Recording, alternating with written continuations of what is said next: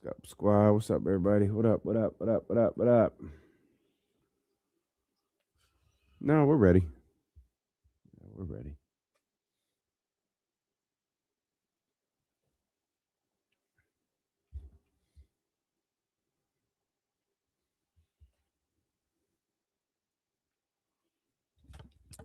I'm not exactly sure where you guys, are talking to. I haven't gone that far back in the conversation, but it feels pretty difficult to mess up a burger. It can happen for sure. I'm not saying it's impossible, but if you know what you're doing, if you're like a cook of any form or fashion, you shouldn't mess up a burger. You shouldn't have a burger where it's like that's just not very good. I wouldn't go back there. That'd be crazy. And I'm not a cook. Hmm. Shout out In and Out. They got the bell right now. They do. They do. People try to, um, kind of look down on them. Yeah, no. Nah, I mean, that's the best. It's the best. Oh, I like Waterburger. Relax, Texas. Yeah, stop that. I really enjoyed Smash Burger. I had Smash Burger for the first time. That place is a while pretty good. ago. I was like, this is pretty damn good. Easy Chili's is the people's restaurant. Shout out Chili's. Shout out Chili's. When all these other places went up in price, Chili's had our back. Yeah, Chili's is actually doing their thing. I'm not sure what you're talking about. No, Weezy's with Chili's. Oh, he's not a Chili's fan. Yeah, that's what I thought he said. Yeah, come on, man. I can't really speak on anything else they have at Chili's though, because I always get the burger. Yeah, you give me the 3 for $10. We're not gonna get crazy or anything. But you want me to get a steak from there? Like, no. Well, we got about 5 minutes. About 4. Oh, 3, 4. I actually did it. I didn't, sometimes I don't cash in on these, but I actually did. I went back and watched Roman and Punk. Okay. Really good. And Good. so you guys might know. I mean, there was some real stuff going on there. I guess I didn't know about that, but I guess it felt like halfway through, or like towards the end, Roman had if there was real stuff, he had enough. Yeah, he was like, "Oh, we talking now. Well, let's really talk." But I also think he's really good. Mm-hmm. He's really, really good. But I didn't know those two had.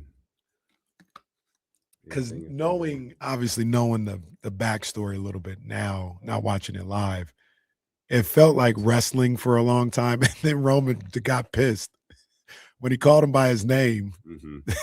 It's like, uh-oh. The WWE's back. Scott Kenny. No, I mean, that one does that. I'm kind of Kenny coming to work. Was it a shoot or was it a work? The only reason I wouldn't be sure that those guys had beef is because they're both really close with Paul. And I feel like Paul would be the one to be like, hey, let's squash all that. Yeah, let's talk about this. So Roman could just be a really great worker. Yeah, I still think it was just two guys that are really good saying, hey, let's push this a little bit. And anyone saying they hate Punk is believable. Mm-hmm. Right. So, but it's like two guys like, hey, let's push it. Don't be afraid to push it. Say whatever you got to say. I'm not gonna take it personal, but we gonna do that. That's what I feel happened. But it was really good.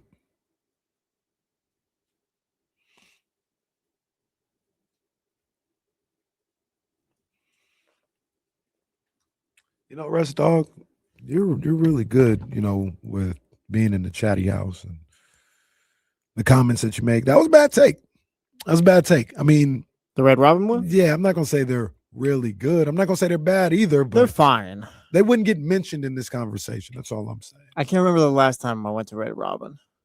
But I remember, and I said, well, I'm not coming. No, I shouldn't say.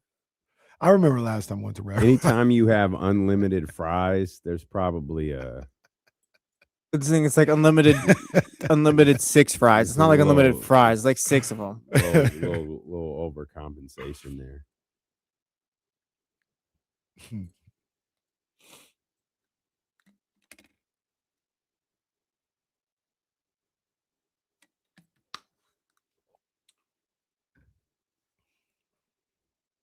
Got a bunch of Red Robin fans in the chatty house, I guess. I mean, Mhm. okay. I mean, We'll back up then. Sorry. there's about 10 places on Laguna Boulevard I would go before I go to Red Robin. No disrespect. I'm just saying. I'm not saying I'll never go there. It's I'd never not bad though. eat, It's fine. Yeah, it's not bad. that has been the last option many nights.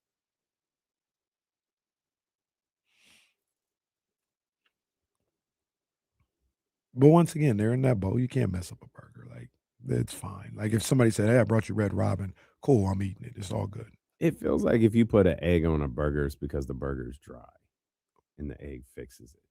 No, they can be good too, though. Yeah? Yeah, I've done that before. Because you want it to, like, it's got to run, right? Like, you don't want, like, Yeah, but it's more like a flavor thing still. Like, it's still good. okay. Yeah. Okay. Settle down, Jesse. What are you talking about? Oh, Not sorry. putting an egg on the burger. What are we doing? Hey, sorry. Some of us are adults. Is there salt on that egg, on that burger? I don't know. I didn't cook it that time. I don't think I've ever done the egg on the burger, but I know that's a popular thing. I ain't done it because you don't. I don't do it all the time, but yeah. Don't you have to do it sunny side up or whatever? Yeah, you wouldn't Yes. like it. Yeah. Yeah, you wouldn't like it. No thanks. No one's throwing scrambled eggs on a burger. That'd be weird. Yeah. That was pretty good. They still have that? I don't know. The breakfast burger was really good.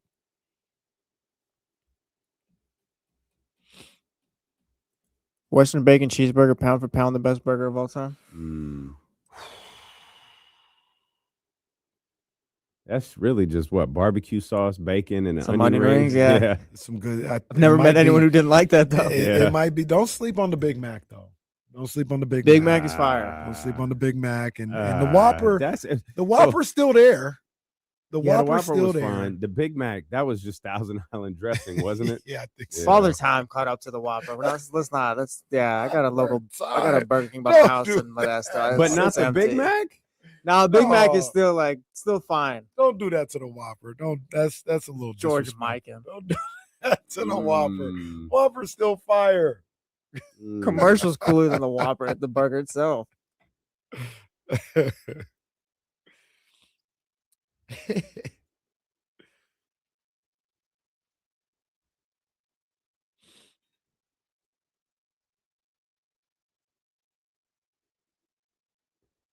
All right, y'all. We're going to start the show.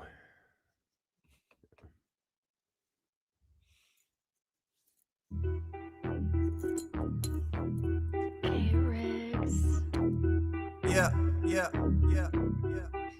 We got them screaming D-Lo, KC, D-Lo, KC, D-Lo, KC, D-Lo. We got them screaming D-Lo, KC, D-Lo, KC, D-Lo, D-Lo. We your number one spot. We your number one spot for some sports, huh? Got the city going crazy when we work, huh? We top two, but we ain't two, we in first, huh? And when you need the real, we is who you search, huh? D-Lo, KC, D-Lo, KC, D-Lo, KC, D-Lo. We your number one spot. Yo, what's good? What's good? What's good? Welcome in here to the Wednesday, February 11th edition of Dealing with KC. I'm Damian Barley. The ultimate needle mover in God mode himself. Y'all know what it is. He's Kenny Caraway. Yes, sir. Acknowledge me. And we are live. Alongside EP. Number 2. He's like Bo Jackson. I saw that we were talking before the show about how I saw the Roman Reigns segment from a couple weeks ago. Punk, yep. That was the first time I saw Acknowledge Me in a couple years. Okay. I hadn't seen it. I forgot about it. He's Okay. like, Philadelphia, acknowledge me. Yeah, I genuinely wasn't sure if he still did that. They announced he's coming here. Oh, he'll be here? I assumed them ticket sales was bad, and they're like, hey, No, they the tried to fool us OTC. again. Yeah, not after last time. Yeah, no, come see him live on the video board. The OTC is pulling up. Well, now I might Dude. have to go. Dude, they got Dude, Kenny now back. my- They got Yeah. Kenny That's my back boy. so easy. That's my boy. No. That's Kenny- what was missing. Kenny That was my boy. Kenny gonna come in after President's Day. Did you guys see Raw last night? Yeah, Kenny comes into Yeah. work today. Oh, Yeah. you guys think it was a shoot or was it a Yeah, work? And yeah. now he's buying tickets. Y'all see what Ricochet said? Yeah. Oh, yeah. He all in. Okay, they got him. No, Yeah, They man, got hey, him. That easy. Hey guys. No, seriously. Listen. Triple H isn't that bad. Hey, how hard would it be to go to Saudi Arabia for WrestleMania? Guys, we could do it. Dealing with KC live from Saudi Arabia. Just one promo got that man back on board. It's one person. Though. Guys, are we sure Vince is guilty? Are we positive? It's one person. It's one person. It's Roman. It's Roman. Yeah. Roman probably my top 5 favorite wrestler of all time. I got you. So Roman's back. He's I think talking that's that why. talk. I think that's what I like about this particular main event is it feels like a main event. This CM Punk versus Roman Reigns feels like a WrestleMania main event. You guys aren't tapped in for Cody versus Drew McIntyre? No, you didn't even have to finish the sentence. No. Stop disrespecting Cody. You and Eddie, you and Eddie Gonzalez, man, you guys got to stop disrespecting Cody. Although I am buying what you've been selling. And I will. I thought about it yesterday. Me and Jesse talked. Yeah, I'm watching WrestleMania. Like I'm gonna watch. It's WrestleMania. Well, you're gonna have to give me your password because you're the only one rich enough to legally watch it. I am ready for the Cody Hill turn and what that looks like. But it has to be there. I don't want it leading up and like it gets weird on all these promos leading up to WrestleMania. And then I want the surprise Hill turn at WrestleMania. I do want to see what that looks like. But that's it. I think I'll just tap in for the main events. I don't really care about nothing else. I don't care about nothing else. Maybe Jade. Still? Yeah. You still care about okay. All right. Well, we know what drives your interest in wrestling. Jade is a champion. And pal, it ain't wrestling. Jade is a champion. Don't do that. Is she really? Oh, that's right. We went over this not that long ago. She is. That's great. Good for her, man. Good for her. We welcome those watching on. I guess people are watching on Twitter. I can't find the feed. I went to retweet it. I don't see it, but maybe it's there somewhere. If you're watching, listening, salute. We appreciate you. If you're watching on YouTube, hit the notifications bell in the upper right-hand corner. I know Twitch has got one as well. Make sure you hit that. Obviously, with the new programming changes, you want to be alert as to when the jump goes live at 7 a.m. And then, of course, when dealing with KC, take the air here at 2 o'clock. We got Kings basketball today. We do is whatever. We have Kings basketball today. It's their last game before heading into the All-Star break. They are riding a 13-game losing streak. Oh, man. That's crazy. A 13-game losing streak headed into the All-Star break. You go ahead and kind of break it down. I want to see if I can find what are some of the longest losing streaks in recent memory. For the Kings? For the NBA. Oh, for the NBA. Deuce said this on, I don't remember if he said it on TV or his podcast, but their podcast. The losing streak is more games than wins that they have. Oh. They have 12 wins and they're on a 13-game losing streak. That is rough. There is a hilarious article in The Ringer that we will bring to your attention later about tanking. And they do a write-up on teams like Brooklyn, Utah, Washington. Mm-hmm. And then they get to Sacramento. And again, it is hilarious. It is absolutely hilarious. So we'll get to that as the day progresses. The amount of players who are sitting out this game is it's hilarious. It's not just on the Sacramento side because everybody is sitting out on the Sacramento side. It's what they're doing in Utah also. Like it is I don't know, man. Adam Silver's worried about the wrong things. I've never had an issue with load management. I've never had an issue with, a guy like LeBron James not playing the second night, a 40-year-old version of LeBron James not playing the second night of a back-to-back. I've never had an issue with looking at Steph Curry and saying, if we rest Steph today, it winds up giving him like 6 days off instead of 3. I've never had an issue with that. This is different. You're actively taking healthy players and just going, well, no, they have a ligament issue or their back is sore. Like labeling Domantas Sabonis sitting out tonight as left knee injury management is so disingenuous when he's missed the last 3 games because of a lower back issue.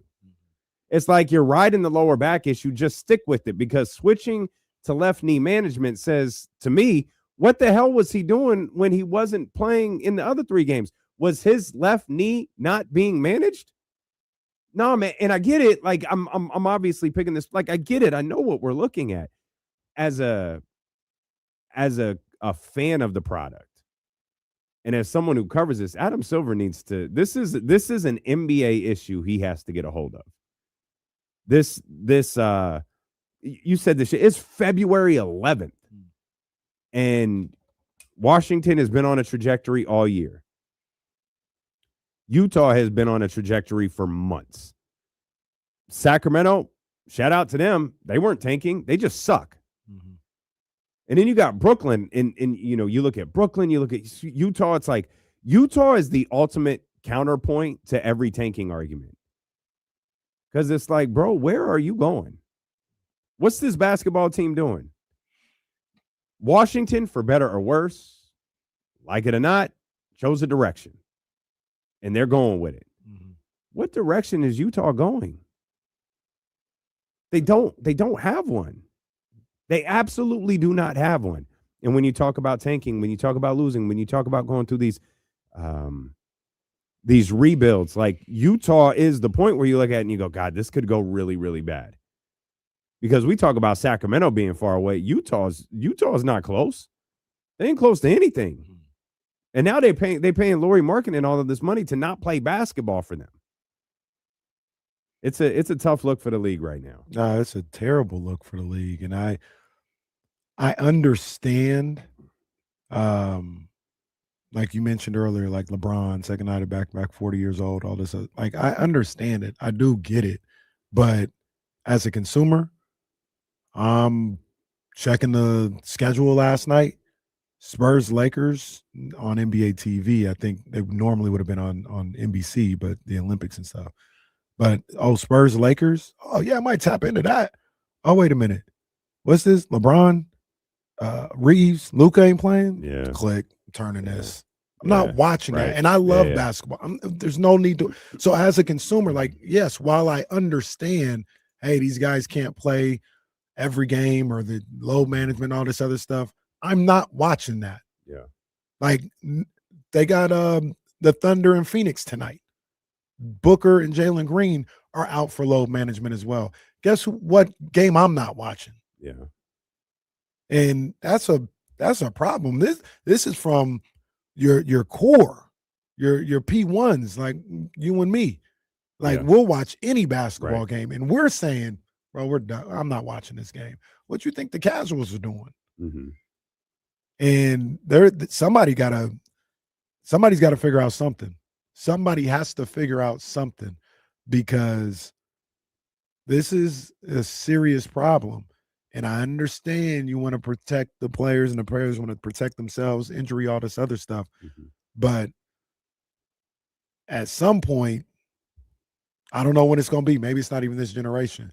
But at some point, the people who are paying the contracts, the owners and stuff, the consumer is going to speak, and they're going to stop showing up or paying the same amount of money for these games.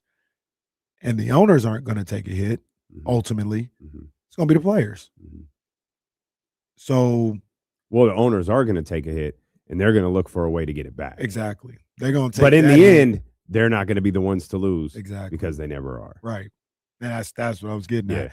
And yeah, I'm not saying, hey, just go out there and play regardless if you're hurt or what, but you kind of got to think about the bigger picture here a little bit. And sometimes maybe you got to go out there and play, and they do. LeBron plays back-to-backs every now and then, but I don't know. Last night was a little egregious to have all three of those guys out. Yeah, there's no reason for all of them to be out.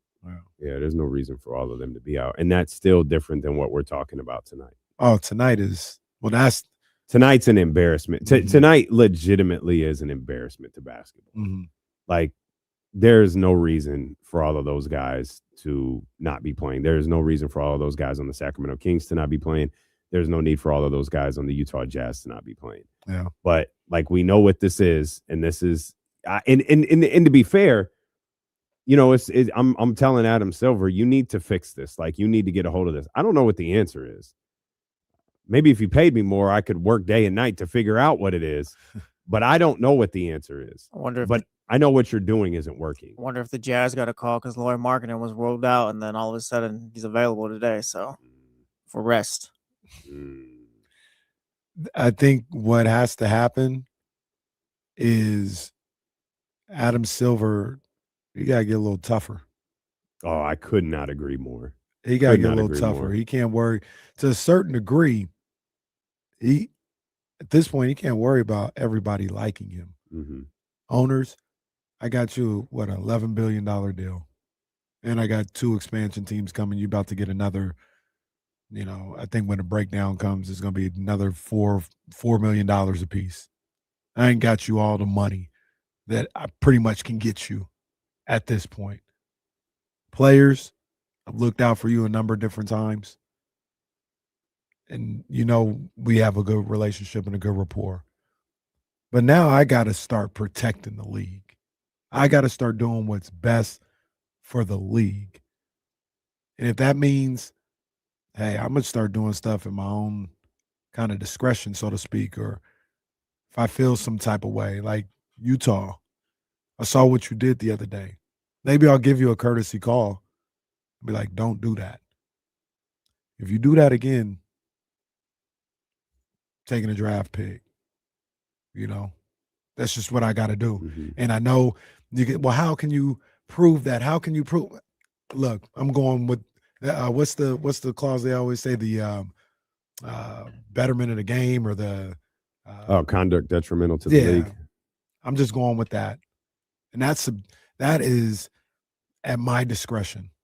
If I don't like what I'm seeing, if I think it's fishy, It's very NFL of you. well, It's very you Roger Goodell vibes over here from Kenny. You got to get a hold of this thing. Kenny Goodell. You got to get a hold of this thing. But like Kenny Stern talking about I'm a that's what I was jury thinking of about. one. That's Yeah. what I was thinking about. Yeah. But I don't know if David Stern will go for any of this stuff. I mean, load management started in the David Stern era, right? Yeah. Started with Greg Popovich and the San Antonio Spurs. I think he was mad at David Stern, if I remember right. He was mad at something, and he sent all of those guys home. Was it the Heat? Mm-hmm. He sent all of those guys home from a nationally televised game against the Heat. But again, like load management, I feel like load management is a different discussion than what's taking place tonight in Utah. Yeah, two different things. That's you have an issue, and maybe to tie this all together, you have an issue where your players aren't playing. And like you asked about, the NBA missed with the Lakers Warriors game. Like, did you watch? Well, no, I didn't. Steph, what? Like, of course, no one did. Like, no one cared. Like, UConn, Duke probably, Duke UNC probably did outrank it, because if Steph and LeBron aren't on the floor, I don't want to watch the Warriors. I don't want to watch that version of those two basketball teams. And that's the tough part. Like, it's not that those two need to be involved in every game. It's that your game is built around someone. It's built around players. Mm-hmm. And when those players aren't there, your game is completely different. Tonight it's essentially a G League game. And like, it's in Utah, so like whatever, but how are you going to tell people to go buy tickets to the Golden One Center if this is the product you're marching out? Right. And that's the part that really like bothers me, is if you want to do this, like, that's fine. Just make sure you cut ticket prices like well in half. Yeah, legit make them the same price as the Stockton Kings Yeah, game. but do that.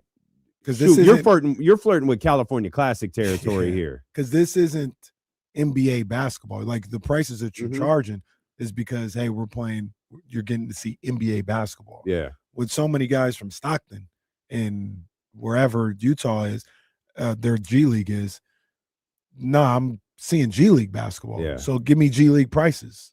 Yeah, and this isn't, the Stockton Kings versus, Cade Cunningham and the Detroit Pistons, Giannis Antetokounmpo and the Milwaukee Bucks, Kevin Durant and the Houston Rockets. It's versus another team who's stripping their entire roster to go out there and try to lose tonight. Mm-hmm. And I don't care what they do in Utah. You guys do whatever you want to. If that game was in Sacramento, be like, yeah, I wouldn't pay more than $20 for that. We say it all the time. We got tickets to send you to see them take on Orlando on the 19th. Yeah, we'll get you there. We don't ever discourage people from going to the Golden One Center. That experience is terrific. I will never, ever take it for granted. If you have not been to that arena for a Kings basketball game, it's special. Mm-hmm. It's one of the best in the entire league. It's one of the best experiences in the entire league, regardless of how bad that basketball team is. At the same time, they're not charging you to come see their cool arena. They're charging you to come see that basketball team. And this cost better not be more than $20. That's how bad this product is right now. Yeah, and it's and me, like I obviously with the media stuff, I'm fortunate enough to go to the games, but I enjoy that atmosphere. I enjoy the games. You know, if I come across some good tickets, yeah, I'll pay for my family to go with me or something like that. But I understand not everybody's like me. You know what I mean? Not everybody's like, hey, I'm gonna pay to go see random basketball. And they need to account for that. Once again, I don't think they're trying to sell or by themselves. They're not trying to sell to Kenny Caraway.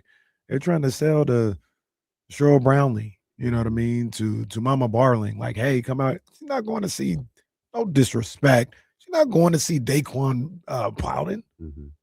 You know what I mean? Like, and not at those prices at the very least. If you make them a different price, like, sure, I'll go see this young guy. But it's like people who go to baseball games. Like, I didn't know you were a baseball fan. No, I got like $10 tickets. I got $20 tickets, so I went. Or got $10 tickets. Took the kids. Like that's the level in which we're at. Yeah. Will Z did the work. I don't know if you've got that list in front of you. The Sacramento Kings losing streak of 13 is tied for the. It's not tied. It is tied for the 26th longest of the last 15 years. They lose tonight. They'll move up to 23rd. Tied for 23rd. Congratulations to Sacramento. Will they get to the top 20? Yeah, I say yes. Top 20 is 15. That's 15. So that's a loss to Utah and then a loss to Orlando. That gets them in the top 20 of the longest losing streaks of the last 15 years. That is a top 10 would mean they have lost 18 games in a row. I know there's an Atlanta matchup in there somewhere. I don't remember all. I know Orlando's in there. I think Atlanta's in there. I can't remember the other games after the break. That would be 14. Is it Utah would be 14, right? Yeah, Utah would be 14. Orlando would be 15. I jokingly, when we did this about a week ago, I said they're not going to win until March. So let me see. I got the list here. So Orlando at San Antonio. Oh, okay. So you're at, let's see, 14, 15, 16. At Memphis, who they just lost to at home last week. That would be 17. You'd be 12th with that. At Houston. That would be 18, and you would be tied now. You'd be in the top 10. You'd be tied. Back-to-back at Dallas. And if you lost to Dallas, that would get you'd be knocking on the door of top 5. Let's because I'm gonna go to where I think they might be able to get a win. Okay. This isn't it. At Lakers. Okay. What number are we at now? You would be tied for top 5. Home versus Phoenix. You would now be top 5 because you would have lost 20 in a row. Home versus the Pelicans. If you lost that one, it'd be the fourth longest losing streak of the last 15 years. Home versus Chicago. I haven't got to the win yet. All right, so that's 21. No, that's 22. Sorry, that's 22. March 10th at home against the Pacers could be your win. That would stop you just short of having the third longest losing streak of the last 15 years. I don't remember who it was, but during the jump, someone in the chat asked, what's more likely, they lose 20 in a row or win 20 total this season? Oh, man. Oh, man. More likely is lose 20 in a row. Yeah. They're not getting Also, what a horrible question to ask. Oh goodness, that's terrible. So if they won That's against terrible. Indiana, what would that the losing streak would have been? 22. It would have you said? ended at 22. Yeah, Jeez. would have ended at 22. Goodness. And Indiana, see, there's little. Indiana's going to march Rick Carlisle out there to play. Hey, but look, because hey man, Indiana, man, They just got the Knicks. they got the Knicks. So I watched the end of that game. Man, and there's little sneaky stuff here and there, right? A little sneaky stuff. Indiana is there. The Knicks end up coming back, and in regulation, Indiana is up by 1. The Knicks hit a free throw to go up by 1, and whoever it was, let's just say Brunson, hits the free throw. The Knicks are now guarding full court, and the Pacers take the ball out full court. When do you see that happen? Not very often. Come on, man. And Mike Breen and Clyde are like, they have 3 timeouts. What? Why aren't they calling? Yeah, this is interesting here. This is interesting. Don't advance the ball. They do that 3 more times between the end of regulation and in overtime. Even when Towns gets fouled in regulation, we'll .2 to go, and he makes both free throws. He ties it. He's going to send it into overtime with .2. They .2 is whatever. Like, you're not going to get anything done. But did you know they didn't call a timeout after his second free throw? Mm-hmm. Stuff. I watched the end of it. Yeah. Little sneaky stuff, boy. I tell you, Mhm. Rick Carlisle was like, yeah, they end up winning. I don't know how happy he was about that. Rick knows what he's doing. They boys are all sneaky, know bro. what they're doing. And we all know, we all see it. So when they try to play us like we're dumb, like we don't know that you're trying to lose these games, Mhm. we're not going. That's where Adam Silver needs. No, I know what you're doing. Can I prove it? Can you say, hey, we're just trying to do a different strategy? That you can say all that all you want. I know what you're doing. And if you do it again, I'm taking a draft pick away. That's what needs to happen. There's got to be a certain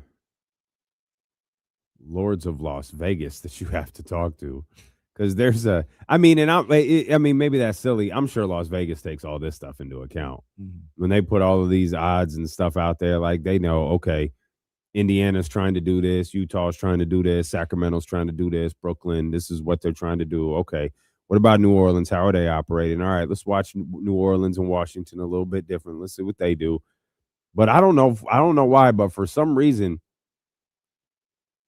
it's been really glaring this year. And maybe it has to do with like Trae Young was traded for a month and some change ago. He has not played a game for Washington, and I have no reason to believe that he will. Yeah.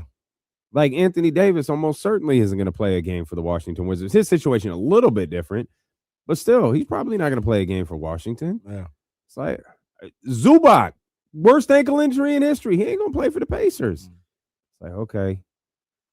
This feels a little different. We're going to trade for stars. We're going to trade for players who can legitimately help our team midseason, but we're going to use it for next year. We're getting a jump on next season. All of these trades that those two teams made were made just in advance of the start of the league year. It's like, no, this is the team we're marching out there. Here's what we expect. We got to go acquire him now. But here's the killer. If I'm Vivek, I guess we'll just say that. If I'm Vivek and Adam Silver calls me and tries to be tough guy with me and I'm taking a pick from you and all this other stuff, I'd say, Adam, all right, let's have real talk. Since you want to have real talk, talking about, I know what you're doing. I know what you're doing, and you better stop. Let's have real talk. What is the incentive for me to play the right way? That doesn't help me at all. If I'm Washington, it doesn't help me at all. It actually hinders what I'm trying to do to play Trae Young and Anthony Davis.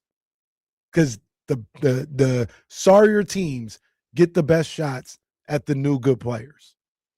So you want me to play and you want me to put my best foot forward as an organization. That doesn't help me. Do what you did to Dallas. There you go. And say, Yeah. if you play well, I'm going to look out for you. Yeah. If not, like, all right, man, I got to do what I got to do.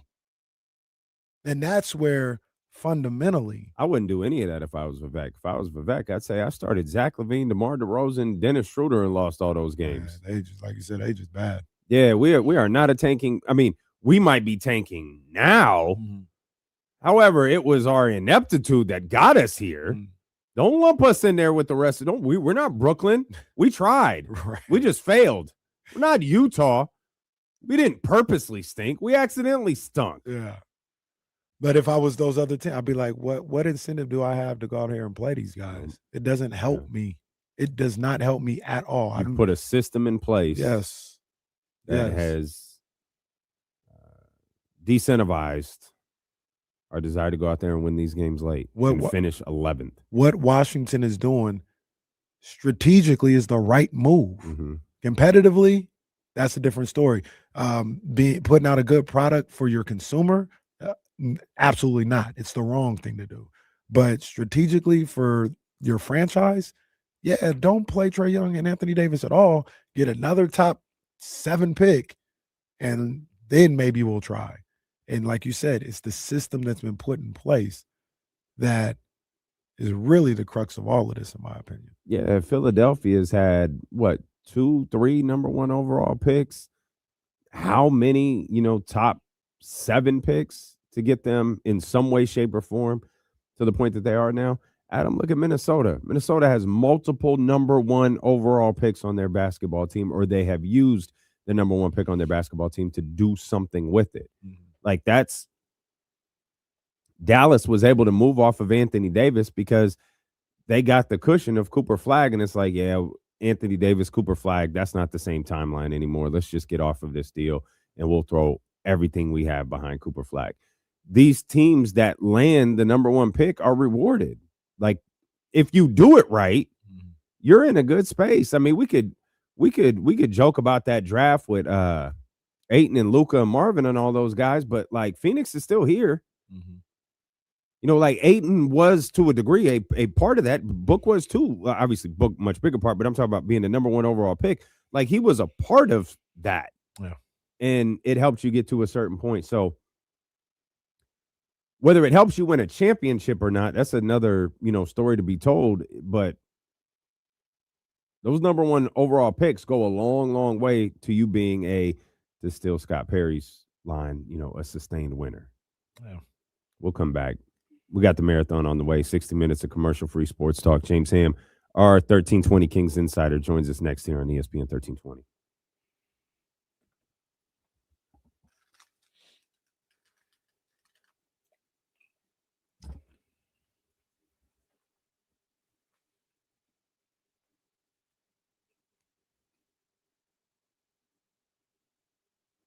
These guys forgot how long Sabonis was held out. Michael, this team was dog shit before Sabonis got hurt.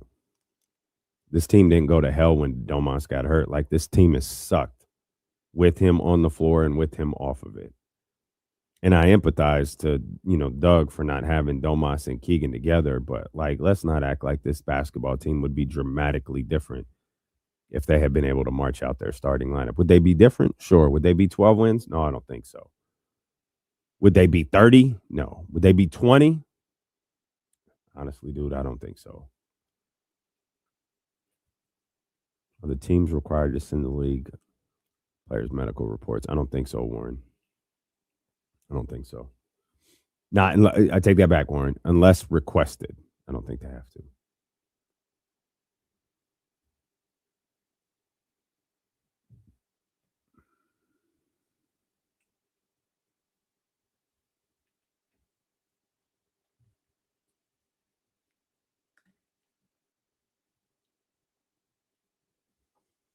Well, Chris, I don't think Domas got hurt. I don't think the 10-week injury happened in game 2, did it? That happened late. I mean, Domas, I think, has been hurt a couple of times. Keegan's been hurt a couple of times. Do I think that Domas thought he was going to Golden State? I don't know. Yeah, Keegan, Chris, wasn't even Keegan, I think, got hurt during camp, like right at near-ish the end of camp. And then right when he was ready to come back, his first game back was Domas's first game out for what we thought was a 4 to 5 week injury, and that's the one that turned into the 10-week injury.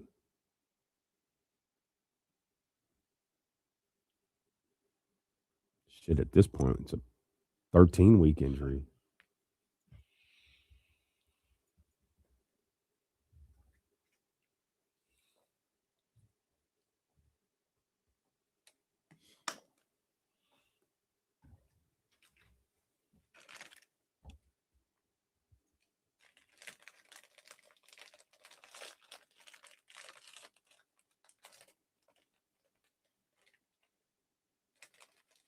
So I think her little gimmick is wearing those graphic tees every day. I've noticed that this week.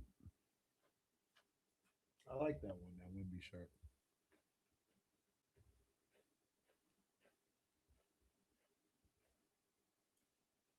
I like that suit. I think I don't like the shoes. He needs the burnt brown or something with it. Shout out Brian Cluster. Charismatic. Can you imagine coming to this show and we're talking about the Sacramento Kings playing the Santa Cruz Warriors though? I'm out on promotion and Yeah, no, we relegation. ain't doing all that. Yeah. Lead that to football. Sacramento's playing the Maine Red Claws today. Leave that to football.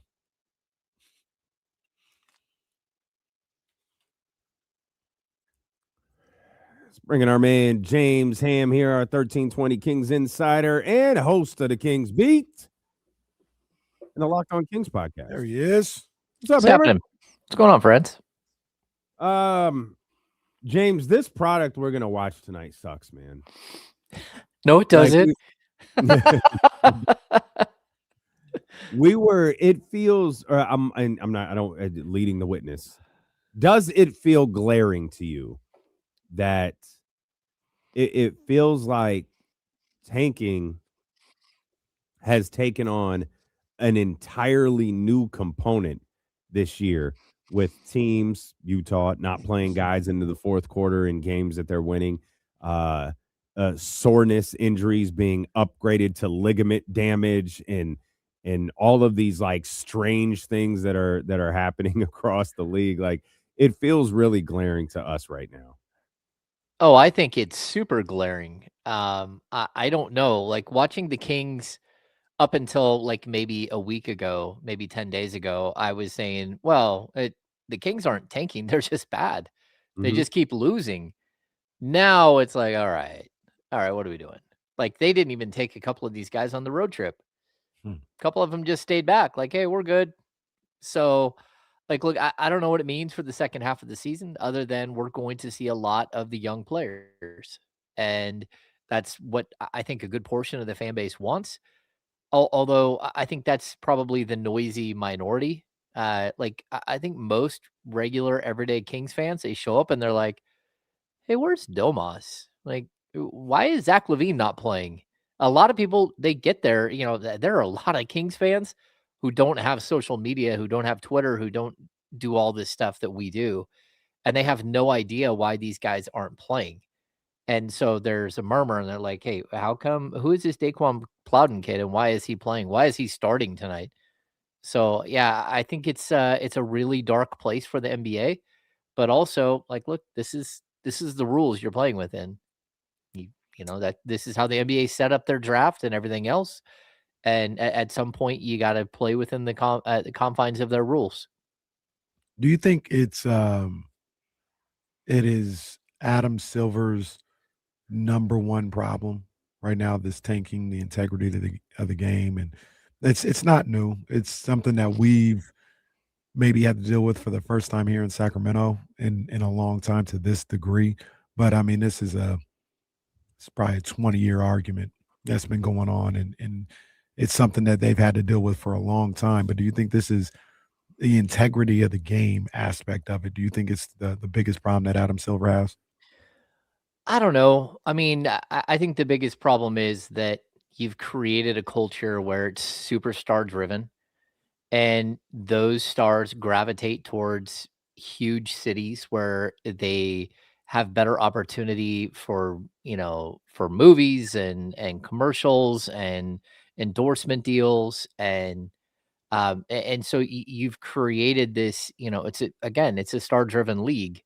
And that's kind of how you want your league. That's how they established this league. It was Michael Jordan's league and Larry Bird's league and Magic Johnson's league. And it was a cognitive decision by David Stern to do that. Now the problem is, we fast forward 30, 40 years and you're seeing sort of what that means. That means that, like, look, a lot of these clubs like the Kings, they don't have an option to go out and sign free agents. Like the Utah Jazz, they don't have an option to go out and sign a free agent. So, like, amassing talent through the draft, trading that talent to get draft picks, using those draft picks to draft players, but then also when the timing's right, going out and getting the right player to fit your system and to build around. That's kind of the way that teams have to do this. And I think we could point to, like, the disappointment that a team like Philly had to do this, the process. Philly's a large market. It's a huge market and a huge draw, and people love to play at Philly. They've never had a problem getting free agents or anything else. But when your only avenue to improve is through trade and through the draft, then what do you expect a team like the Kings to do? Go into Do the you draft and hopefully find a star. do you guys and I'm not this isn't a James Ham thing. This is a thought process about the NBA that a lot of people share. Is that proven to be accurate? I mean, you're talking about the big markets, the top markets. Who goes to New York? Who goes to Chicago? The Lakers, outside of LeBron, who wanted to live in LA, who's been going to LA for the last 10 years? Anthony Davis, I guess. Anthony Davis. He wanted to. Yeah. Luka didn't want to. Luka would Right. have stayed. Dallas don't get free agents. Philly don't get free agents. Like the big market type stuff. Giannis has been in Milwaukee for 13 years and signed 2 contracts. Dame Lillard was in Portland for 13, 15 years. Like it can be done. And nowadays people don't even get the free agency. We don't even get a true free agency where the best players in the game are open for an open market and go sign them. Joel Embiid was in Philly. Jokic is in Denver. Devin Booker in Phoenix. De'Aaron Fox wanted to go to San Antonio. So the big name city, the biggest free agent that the Knicks were able to get was Jalen Brunson, and they were destroyed for paying him that much money, and it ended up working. But I just talking to you guys, like, is that a misnomer nowadays of, like, the big markets control everything in the NBA? Well, I think they do because, you have to, like, when you're going out and making trades and stuff, you have to know whether, like, a Mikal Bridges is going to sign an extension. And he says, yes, I will sign an extension if I get traded to the Knicks, or, just keep going through the players. It's not just that they go to these big teams, is that they stay with these big teams. So, the NBA has it set up where basically the first 8 or 9 years of your NBA career is going to be with the team that drafted you. It's just, there is a way to get out after 5 years, but even that isn't the easiest route. So most players know that they're going to be with the team for, 8 or 9 years to start their career. And then the money gets too big. And then, that's why they sign that third contract and they're looking around. Okay, like, I don't want to be here. So you need to trade me to somewhere else. So I don't know that it's fully working the way that the league had it figured out, but, like, I don't know if I'm a player right now, I'm a little leery signing a long-term deal unless I know the build of the franchise I'm with is going to be there. Because when you sign a deal, even like Keegan Murray, like, Keegan Murray took the money for sure, but he took the money thinking that this was going to be a good spot, that this team, won 40 games last year, but there's a bounce back. There's potential for a bounce back. Now he's looking like, man, I don't even have my contract, my 5-year 140 kick in until next year, when this team is going to be equal to or worse than they are today. And that's tough. So yeah, I do think, Kenny, that most of the bigger market teams, they do have an easier time drawing talent. And it's not even like top tier that the Kings can't draw. It's that next tier too, where, like you talk about Philly. Philly was easily able to go out a few years ago and sign a Tobias Harris, who was, a guy averaging 20 something a game, or they trade for him and then signed him to a deal. But like there are definitely players that gravitate towards bigger cities. Miami ain't got nobody in I don't know how long. They got Jimmy Butler. I think they've handcuffed themselves cap wise because of guys that they've drafted like Bam, Tyler, and so on. I read something today, like they're going right back after Giannis this offseason. Dame wanted to go there. Like players want to go there. It's not just where guys go as free agents. Yeah, it's not just where guys go. I think it's not just where guys go as free agents, because there's so much. It's so much more limited when you're just leaving one team going to another and signing a contract. It's when you're in the trade market and it's like, well, I want to go to New York. I want to go to, I think, Miami, whatever. I think the bigger issue is geography. And this is why I say, like, maybe you don't do this East Coast, Eastern Conference, Western Conference thing with the playoffs, because nobody goes to Chicago. Nobody really goes to New York. Nobody really goes to Boston. Like, they got the guys that they've drafted and an Al Horford type guy. But what's the geography you're referencing? Like weather? Everybody want to go to Phoenix, Texas, Miami, LA. Like, and that's why the West is always the West. And it's all we've been talking about this for 25 years. Remember when the Nets were going to the finals and they're like, man, the East is so bad, but it'll balance out. It is never balanced out. And there's no sign of it balancing out again. And I think that's one of the issues with the discrepancy between the Eastern Conference and the Western KD Conference. left Brooklyn. Like, he was did in Brooklyn. Yeah. Yeah. Kyrie too. Yeah. Harden. We just run through the whole list of guys that were there, but yeah. And I do think, like you talked about the Lakers, but got to remember that the whole Paul George, Kawhi Leonard thing, they wanted to go meet up in sunny LA. It's with the Clippers, but still, I do think that larger markets still have an advantage. And like, I don't know what that means for the Kings moving forward. Like, the best free agents they've ever signed in the 40 plus years they've been here in Sacramento are Vlade Divac and George Hill and probably Malik Monk, DeMar DeRozan. That's it. Like, and some of those are sign and trades and stuff like that, but still signing with the team is still part of it. It's tough. It's tough to get teams. The best way to lure talent, though, to come play for you is to be stable and to be good. And I think that's why stability matters in the NBA, and choosing a lane and sticking to it, that matters, because people want to gravitate somewhere where they feel like they don't have like the weight of what De'Aaron Fox felt, which was, 16 years of ineptitude, when it's like, hey, I've only been here for like 6 of those years, and like the other 10, they're not on me. But a lot of players feel it. 1320 Kings insider James Ham with us here on Dealing with KC. Hammer, you brought up DeMar DeRozan. DeMar DeRozan was visibly frustrated, and those clips were making the rounds on social media over the last 48 hours or so.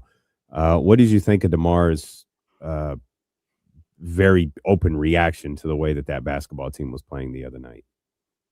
Oh, I think it shows like signs of life. I mean, that's something that I think fans want to know, that their veteran players are frustrated, that they're not happy with the way that this is going, that even if it's within a game, you're not happy with the way it's happening. And I'll also point out, like, hey, for those of you out there who, have a way to do it, like, subscribe to the Sacramento Bee, because having Jason Anderson there to ask the questions was actually a really good thing. And the fact that, we don't have that there's only one person who travels to cover this team and ask questions, it does matter. And so, like, support your local guys for sure. But at the same time, like, I get the frustration, especially when, losing is one thing, which, the Kings have done nonstop here. They've lost 13 in a row, but it's losing without playing hard. It's losing without a soul. that I think got under DeMar's skin. And, he gets it that there are going to be a lot more losses than there are wins in the second half here. But losing that way, where you just, again, get beat in transition again and again and again. And it didn't matter whether it was a loose ball, live ball turnover, or it was them just rebounding and outrunning you down the court. Nobody stopping ball, nobody stopping the man running around everybody and going right to the basket for alley oops. DeMar DeRozan knows what bad basketball looks like, and to be honest, that was an embarrassment for everybody involved. It's one thing to play young guys and to try hard with young guys. It's another thing to not follow basic NBA or basic basketball tenets like getting back on a fast break. Felt bad for him. And look, can't feel too bad for him because I don't know if he was given the option to take the buyout or take less guarantee and he could go play somewhere else. I don't know about that, but regardless of what that situation is, he goes out there and he plays hard every night. And the frustration was something that we could all see, and I felt bad for him in that respect. So hopefully, whatever was the issue with the Kings the other night, that's not the issue moving forward. Like if they just lose because they're not good enough, that's one thing. But if it's an effort thing, if it's not staying focused and locked in for DeMar's sake, for Doug Christie's sake, for all these guys, hopefully that's not the issue moving forward. Yeah, I talked about it last night on Locked On too. Like you guys have known like the entire time. I'm not a fan of the brand of basketball that DeMar DeRozan plays. Like because the Kings had a motion offense and then they brought in an ISO player and it like oil and water like instantly. Like it just did not work at all. And you're like, oh, okay, this is just a bad fit. But like look at the injury report for tonight, and it's Russell Westbrook out, Domantas Sabonis out, Keegan Murray out, DeAndre Hunter out, Malik Monk out, Zach LaVine out. The one name that's missing off that list is DeMar DeRozan. He's played in all 57 games this season. Like he's just going out there and doing his job, and again, it's not going well, but he appreciates the fact that he gets to still play NBA basketball, and he has a responsibility on the court to go out there and play hard and to do what he has his entire career. And so I've gained a tremendous amount of respect for him just for the way he's conducted his business. Because look, a lot of these guys aren't conducting their business that way behind the scenes, out there on the court, they're not. And at least you've got one or two that you can say, hey, look, he gets it. And he's going out there and, playing to a standard, whether it's Doug Christie standard or Sacramento Kings standard, whatever it is, it doesn't matter. He's still playing to a standard that's a very high end standard, and it's believable. It's not like him going out there and just stat padding. And so I appreciate DeMar, and the way that this season's worked out for him is pretty crappy. And you're 17. Like, he knows that Father Time is coming for him, and he doesn't have a bunch more of these years in him. And to just waste a season like this, it's got to be killing him. And that's why, like, again, if I'm DeMar, like, go have an honest conversation with Scott Perry. Go say, hey, look, like, what does it take for me not to be here moving forward? Like how much money do I have to give back out of the $10 million I'm owed next season in order for you guys to let me walk right now? And I guarantee you it's not going to be nearly as much as people think. And he can go and play somewhere else if he wants. And I would, like, to be honest, I would encourage him to do that. It would be a good move for him to not be here and play this thing out, because it's not like this is going on his NBA gravestone, but you go choose the right team right now, you might go get to play for a chip. And it doesn't matter if you're a guy joining the team late. If you help the team, you help the team. And he has until March 1st to not be on this roster. And then after that, as long as he signs with the team before the end of the season, he's still playoff eligible, but it's that March 1st deadline that he has to be waived by the current team. Like, if I'm him, I'm at least having a conversation with my family and, having a conversation with my agent saying, hey, any chance the Lakers want me? Any chance that there's a team out there that wants me? Because I'd love to go finish this season and see what we got. So we'll see. How likely do you think that is? Scott Perry, I don't even know if insinuated is the right word. I feel like he flat out said in his post-trade deadline press conference that there are no buyouts coming, that this is the group that will play for the rest of the year with the Sacramento Kings. Do you think there is something that could change that? Yeah, I mean, I asked that question of Scott during the press conference. Like, is this a team? Are you going to buy some of these veterans out? And like, look, I think most of the veterans, so people know, it doesn't help you to buy out Russell Westbrook or Drew Eubanks or Doug McDermott. Their contracts are league minimum deals. And so you would be saving so little money that it wouldn't even really matter. The Kings are right at, I think it's $1,069,000 under the luxury tax right now from my math. And so they don't have a bunch of money to go out and sign someone. If they waive a player at this point and don't save any money on that contract, they only have enough. They have to have 14 players under contract. So they would have to backfill that position, and they would have to find a player that would make less than $1 million. And so again, that can be a league minimum contract for sure. But we just saw it with Dylan Cardwell. When Dylan Cardwell got signed, he got signed for $871,000 for the rest of the season. So here we are, maybe 2 or 3 games later, that number might be down to like, $810,000 or something. But you can see how they're so tight against the luxury tax that even unless they cut a player who makes a lot of money and that player says, "Hey, I'll give back $5 million this year," then they don't have any money to play with. And it's just a difficult situation to be in.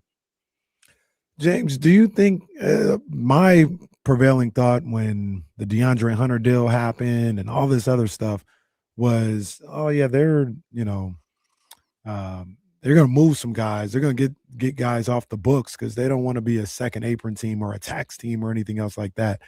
Do you think that's how this is going to play out? Because I thought there were more deals coming this trade deadline to kind of ensure that they wouldn't be. Obviously, nothing happened. And now you're playing a dangerous game of chicken going into this summer with guys that you deem completely unmovable with being a tax team with this squad. That'd be crazy. Well, you have to remember, though, that like $15 million of DeMar DeRozan's contract is non-guaranteed. So they can just say, "Hey, we're waiving you," and then pay the $10 million and he gets to walk, right? So that's one option to get lower on the tax. I had conversations around the team when they made this move, and the prevailing thought was, okay, like just get your calculator out and do the math. Dennis Schroeder was set to make like $14.8 million next year as a mid-level exception. Basically, that's what his contract was set at. And everyone believed that Keon Ellis was going to make between 10 and 12 million bucks a year, right? So they basically said, well, we just traded for Hunter, who basically makes what we would have had to pay between Dennis and the contract that we would have had to pay Keon. So we traded that $26 million for a $26 million player as of paying those other 2 players $26 million. Now, look, they've got a lot of work to do between now and, next season to get lower their tax bill and get below the tax.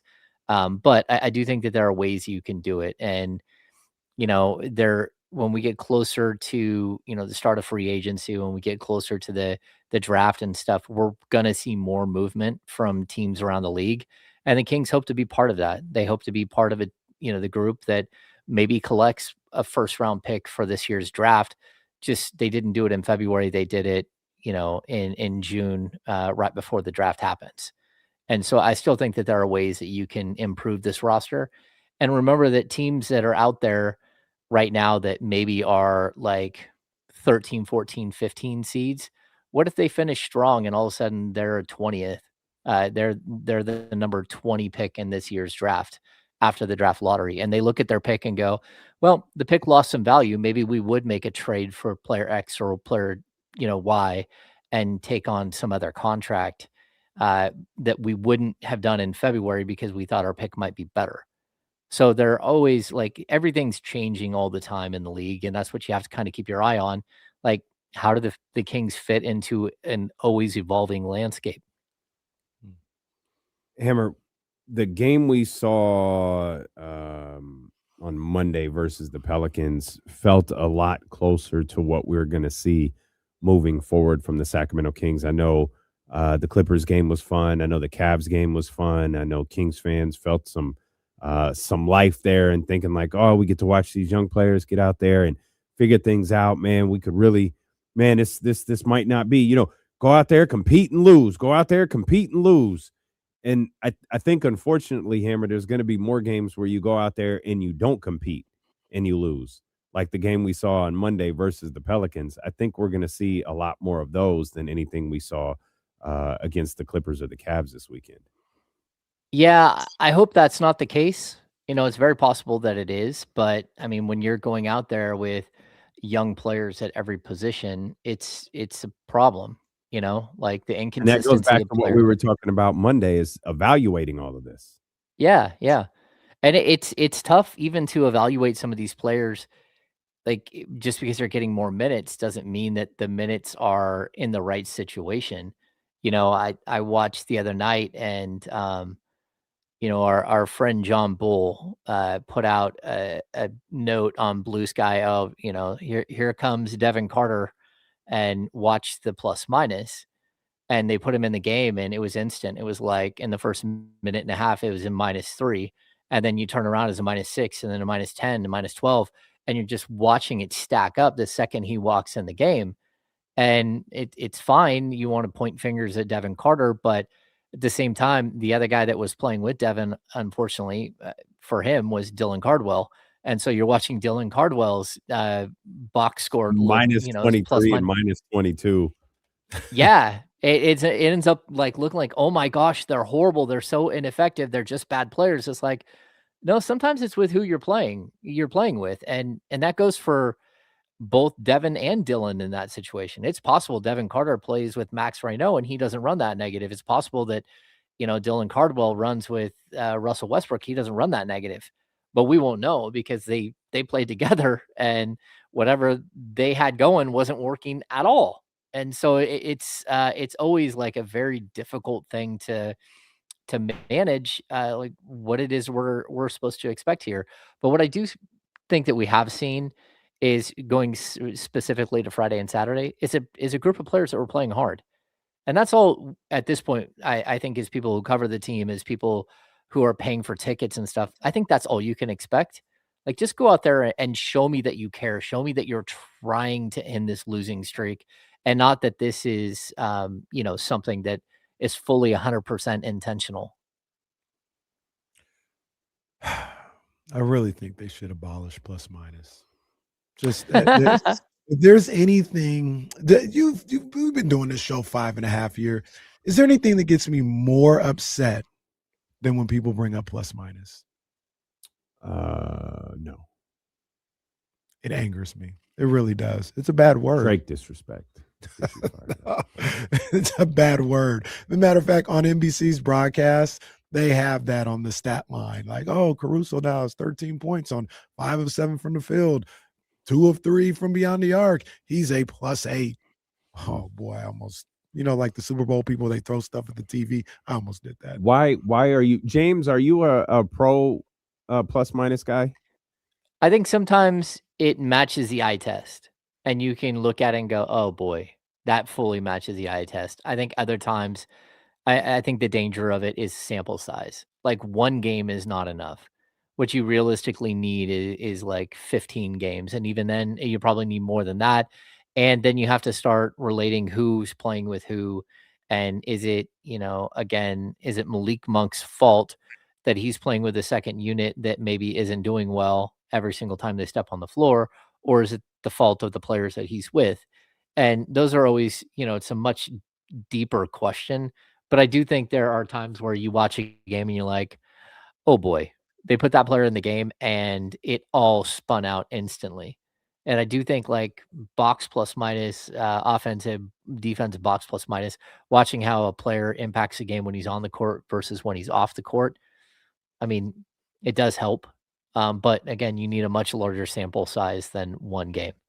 It makes people lazy. So, but I want to ask you, though, because I wanted to hear him. And I also wanted to say, if you're watching, just watch out for securing the Carter's remarks, because he didn't hear what James said. and he is furious that Ham brought up plus minus with Devin because he didn't actually hear what James said, and he's going crazy over there in the chat, and it's kind of hysterical. So secure and keep at it.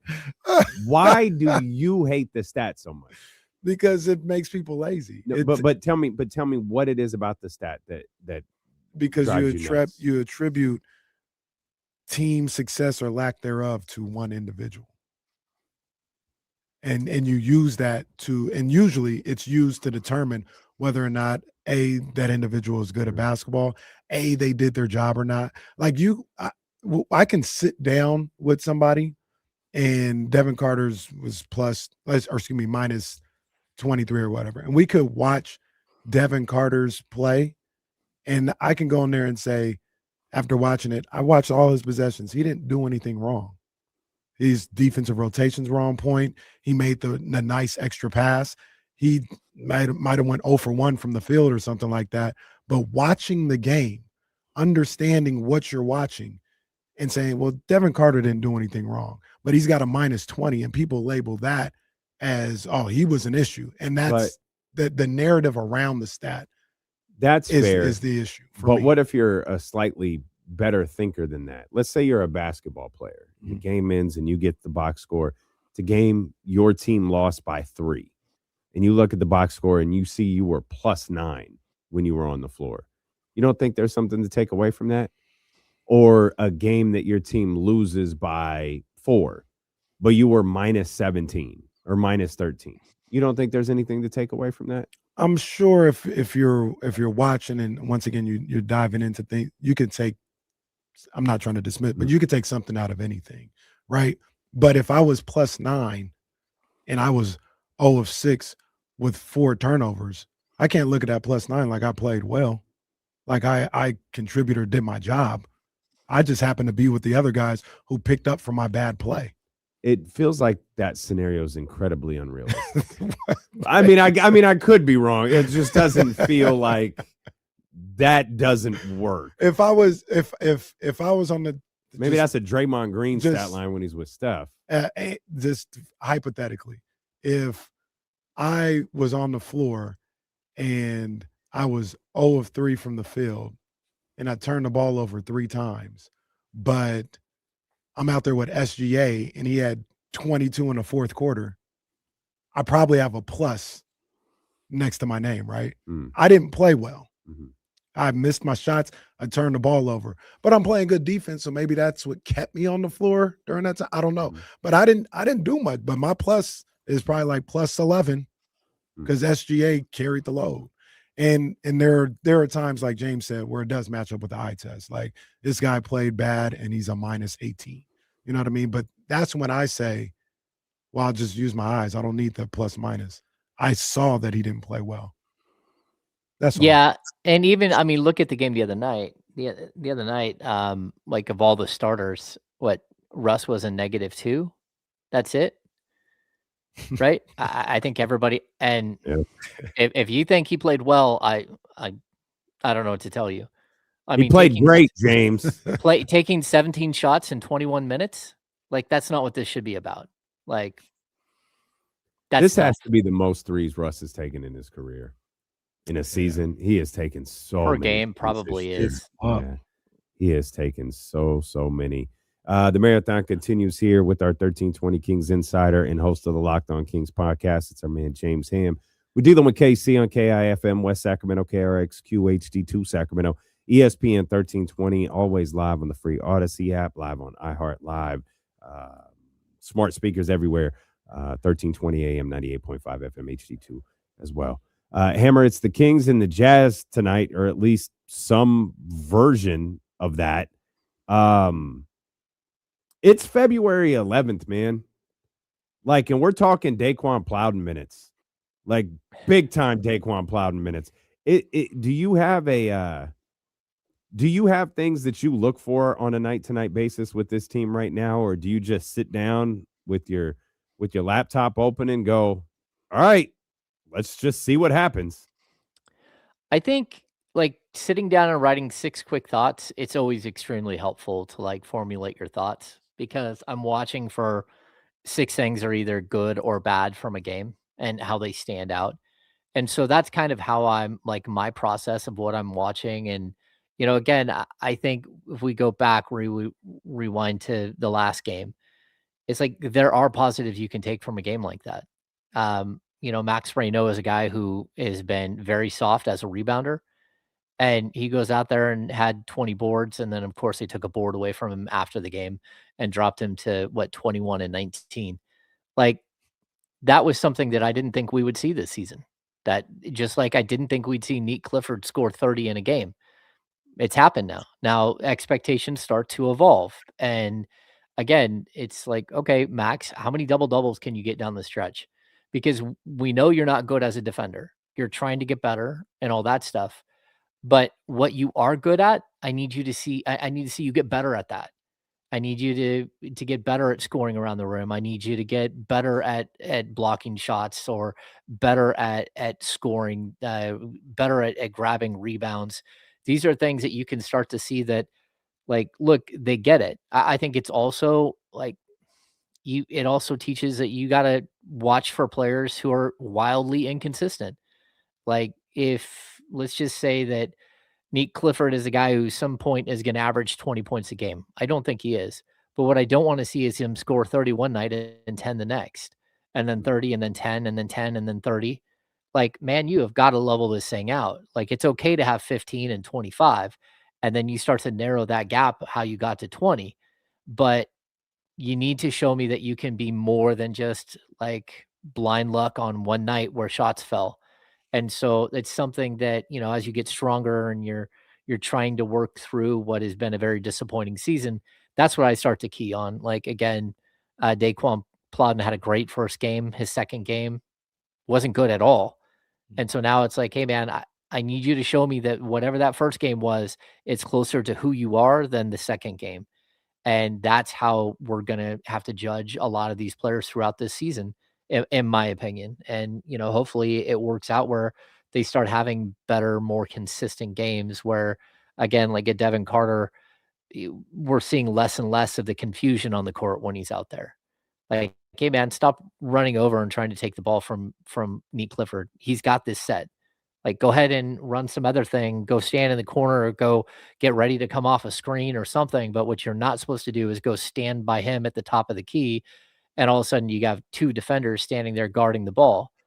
And so those are sort of the mistakes and stuff that you need to see these players grow through. And I don't blame Devin. I mean, he hasn't been there. He hasn't been able to play. I mean, this is the first time in his career he's played 20 or more minutes, 4 games in a row. And so you got to give them an opportunity to make mistakes, to get better, to get worse, whatever it's going to be. But we also have to start seeing like a baseline, and the good game and the bad game don't look like a completely different player. James, you would know this as well as anybody, but I'm assuming the Kings haven't had a whole lot of practice time as of late. It feels that way for the entire season, but as of late, on the other side of the All-Star break, does that pick up a little bit more as far as having the ability to get in practices? And I only say that specifically for these young guys because now taking on a different role, learning how to work with each other in practice might help what they do in the game. So do you think they'll have more opportunities in the schedule to practice a little bit more? Actually, I think they'll practice less, and they'll do more film study. They'll do more walkthrough. But there's a reason for that, because look at where Max Reynaud is as far as games played. Is he at 49 games played right now? 49, 50? So he's already finished his entire college career, his entire college season, and now he's 20 games in to another season.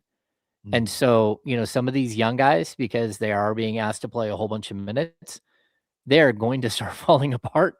And it's you hope that they're able to hold on, but that's why you hit the rookie wall. That's what happens. You start to run out of energy and all that stuff. And so as of right now, the Kings have not been practicing a bunch. And even you could hear Keon Ellis talk about it. Like, we didn't really practice like this season. And Mike Brown had this policy that they were going to practice every single day. I think Doug Christie's practices are much shorter and much lighter on the players, trying to preserve them for gameplay.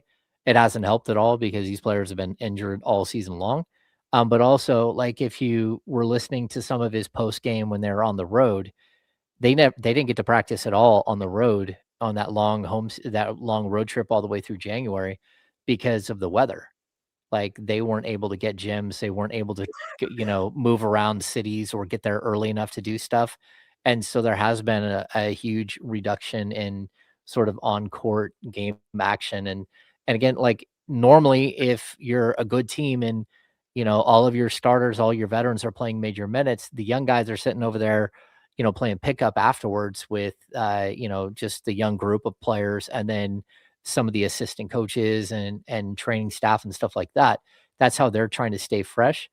Well, those dudes are out on the court every single night now, and some of them are playing more minutes than they ever played at the college level, and looking around like, boy, I don't know what's going on here, but they love it because they're getting an opportunity, but also they're going to wear out just because they have not been through the rigors of NBA seasons like this and all the travel and everything that comes with it.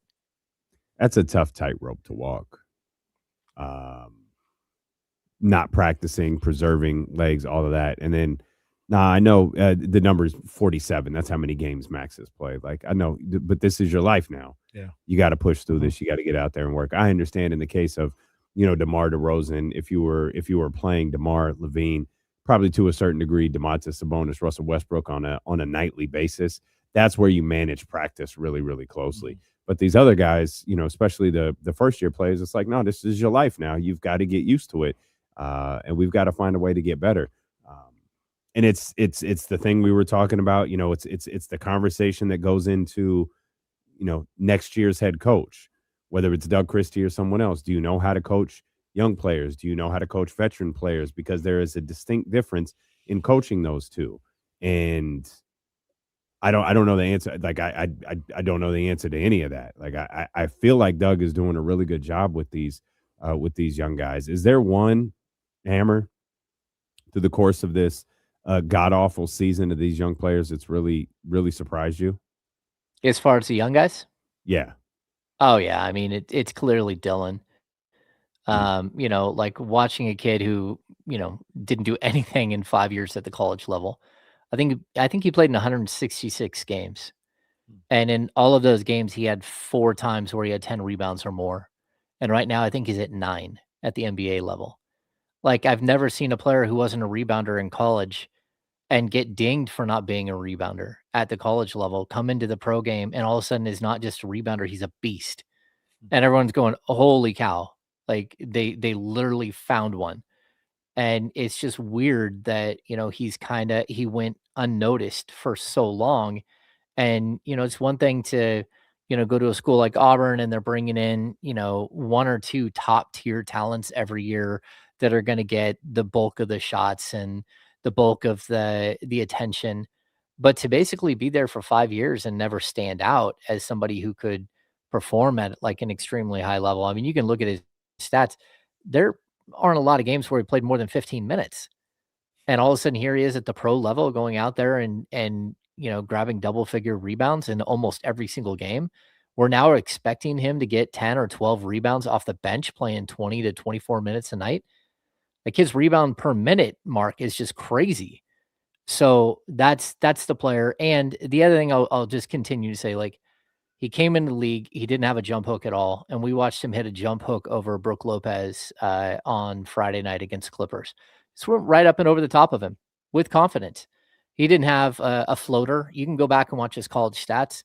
Again, he averaged 5 points a game and, was a bad free throw shooter, and like almost every shot he made at the college level was a dunk. And then you watch him hit a floater in the lane.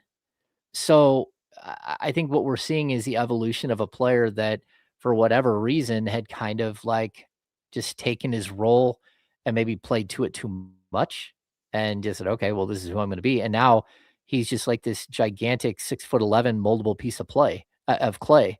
And you're trying to figure out who and what he's going to be. But as long as he is Dylan Cardwell and the player we see right now, he's going to be in the league for 10 years at a minimum. And he's going to keep making money and beating people up. And you found a real one. So he's the one that I would say. And then again, number 2, I think is Max. Again, the defense has been all over the board, but the offense, man, he is so incredibly talented around the rim. And, the last one would be Neek Clifford, but I think Neek has got more, I want to say, more opportunity early than the other guys and wasn't ever able to really establish himself until we're starting to see him establish himself now a little bit. But he has to clean up the inconsistencies because I think the other two, realistically, for what they do, they've been more consistent with what they do on the court than Nick Clifford has been. The Dylan Cardwell story is crazy. Mm. It really is crazy, man. Like James just pointed out, for him to do statistically a whole lot of nothing at Auburn, and for him to get to the NBA. And I know I was very dismissive of him in summer league. I saw one jump hook. I was like, this. Why are we messing around with this guy? Like, he don't need to be out there. But when he got to the NBA season, immediately it was like, oh, that's the Kings can use that. Like, whether it was a block shot, whether it was an aggressive rebound, whether it was a rim run, it was like, oh, they could use that immediately. And for it to not be on anybody's radar while he was in college, and then the second he gets into the real NBA games, for it to, just kind of be on full display, that is amazing. I don't feel like we've had one of those, at least here in Sacramento, maybe ever. Michael Animal Smith. Is that maybe the last time something like that happened? Yeah. Yeah. And even that, I mean, the per 36 numbers on Cardwell, like if he were to play 36 minutes, we're talking about 9.2 points, 13 rebounds, 2 assists, 1.3 steals, and 2.9 blocks per game per 36. And over 21 games, he's averaging 7.6 rebounds in 21 minutes a game. Like, that's crazy. That's a rebound, like, less than one every 3 minutes he's on the court. And he's become like this crazy rebounding dude. So yeah, really good to see. I love Dylan. Yes, you do. Yes, you do. He's definitely been the biggest crowd favorite over the course of the season. He is instant energy. He's someone that people are. It's real easy to cheer, and I think part of it is too. He's an undrafted kid, like he's an undrafted free agent, and you can root for that type of person. Like, it's different than Devin having good minutes right now, because Devin was a lottery pick, and whether fair or not, Devin's playing really, really well the last handful of games. But what he's doing is going to be judged differently than what Dylan Cardwell is doing, or even Maxime Reynaud, a second-round pick. Because expectations for a lottery pick are a lot different than those other two guys. Yeah, and I think Dylan is outplayed any expectations that anyone could have had. And I think the other cool thing about watching Dylan play is that you see how he will work with just about any lineup that you throw on the court moving forward. So every team in the league needs a rim runner, they need a defensive player, they need a shot blocker, they need a rebounder, whether it's as a starter or off the bench. I don't know what Dylan's going to be. I think realistically it depends on how the rest of the team develops around him. So, again, if you can get 4 top tier scorers and start Dylan Cardwell at the 5, that's totally fine. But if not, if he's an anchor off the bench, your defensive anchor off the bench, I do think that there are ways in which, you can see him mixing and matching with just about any lineup moving forward. And in today's modern NBA, there are going to be games where maybe he gets played off the court like Gobert does. But I also watch how Doug Christie's managing this, and he talked about it the other night. He's like, hey, I'm going to stick Dylan Cardwell on a guard. And you know what? It might not work, but I have to at least see if it'll work, and I have to at least push him to get better, and maybe it will work someday. But if there does come a point where we're getting better and, and I want to leave him on the court, I am going to need him to be able to be switchable and play 5 positions or at least 4 positions. And the fact that Dylan is showing that he might be able to stay with some of these guys is just absolutely remarkable. And again, you wouldn't know it unless you tried it. And that's what this season's about. It's about saying, okay, look, the wins and losses don't matter, but trying new things and not just trying new things as in player combinations or giving a kid minutes, but trying things like that where you're asking him to defend way out of his position it could matter down the road. And that's why this is important time that, again, a lot of fans, they might tune out for the last 27 games or 26, whatever. I don't even know. I haven't been counting. But that's okay. I mean, like, there is still a tremendous amount of growth that we could see from these players between now and the end of the season, and certainly a punch list for this summer that they'll have to work on. James, I'm going to ask you this question. We're going to ask you this question a bunch of times until June, but that's just the nature of the beast. Darren Peterson, AJ DeBonsta, some of the things that have gone on with Darren not finishing games, not being able to play games, even though he's the consensus number one. If you were the Sacramento Kings and you had the number one overall pick, would you be worried about the way his freshman season has gone at Kansas? Yeah, I think everybody has to, right? I also worry about the amount of influence from outside from him, because it feels like that's another issue. It's like, hey, he's not going to play. No, we've seen enough of him, but he's not going to play anymore. And they did that a lot with like Victor Wembanyama. When he was coming up through, in France, it was like, hey, we're not going to keep running him out there.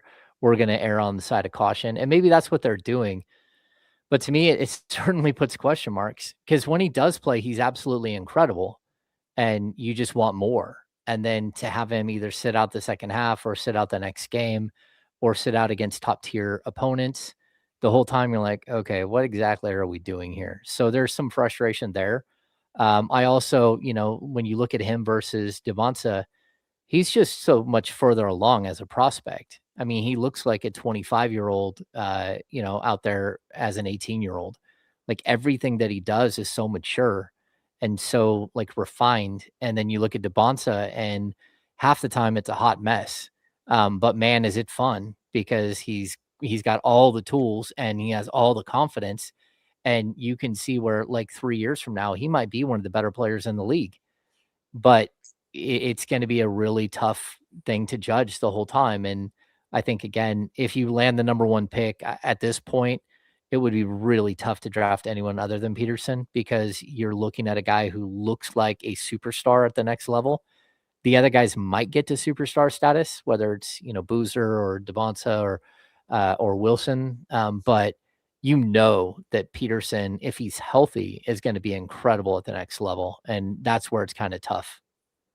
I want to continue this Peterson DeMonster conversation because we saw AJ last night in play. So remember that. But I do, Hammer, I want to ask you, because we're seeing some weird things in the association. The Trae Young situation, he was traded for over a month ago. He hasn't played for Washington yet. There's speculation he won't. Rick Carlisle's kind of set the table for Zubac not stepping on the floor for the Indiana Pacers this year. We know what time it is for a team like the Indiana Pacers. We know what time it is for a team like the Washington Wizards. We also know that Keegan Murray won't be reevaluated until after the All-Star break. Is there a chance that Keegan Murray's season is over? I don't think so. No, I think, to be honest with you, I think Keegan's going to be the guy who plays the whole second half of the season with a lot of these other guys out. He's barely played at all this year. I mean, he's had multiple injuries that have kept him out of tons of games. And even this injury here, they gave him an extra 2 weeks here. Like, this is over what is typical for this injury. This is a 4 to 6 week injury. With the injury happened on January 5th, and he was like first put out on January 6th. So by the time he plays, we're going to be at the end of like 6 weeks, and he should be beyond 100% healthy. I think, look, if you're trying to establish who you are moving forward and this culture and this standard and all this stuff that we hear, it's got to be about Keegan. It's got to be about him being the guy who's going to be your next big thing, and you're going to try to prove him up. And I think you want to see him with DeAndre Hunter. You want to see him with guys like Meek Clifford. You want to see him grow and see how he looks with Max and Dylan, and see if you can actually put together a defensive lineup for once. With Meek and with Cardwell and maybe Devin Carter and Hunter and Keegan. So I think there's so much you can learn by getting Keegan back on the court Where again, you're not going to learn anything by putting Zach LaVine back on the court or Domas back out on the court at this point. That's who they are. We know exactly who they are as players. And it's just, there's no reason to keep pushing that envelope right now. Yeah, like Damian pointed out, feels like anything is in play with the way the NBA is going. And Hammer mentioned the multiple injuries. That's part of why I wondered. Like, I know he hasn't played, but part of me did wonder, maybe he shouldn't. Maybe this season for Keegan is just cursed. Like, let's how many games has he played? Like, that's a great question. I don't know the answer. No, it might be more than 20. No, less than 20. I don't think so. I'd be surprised if it was more. Keegan Murray has played, count it, 19. Count it. 19 games. And what's Domas at? Point. Domantas Sabonis. 22. Domantas. That's a less. Not a 19. Oh, man. Domantas one and one. And Keegan Murray have both played 19 games this year. And almost never together. No, they've never played once together. No, not once. Yeah. Wow. Yeah, of those 19 games, how could you both play 19 games and neither one of you have been on the court at the same time? It's just totally bizarre. Incredible. Yeah. Oh, and I see this. Go get Sohan here in the chat. Yeah, Jeremy Sohan. They're gonna release in San Antonio, and he's gonna become an unrestricted free agent. It's a real shame that the Kings don't have the ability to pick him up off waivers. They just don't, because they're at the luxury. I mean, they could go over the luxury tax, I guess. And I want to clear one other thing up on that note. Someone said, oh, well, if they waive someone, then you get that money back. It's like, no, the only way you get money back if you waive somebody is if they take less money in the buyout. So again, let's just say that somehow DeMar DeRozan's making $24.5 million and goes, hey, I'll take $4.5 million less if you guys will let me go now. That's not going to happen, but I'm just giving you an example. Your luxury tax and your salary cap would go down by that amount, and you could use that money to go sign someone else. A league minimum player, there's just not enough money in it. So if you just buy someone out and pay their salary, so it's a $10 million, you pay their $10 million salary, that still counts towards your books. If you get them to take less money, then that's how you could actually open up cap space. Hammer, great stuff, friend. Go gear up for however you possibly can for Kings Jazz basketball live from Utah. Yeah, head over to the bar, James. Head over to that bar right in front of you and get ready for Kings basketball tonight. Yep. Tough. We appreciate you, man. That's James, thanks, guys. Take care, Hammer. Host of the Locked On Kings podcast, and of course, our 1320 Kings Insider. We'll come back. I mentioned I want to get back to the Darren Peterson, AJ DeMonster conversation. Okay. I'd like to, because AJ is fresh in all of our minds after yesterday's performance. So we'll do that with D'Lo and KC return here on Sacramento Sports Leader, ESPN 1320. I'll get that one when we get back. That's my bad.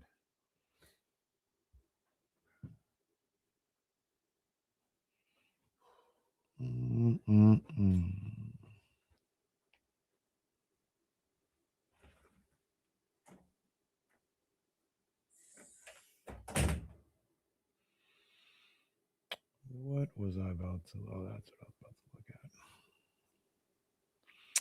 Iowa and Maryland, live from College Park right now. Iowa 22-19.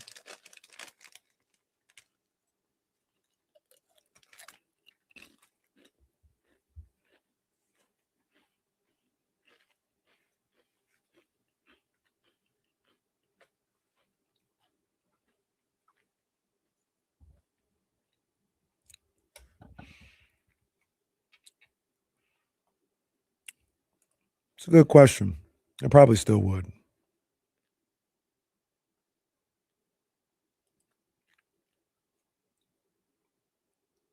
Russ, this ain't even a take.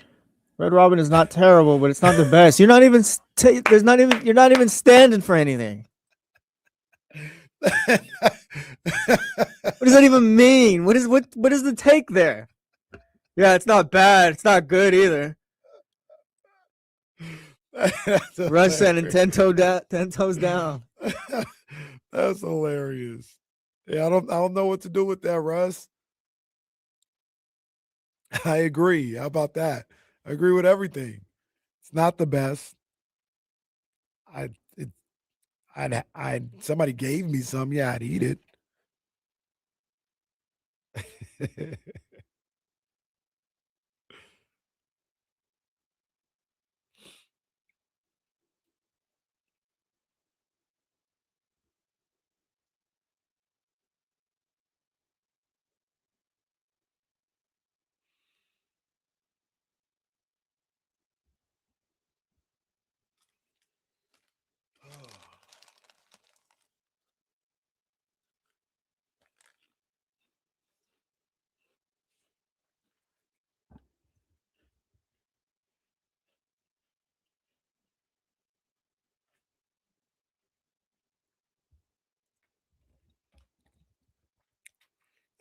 No, that's not true. I mean, there's things I just don't like, but it's a burger. Like, why would you be picky on a burger? I can't remember the last time I went to a place and went like, "Oh yeah, this was an awful burger." Unless it's like a restaurant, they didn't cook it right or something. Yeah, if it's not like some type of cooking error, there's just a burger that's made. Like, sure, it should be fine. Jack in the Box is fine. Jack in the Box is great, actually. The Just give me a couple of yeah, junior jumbo boy, jacks. what up? What Hey, up, it's too though? late. I gotta go back on. I just wanted to see her before her show. They talking about my boy. Okay.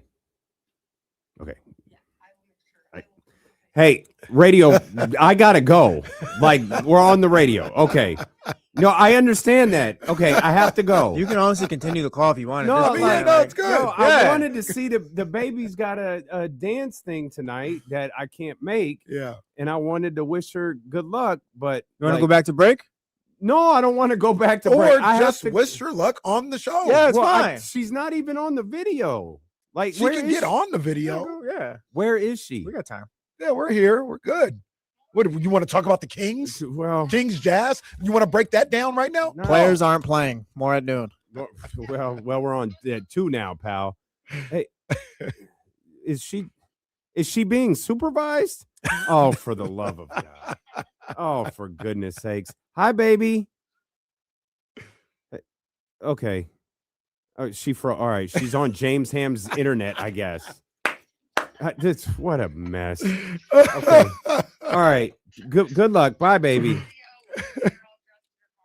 Okay. Okay. Love you too. Bye-bye.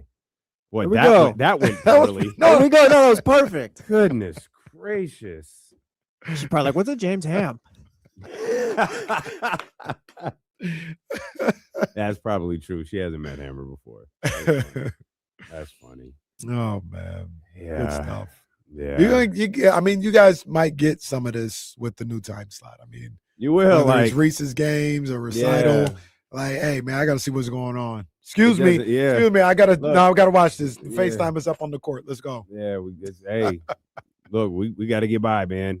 We got to get by. Like, I completely forgot that recital is tonight, and I'm missing it. So her and my mom are going, and it's like, oh, so I'm trying to FaceTime her during the commercial break. Katie doesn't pick up, and then she calls back, and I'm looking at the clock. It's like, no, I gotta go.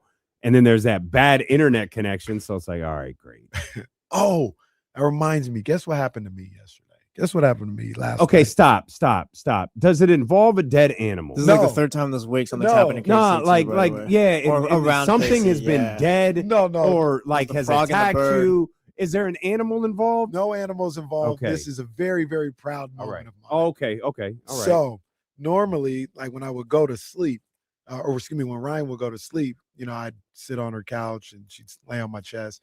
And You hear that? Yeah, hold on. Yeah, no, I heard got that. Yeah, wait. What? Wait, just 1 second. One question. Yeah. Did you say that your toddler has a couch? Her couch? She Yeah. this is her couch. You said? Yeah, she's got a couch in her room. Yes. Hey Ryan, can I use your couch real quick? She's got a couch in her room. And Baller. I would Man. it's not like a Man. it's not like a Man, must be nice. what's the full length couch? It's not that. It's just a nice Whatever. little Well, yeah, You it's a can- child. You don't need you- it's a couch. You can fit on it. barely about 75%. My legs are hanging off the end of the couch. Kids Does room. everyone in your family have their own personal couch? Great. Reese does not. Oh, in their room. Reese has a recliner in his room. Yeah, It's not a yeah. couch. You know, it's not that we don't call them rooms at the Caraway. Wings. Yeah, Reese has the lazy The, boy. the Reese wing, the Ryan I had wing. to think about this. Reese is the only one that doesn't have a couch in his room. Now, that's the only thing that wasn't. My room is pretty big. That's the only thing that is abnormal. Everything else is normal in that house. But Whatever you say, normal for you. Yeah, that and the stick of gum TVs he's mentioned Yeah, that I one guess time. so. I guess so. but That line the wall of the loft that he has. I would used to, when I put her to sleep, she lay on my chest, and that's when I would like watch something, whether it's the end of a baseball game or highlights or something like that. So and that's how she would go to sleep. So it's kind of been ingrained in her, like it's time to go to sleep, and she'll always say, "Baseball, baseball, turn on baseball. I want to watch baseball because it's time to go to bed." So we just kind of wave it off or whatever, and we put it on YouTube on her TV. And it has like these sleep stories that you play. And it's like a 2-hour YouTube video. She falls asleep to Koala Moon. That's what it's called. And within like 30 minutes. So last night she goes, baseball, basketball. I want to watch basketball. And I said, no, it's time for Koala Moon. She said, no, Koala Moon, basketball, basketball, basketball. I was like, you want to watch basketball? I'll put on basketball. So I put on basketball, went to YouTube, and I went to Sierra Junior College versus Santa Rosa Junior College. I said, you want to watch this? She said, yes, yes. Good night. Laid down. And my baby went to bed watching Sierra Junior College versus Santa Rosa. I couldn't have been more proud. There's a lot in that story. First of all, the kid has a couch and a TV. Second of all, TVs are like $40. That's nothing. I hope no one in my house hears this because the 12-year-old, can we get a TV in her room? And it's like emphatically, no, you cannot. Because I don't. Not a bad decision. Because I don't trust the soon-to-be 5-year-old to not get up and turn the TV on in the middle of the night and have the wherewithal to know I got to turn the sound down. See, she will, by the way. Oh yeah. Oh my God, that will happen. Nah, Morgan, she's sneaky. She knows what time it is. So yeah, shout out to my man, Coach Aaron Lawrence over at Sierra. My daughter was watching you guys' game against Santa Rosa. So does she watches TV till she falls asleep? It depends on what's on. Like Okay. we put on something that she will not watch and will fall asleep to. If we leave Bluey on, she'll watch Bluey till 2 a.m. Yeah. She'll watch these Mickey Mouse cartoons till 2 a.m. But usually Koala Moon, which is also designed to like have a certain tone to put the kid to sleep. She'll fall asleep within. Oh, interesting. How does she react to Kings games? Turn it. No, Dad. Am I in trouble? No. She went to one Kings game. She watched her tablet. Yeah. Wasn't interested. Yeah. I think it was the Bucks game, matter of fact, which is still one of my candidates for funniest game of the year. Yeah, the dunk, the crowd pop, Yeah. and then the loss by 17. There's that. The NASA's having leg warmers on. The net.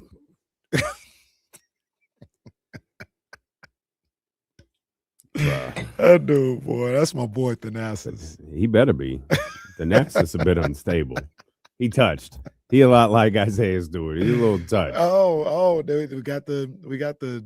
Yeah, I think that's a point for you. Yeah, Didn't you call count it. 7? I said 7. Count Yeah, it. I forgot Adam Silver doesn't have a backbone. I completely forgot that. 7. I mean, 7's fine. I'm not gonna like call for him to. 7's a lot too. 7 is a lot. I definitely like he let again. We went over this. Leaving the bench, repeat offender, threw punches, threw multiple. I thought for sure. I thought it would be double digits. He got the most, right? He did. Yeah. He got the most. Miles got 4. Miles Bridges got 4. Did you see the footage? Oh, my bad. You good? Did you see the footage of Duran and Diabate having issues in high school? No.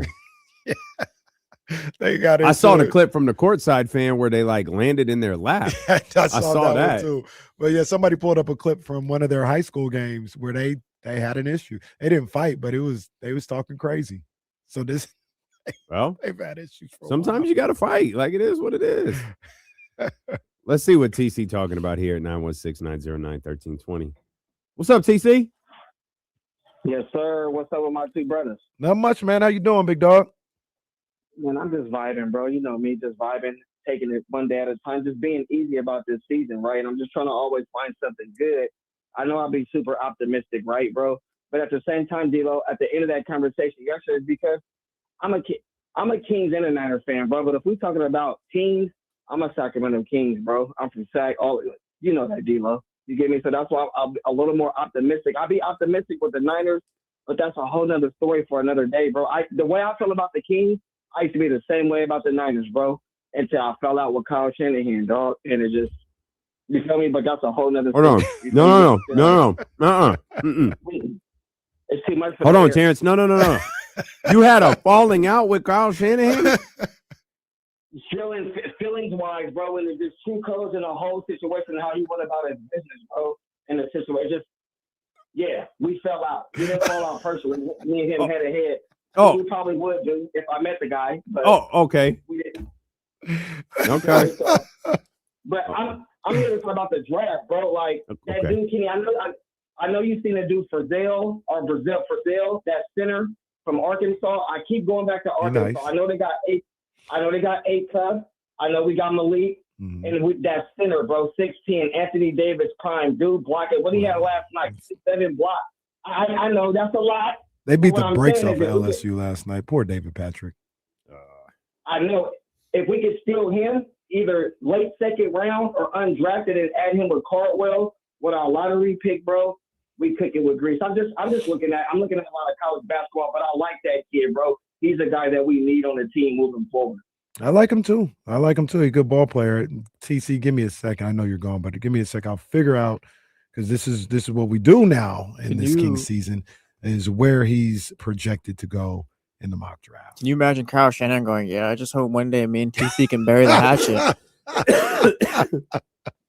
He said they had a falling out. Yeah, no. Yeah. And double down on it. Like, we had a falling out. Man. Does Kyle know that? One day we're gonna learn the nature of this falling out that TC and Kyle Shanahan had. While you're looking up that mock draft, let's talk to Leezy here, 916-909-1320. What's happening, Leezy? Yo, D-Lo and KC, man. I can't stand the rain. What's up, guys? Boy, Okay, I see your new addition. I feel Go ahead, you. Johnny. Yeah. I was talking to Miss Elliott. I can't stand the rain. All right, child. Grow up, Well, man. no, Matter yeah, of fact, chill, hang up on chill, him. Get ready chill. now. What are you talking Get about? you out of here for the. No, I'm just kidding. What are you talking about? I like Yelly too, but relax. Hey, I like both songs. But hey, guys, earlier y'all was kind of talking about how tanking's been like kind of ruining like the NBA season low key. I'm gonna sound like Mark Jackson, but what happened to the game I love? Like this season's been hard to watch. Like if you look at not just tanking, but the injuries to like guys like Halliburton being out, now Giannis is out, just all throughout the East, all the injuries, Tatum being out, and then we had the aprons, and then we had the trade deadline, and now we got the All-Star game that's gonna suck, and the Kings are kind of hard with like kind of losing right now. It's been a hard season to watch, guys. I was just bringing that up because you guys talking about tanking. I'm like, there's a lot of other problems Adam Silver needs to fix besides just that. Yeah, I don't think tanking has ruined anything. It hasn't.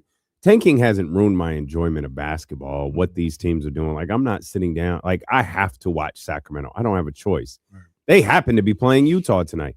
They're going to play Brooklyn. Like, those games are difficult to watch. Like, those aren't fun. You know, when they play the Lakers, I expect most of the Lakers to be there. When they play, we saw them play Detroit a couple of days ago. When they play Oklahoma City, so on and so forth. That doesn't ruin basketball, but I do think you are starting to flirt with damaging the integrity of your game. I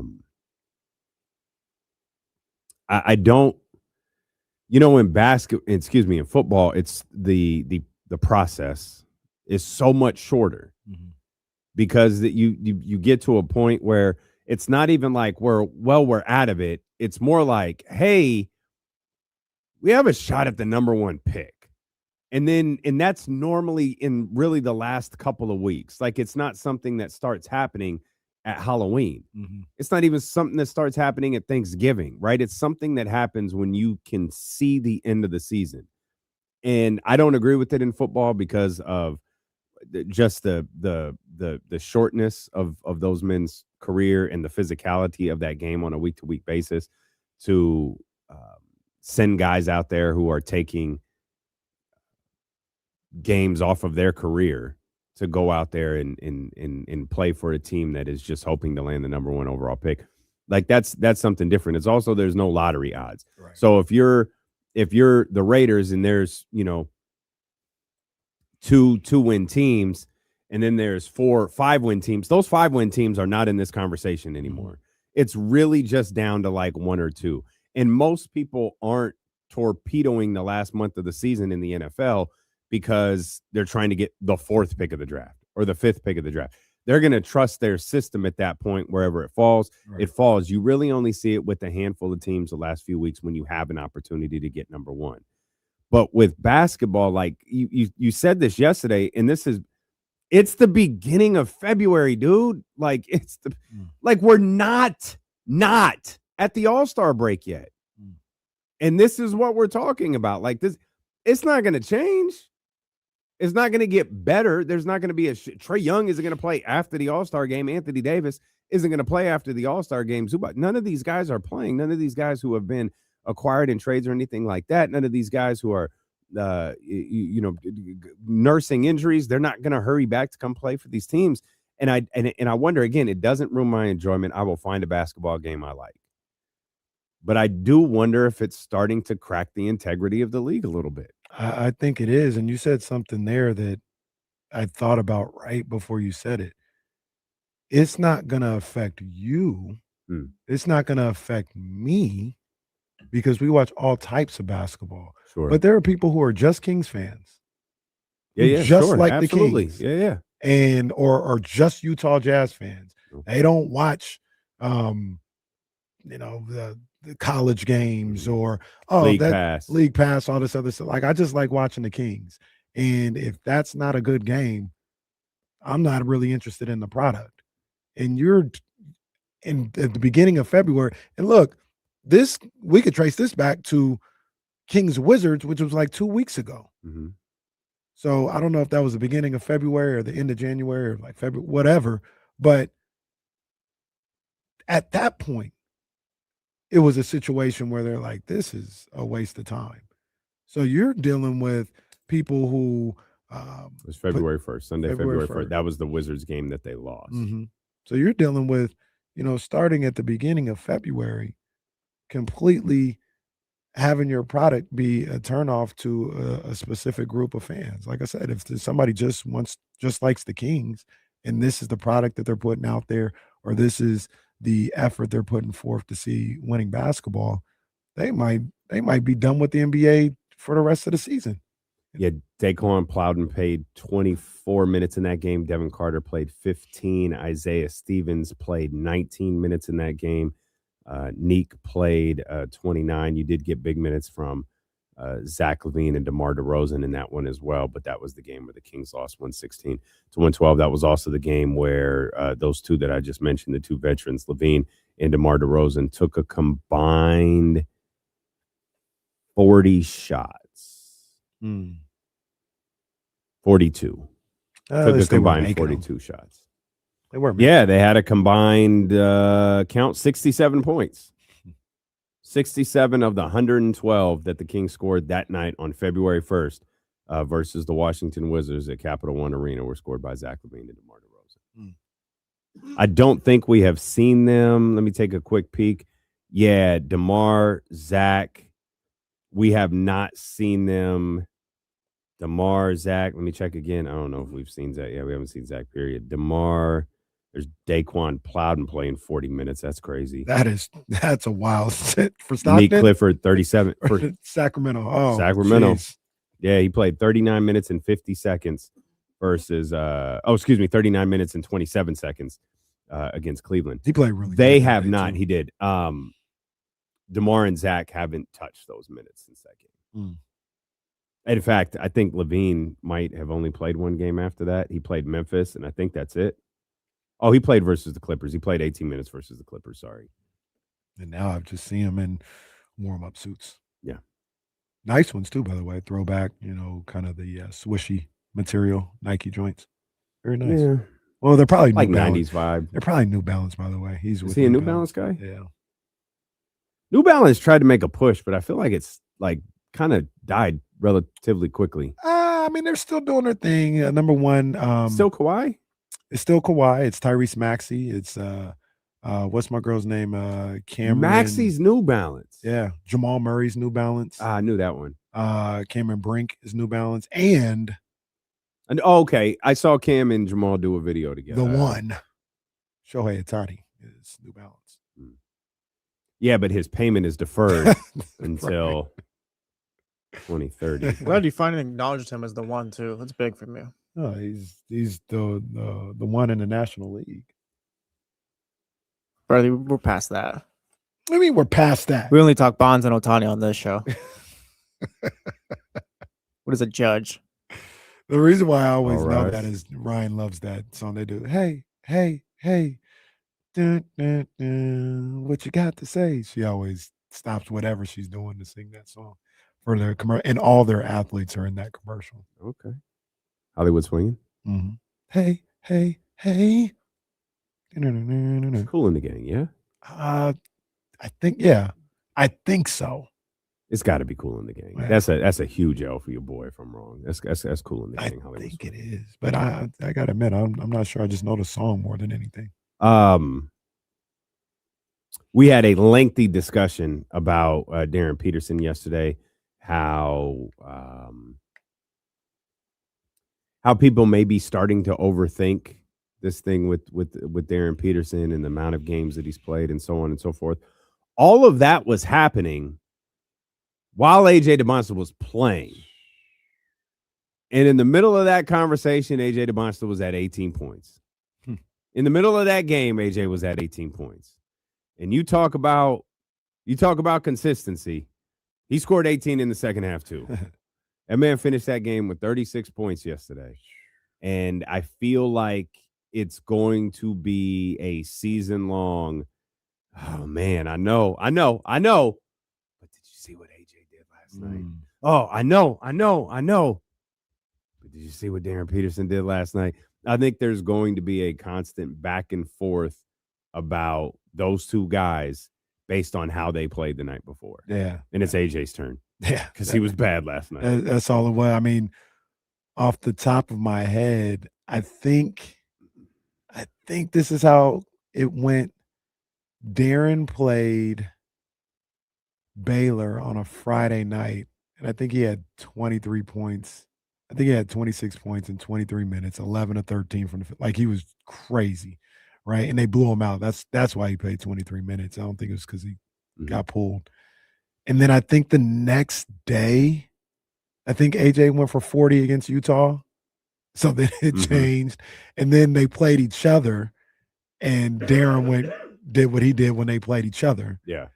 And then I think he had the Texas Tech game. So then it swung back. Darren is this and that. Then Monday happens and he doesn't play. And then AJ does what he does. Yeah. And to your point, it's going to be that way. Look, I'm very big on Darren Peterson's talent, who I think he can be in this league. I wouldn't hesitate to bring the card up to Adam Silver if I was Scott Perry and at the number one pick is Darren Peterson. That's what I'm doing. It's fantastic. But if I ended up with the number 2 pick and I got AJ DeMonster in there, man, look, you wouldn't be able to take the smile off my face because AJ DeMonster is the truth. He is the truth. But you'd only feel that way if the Kings were drafting it 2. Yeah, I would not pick him over Darren Peterson. So if the Kings were drafting at 1 and took AJ DeMonster, you'd be upset. I'd be really happy. I'd be really concerned because I think Darren is that special. I'd be concerned that we missed out. Do you think on that type AJ of isn't a player. star? No, I think he is. I think he's going to be an all-star. I think he's You're going to saying be Darren Peterson is I think he could be a Hall of Famer. franchise. Yeah. Kobe Bryant. I wouldn't go there. Oh. I saw. It wasn't me. What? It wasn't me. I'm not going there. One of the times, you rarely, at least me, rarely ever hear from Darren Peterson. But he did an interview, I think week ago, and he said he don't like that. He's like, Kobe's like my GOAT. Oh, he didn't like that. Yeah, he said. Comp. He said I appreciate. Who was that comp from again? Do you remember? I saw it from like a mock draft site, but a lot of people have said it. Like a lot of people have latched onto that. And he was like, man, I appreciate, people thinking my game is that good, but come on now, Kobe's my GOAT. So like, no, I'm not a fan of that one. But yeah, I just think I think Darren's a better player. But if they had the number 1 pick and they went with AJ instead, like, guess who's getting the monster jersey? This guy.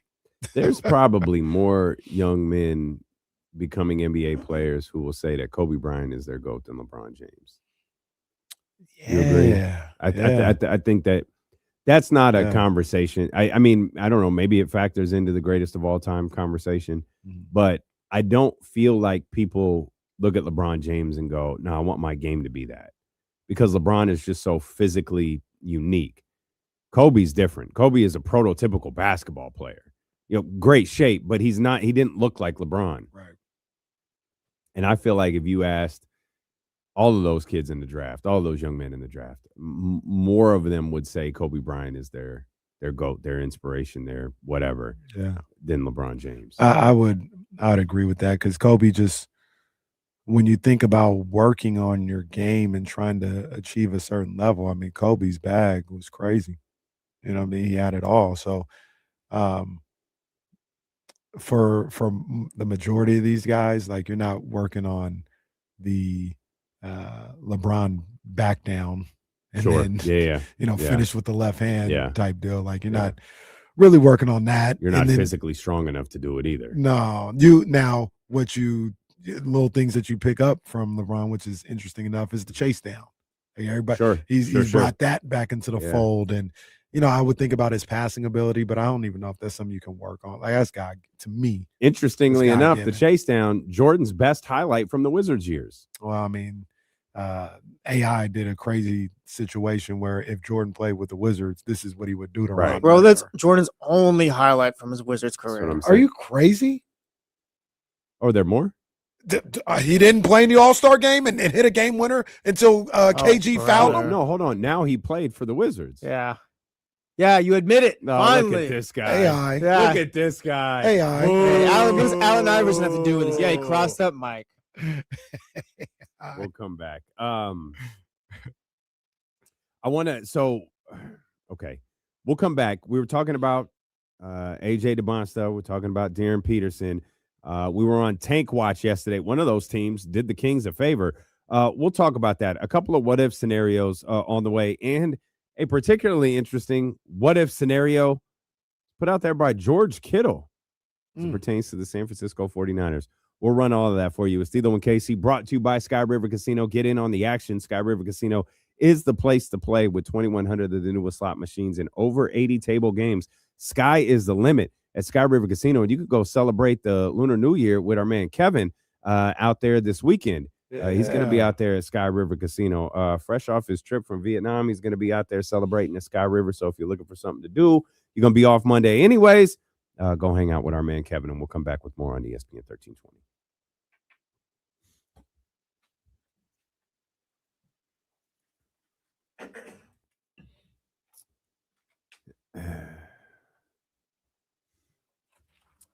I think, Beam, refresh my memory, didn't Vince Carter give up his starting spot, not necessarily his all-star spot? Think that over. I'm going to go grab my juice real quick. I'll be back in 20 seconds. Don't move.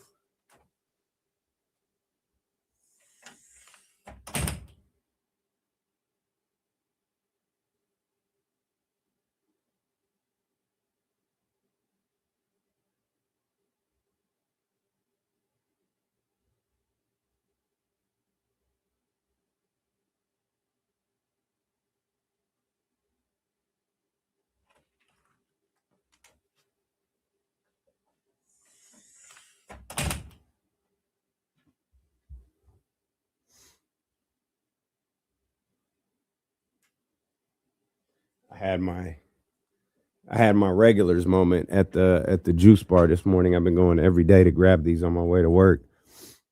And I was like, at some point, they're going to know I'm coming, and they're just going to have the juice on the counter for me. And that was today. And that made me happy. I need to learn that young lady's name who helps me every day. Becoming a regular at somewhere's cool. It is. It is. As expensive as these juices are, man, they're great. Yeah, Michigan, let me not try to get out there. Leezy, I think he's coming back. I'd be pretty surprised if he didn't. Good question, Leezy. I didn't check the lineup this week. Dubai chocolate strawberry brownie.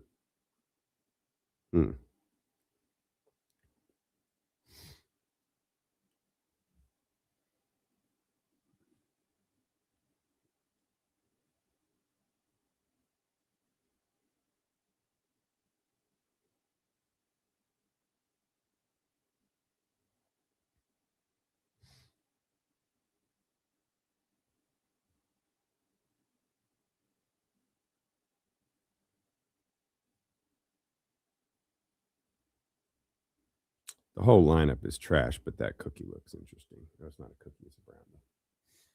Kyle, you hate onion rings, bro? That's crazy. Yeah, grow up, Kyle.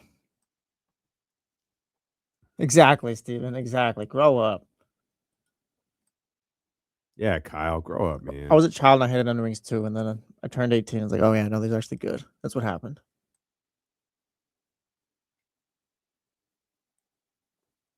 Crumble is literally the most thing you can eat. Do you mean the worst?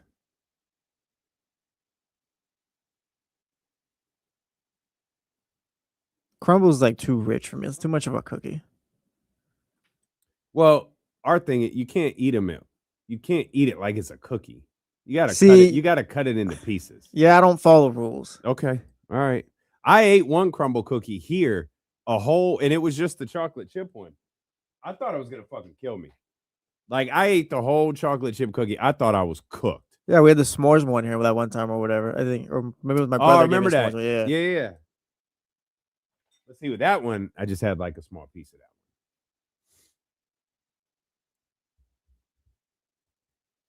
8-ball and MJG. Yeah, I mean, yeah, sure, like old school. Do I get any credit for throwing pepper on my over easy eggs? Like, it's just scrambled. I don't mess with. This take has followed me for all of my life now. John Post talking about the no salt eggs and stuff. It's fine. Yeah, it's fine.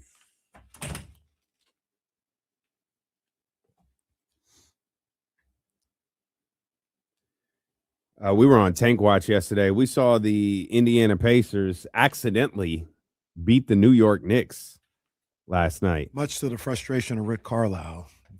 I'm confident. That game. I'm confident. You saw what Wemby did yesterday, too. Wemby scored 25 in the first quarter, 40 in 26 minutes. I think it was 40 in 12. I think they said he's like only the fourth player to ever do that. Like in that time frame. Just ridiculous. What stuff. a way to do it on the stage of being in LA. Everybody's out to watch you and to deliver, including LeBron and Luka. They were out. They were out to watch too. They weren't doing anything. They were there. Did you see the other day when Denzel Washington just walked across the court? Mm-hmm. Yeah, I don't know why that made me laugh. Well, I mean, you better not stop Denzel Washington. Yeah, what are you gonna tell him?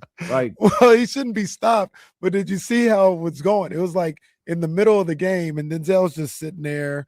He's watching the game. He's just sitting there. Well, it wasn't the middle of the game, was it? Yeah, it was like during the timeout. Oh, I thought it was like before, because didn't LeBron have warm-ups on? Yeah, but I thought he was like out of the game. That's pretty funny if he just walked over during a timeout. I'm gonna That's look hilarious. again. I'm gonna look again, but it was just like random, and he's sitting there and he's just alone with his own thoughts for a little while, and then he just gets up and walks. It may have very literally been the middle of the game because it could have been halftime too. Could have been that. Because I thought there were guys on the floor working out, but Yeah, that could be wrong. that. Here's the video right here. Denzel, no, he's just sitting there, doesn't say anything to anybody, just gets up, puts his jacket down, walks over, walks along the sideline. I got it. Chris Biederman walks in front of me when I'm standing over here, and these guys got Denzel. So it's definitely before a game. It's either before the game. Okay, yeah. okay. And then there's LeBron. He's putting his warm-ups on, and yeah, Denzel just goes over and hugs him. This is terrific. Look at he just gets up. Yep.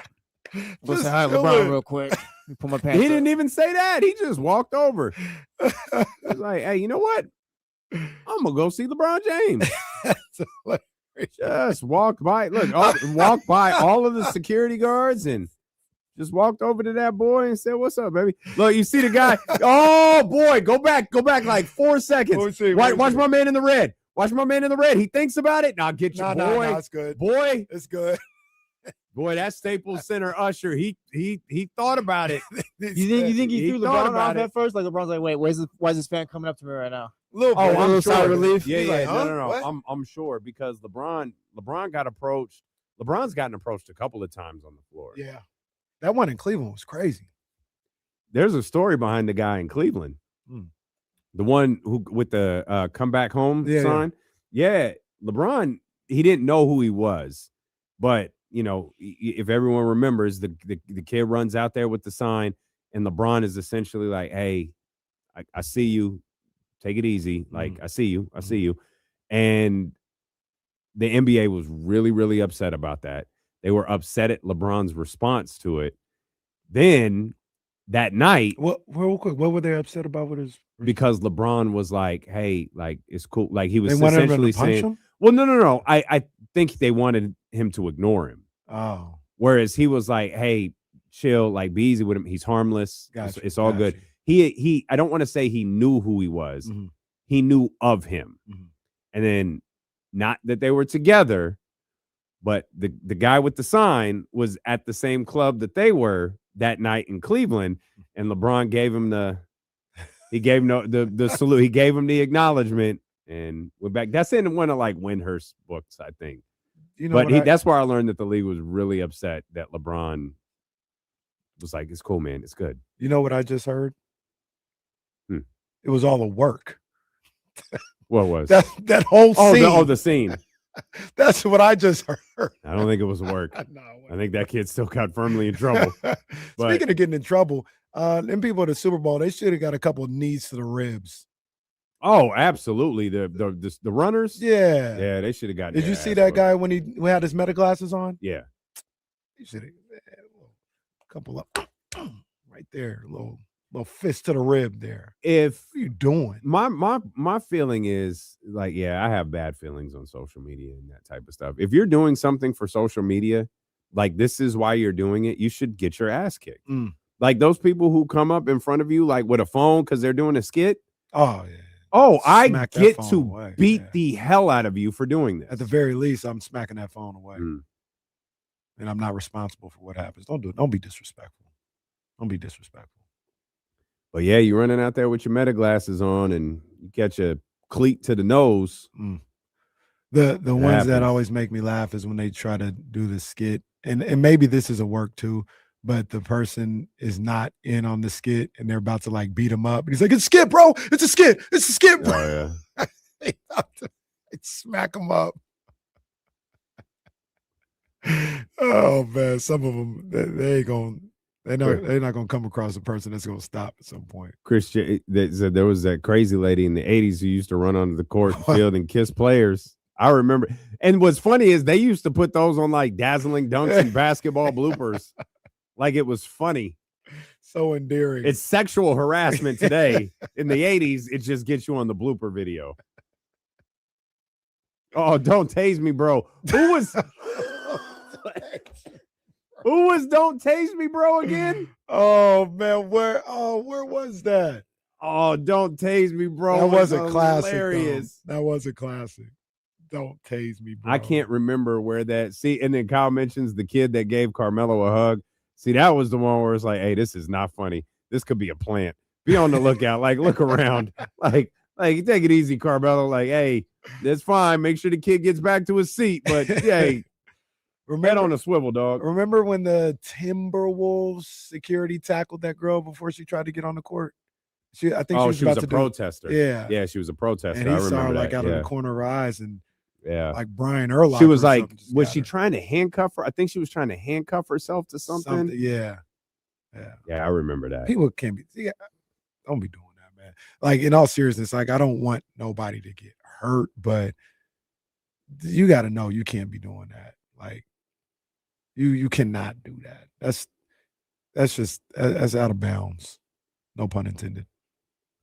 Oh yeah, right after DeMar signed with the Kings, didn't that person approach him at a sushi restaurant in LA Oh yeah, with the camera in his phone? And DeMar's like, "Yo, get that light out of my face." DeMar ain't the one either. That's tough. I feel bad for those athletes Yeah. because you have to be so careful with that stuff. We were talking about Tank Watch, how the Pacers accidentally beat the Knicks. Let me ask you something real quick. We got a couple other things, 49ers things we want to get to. Bill Simmons pissed off Kenny. I saw Bill Simmons and Nick Wright had some other ideas too. Apparently in that podcast. That was yeah, it's an idea, all right. We'll deal with that in a second. What if the Knicks don't win the finals? Or excuse me, let me try that again. What if the Knicks don't get to the NBA finals? Because we're talking about Tank Watch. We're talking about how things could really open up this offseason with different players and trade markets and things like that. The Knicks decided their players are not the issue. Mm-hmm. Their coach was. So what if the Knicks don't get to the finals? What if the Knicks get to the exact same place they got to last year or worse? It's time to push whatever the emergency red button is and get the player that's supposed to get you over the top. Yeah, the players will be gone. Yeah. Probably looking at talent. Players or player? Well, I think it'd be players based on what you're trying to go get. You'd probably need more than one. So, like the player isn't gonna be like the player himself will net you. I'm just throwing out a name. I know he's not playing no more, but LaMarcus Aldridge, like because I can't think of somebody equivalent to that today. They can't get a Giannis in there. That dream's over with. Not with just Cat. That's why I say players. I got you. Yeah. Players, if you want to go do that. And their cap situation is problematic because of the Miles Bridges. Mikal Bridges deal. And my thought is he'd probably be the one that would go. It'd probably be Cat, some combination of Cat, Josh Hart, and Mikal. Mm-hmm. Yeah, I think we've learned Cat's not a Mike Brown player. Interesting enough, I feel like maybe I get the okie doke. Maybe they do this for everybody. It feels like New York loves Cat. Every time I watch a game, they show New York, him a lot. Madison Square Garden, or New York, like the New York Knicks. Madison Square Garden. Okay. Yeah, they show him a lot of love when they play. I don't doubt that they do. It's just he doesn't fit. It doesn't work. I think that's just what it comes down to. I don't think they're gonna. Well, we'll see, but I don't see it happening this year. Let me ask you guys a question. Why does he become the fall guy? For instance, why does Jalen Brunson skate free? Because of what Jalen does on a night-to-night basis. And I feel like if you're going to switch someone, because I feel like the conversation is Giannis and it's not really a lot of other people, you're going to switch Cat and Giannis. Cat's got his lowest points per game since his rookie year 2 right now this season. He's just not having a Jalen has been dubbed a certified assassin since joining New York. Cat has had kind of the same conversation follow him from Minnesota to New York. That he could be soft. Yeah. He's not built for he's not built for championship basketball. He's not tough enough. And I think I know you disagree. And also they also look at Cat as like, well, he's not a number one. I will accept him for not being a number one. Is he a really good number 2? I think absolutely. He is. Yeah, absolutely. Accept him for that and look at the number 1 to be a number 1. But okay. All right. We're getting somewhere. So Jalen's not a number 1. I think he is, but the certified assassin stuff is correct. But what also started to leak out last year is the fact that he shoots the ball a lot. Uh-oh.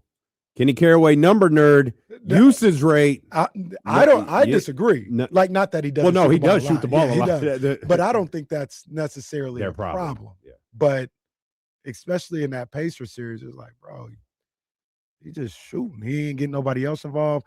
Then they started, hey, Michael was brought here to help. He's only getting X amount of shots a game. That's because Jalen is taking 25. And kind of the game plan is turned into, hey, we'll let Jalen just shoot the ball all the time. If it means Michael and OG aren't doing other things, then I think we can live with that. And once again, that's what you have Jalen there for. Yeah. So I'm cool with how he plays, but if I'm going to buy into that argument, we got to ask the question, is Jalen as a number one, I don't really like this term either, but people use it, does he make others better? Mm-hmm. And that's when we're talking about what they're talking about, which is the finals in the NBA finals. And then I think the thought about Jalen has been out there for a little while. You can't win a championship or even get to a finals with a small guard being your number one guy. Mm-hmm. And if you're bringing in Giannis too, you're bringing in someone better than Jalen. Yeah, you're probably bringing in. It's a rare situation where you're bringing in a number one. You are. Does that? I think it works. I think it works, but does it work? Two ball dominant guys. I don't know. It's not my problem to figure out. I'm not a Knicks fan. I'm not in the group chat. I gotta text them again. I'm not in the group. Let me man, text they them. won't Hey, let him in. man. Look how distraught he is. They won't let him in with the group. Man. I think with the Knicks though, if you don't get to the finals, you have to make a move. Yeah, you got to do something. Don't run it back with the you've squad. gotta You do don't give something. Cat, Bridges, OG, or whoever another chance. It's just all right. And I think the do it. disappointment's magnified because of the perceived down year that is, even if Tatum's coming back, I line closer to what you think than what Trista thinks. Tatum isn't going to be 100%. I don't think he's going to be 50% either, but I think he's going to be some hybrid of a player who is, I mean, this is kind of a dramatic way of phrasing it, but he's learning to play basketball again. Like he has been away from the court now for, what are we at? 10 months, 10 months. Like, and it's cool that he's practicing and doing all of that stuff. And now you're talking about putting a jersey on for the most crucial part of the season, not necessarily the regular season, but everything that follows. Mm-hmm. And to just think like, nah, it'll be good. I don't believe that at all.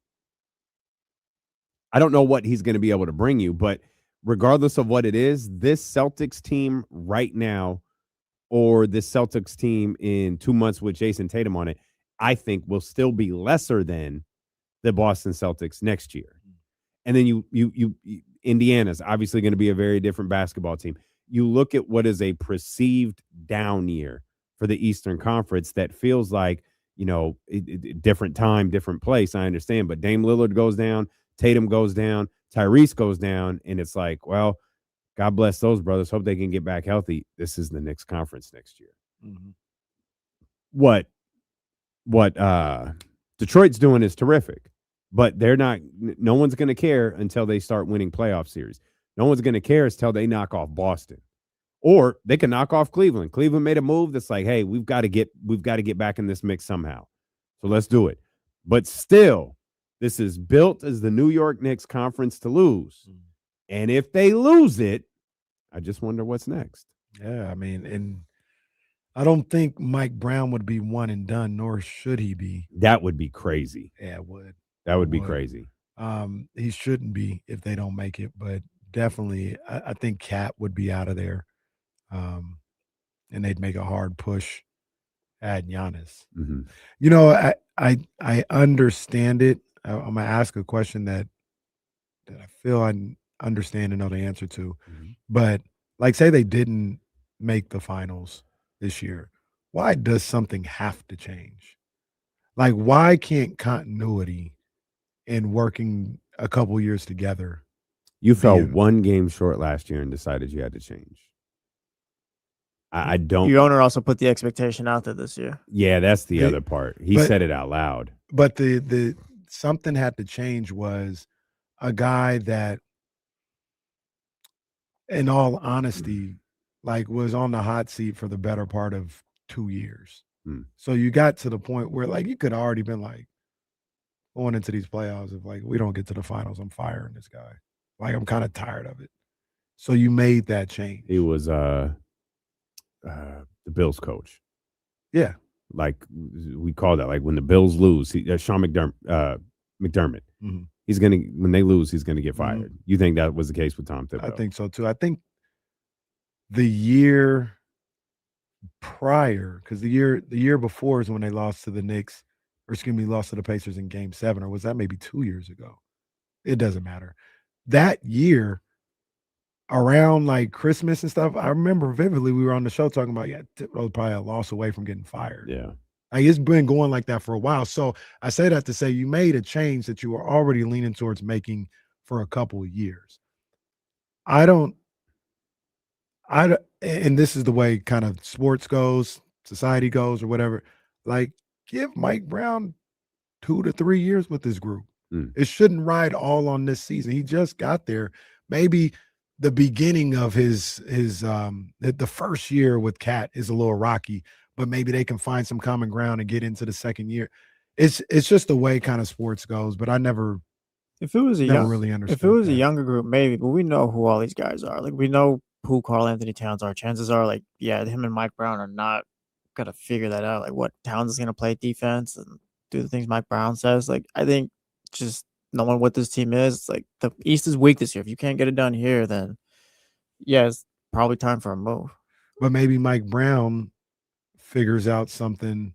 If say they all stayed together, maybe during that offseason he figures out, hey, the way that I want to play, just I tried to force it on Cat. It's just not going to work. Like, how do I circumvent that? Like, is there a roster move to help that out? Is there a style of play to help that out, to get the best out of this guy who, unless you're getting Giannis, it's going to be hard to find somebody better than Cat in that role. Sure. So do we really just want to move on from him for the sake of moving on from him? It's not for the sake of moving on from. I think it's just you maybe come to the realization that this group maybe can't get it done. You know what? You need a Chris Duarte. You're a Chris Duarte away in New York. Getting things done. I think the only thing about that stands out is it works if you lose in Game 7 of the Eastern Conference Finals. If you lose a round or two earlier, I don't know how you go, well, continuity is going to fix this. Because you're going to feel like, I would think, from a basketball team perspective, well, the continuity is there. We had it, Jose Alvarado, but that's an easy piece to work in. Like, you have to ask yourself, do the core pieces work? Like, I was thinking about this in the Western Conference. What if Houston doesn't make like a substantial run? Like, what if Houston doesn't win multiple playoff series? What do you do if you're Houston? Because Houston used last year as the evaluation year. You get Kevin Durant, you know, you're sort of flying under the radar right now. Like when the league is talking, they're talking about Oklahoma City. They're talking about the San Antonio Spurs. And I think the Knicks get cursory mentions here and there. And of course, now the thing about Tatum is on high alert, but Houston hasn't quite made the noise that I think people expected. And so it's similar to me with them is they have a roster in which you can make moves with, but what do you do if that deep playoff run isn't there with them? Where do you go? Because the time is ticking on KD, just like it's ticking on LeBron and Steph, but he's on the team, I think, more so than the Lakers, that's probably has the ability to go furthest in this upcoming playoff. But what if you don't? You know, how much are you willing to change if you're that group there in Houston? How much are you willing to move and ride with that roster that you have? Yeah. And maybe some of that goes to the players too.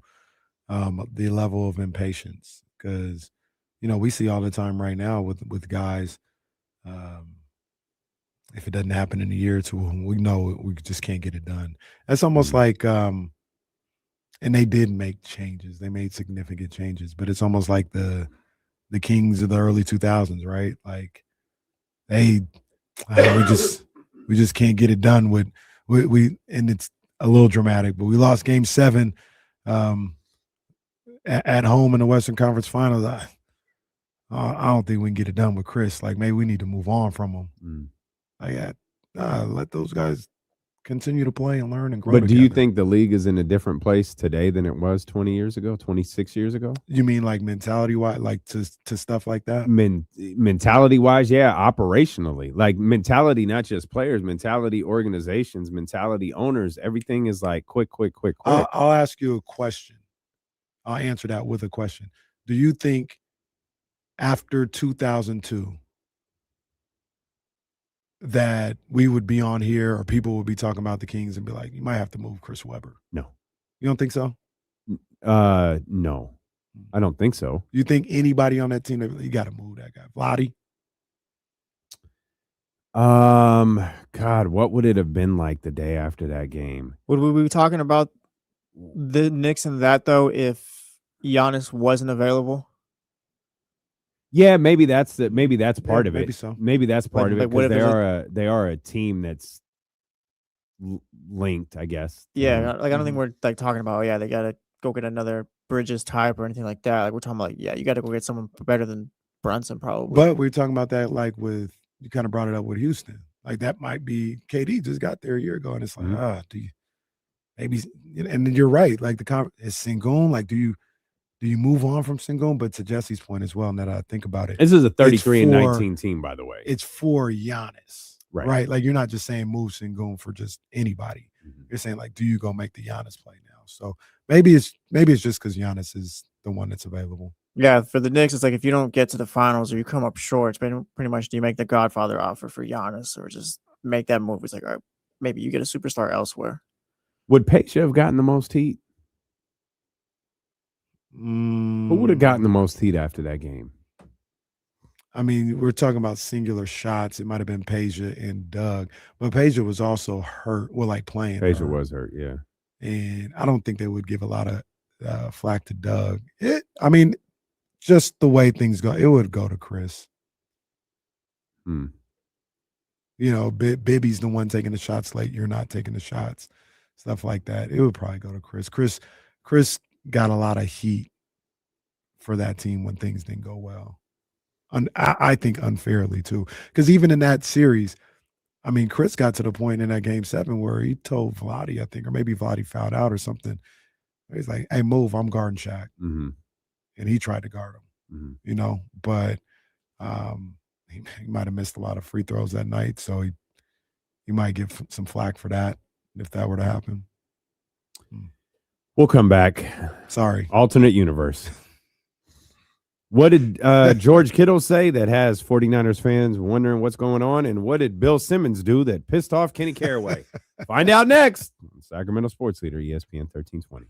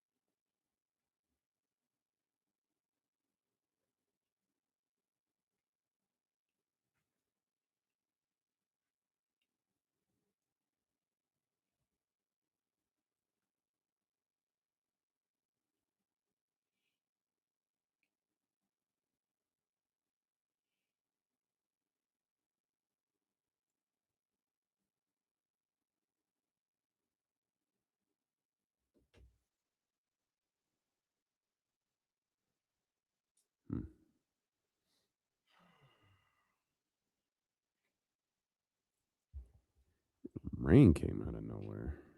Yeah, or he's going to leave for the weekend, then it'll be back next week. Maybe I'll get to it tonight, Stevie.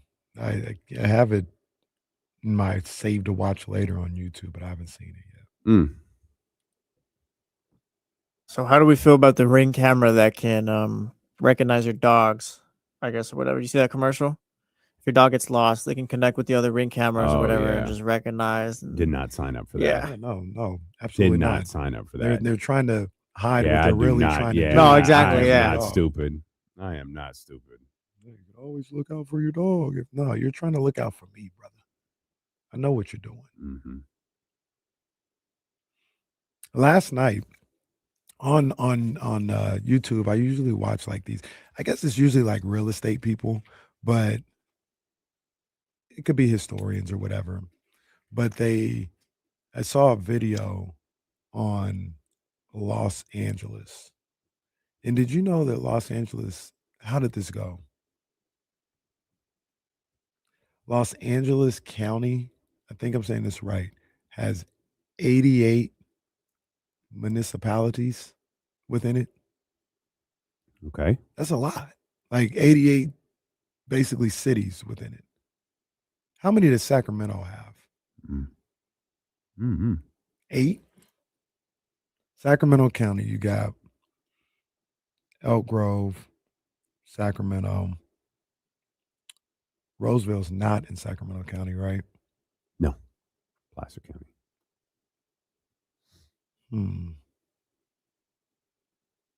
Is Folsom in Sacramento County? Good question. I believe so. Yeah, but that number 8, whatever it is, it might be 8. 88 counties or 88 cities within the county is crazy. Mm. And oddly enough, the cities it does not include is Santa Monica, Beverly Hills, and I forgot the other one. Guys, we're off at noon on Friday. Everyone get a jump on the holiday weekend. We hadn't even started our shift. Ask not what your country can do for you, but what you can do for your country. We hadn't even started our shift at that point. Carmichael is okay. All right. 7. Scout Recycler says Antelope? 7. I don't know. They haven't named it yet. 7 municipalities. Have you searched it? No. I didn't know if somebody knew the end. I knew it was nowhere near 88. That's a crazy number. California has 482.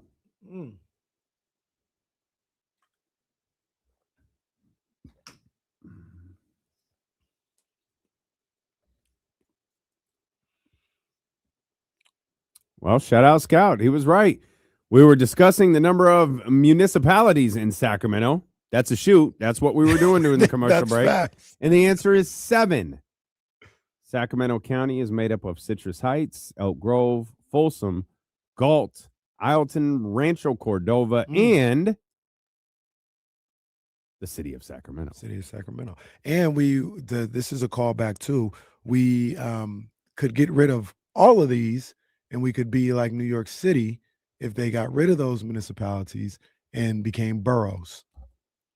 Boroughs, yes. Which we determined that is why Brooklyn is a borough and Elk Grove is not, because Brooklyn is still under New York City mayors and all that. And why isn't Carmichael and Fair Oaks a municipality? We can tell you they're an unincorporated community. Well, It feels like a shot. yeah, I'll just say Yeah, that it feels like doesn't seem disrespect. nice. Explain what you mean by that, pal. They are managed directly by the county government. This is all according to artificial intelligence. So you know it's right. I learned something today. I learned something. Shout out. Oh, by the way, I got another shout out. Shout out to, I was asked to say this and I said I would. Shout out to the Casa Robo Rams. They're 22-4. Boys basketball team. Shout out to D'Angelo Sims. Big ups to him, man. A big fan of. Why are you saying it so begrudgingly? No, I'm not. Did he hurt you? No, I'm making sure I get it. Oh, But my aunt has somebody that she works with who's a big fan of the show. And he said, "Hey, man, I know you went to McClatchy, man, but I need a shout out for Casa Robo, man. Come on, man, look us up." I said, "I got you. Don't worry about it. I got you." So shout out Casa Robo. Good luck in the playoffs, unless you play McClatchy. Then go to hell. Straight to it. One other question I have before we get into George Great. Kittle and all this other stuff. This is once again, I kind of enjoy this aspect. We get the scoreboard watch. Yeah. Got a game coming up here. We do. Who are we rooting for tonight? Okay. It is Pacers at Nets. No one. I think we're rooting for the Pacers. We're rooting for the Pacers. Yeah, but Pacers are at 14 wins. You said Nets. Yes. Nets are at 15. Getting the Pacers up to 15 wins. Mm-hmm. I take it. Yeah. Yeah, I take it. So go Pacers. What is it? Set Can the you pace? imagine the Kings Yeah, hashtag set the pace. run away with the worst record in the league in a year of historic tanking?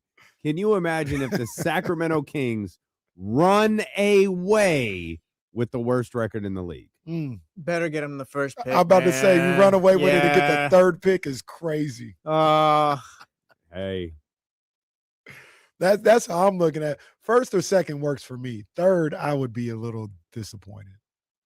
I'd be a little. If you told me they got the second pick, cool. I'm with it.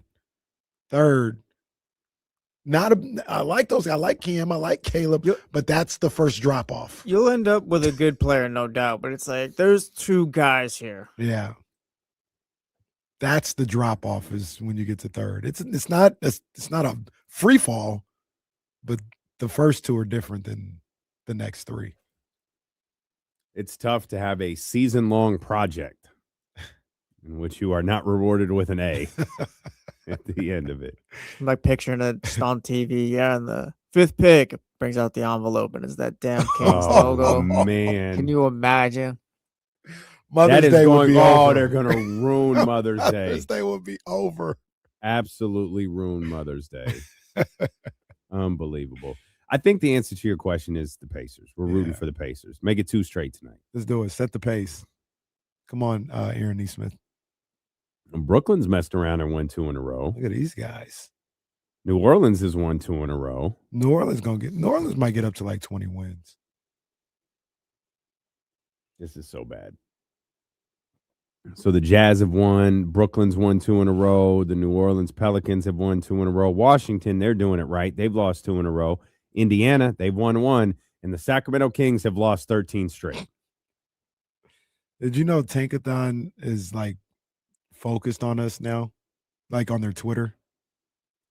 Tankathon locked in. Like what the Kings do, they're like, and that's 13 losses in a row for the Kings. So bad. Tankathon tapped in on Twitter. So bad. Shout out Tankathon.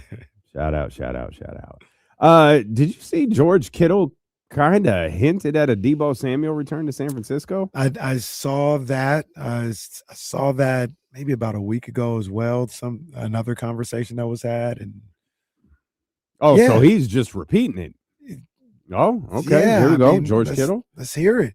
Message for Niners fans. Hey, if a rebuild year got us 13 wins and a win in the wild card, that's pretty good. It's only going to get a little bit better from that. And all the boys are coming back again. And who knows, we might add some past friends.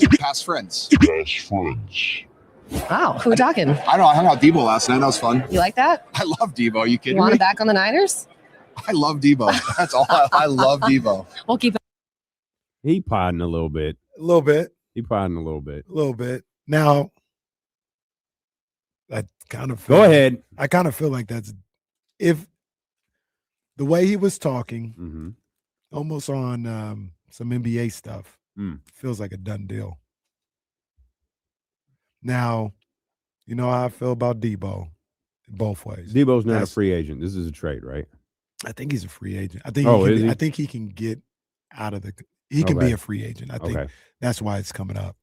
Well, I got bad news for you, buddy. He's not on any of the list, which means he might not be the most prized acquisition for your beloved 49ers. Well, look. He's either a free agent like already or They're playing got one of those designations. It says void and unrestricted free agents. I'm pretty sure he's available right now. Or maybe they got to cut him later on. I got to see It's it. probably one of those designations where they're like, yeah, we're not going to bring him. Yeah. And Deebo, my dog. I've been saying that forever. That's one of my favorite 49ers in recent memory. But I got to see what that price is. I ain't trying to spend too much now. Like he can come back and he can help. He had some good moments. He had some good moments with Washington this year, better than I thought he would. But like You laughed that at him on enhancement. this show When I laugh at Deebo. when he had like a nice kick return, but he didn't have any. A little kick return. I think one was like a little end around for like 14 yards. It's like, oh man. But I'll take it. But the price got to be right. Like, and I'm gonna tell Kyle Shanahan and John Lynch this. Yeah, if you bring when back, you talk to him. Yeah, me and TC. When you bring back Deebo TC Samuel, had a falling out. He ain't never talking to Kyle again.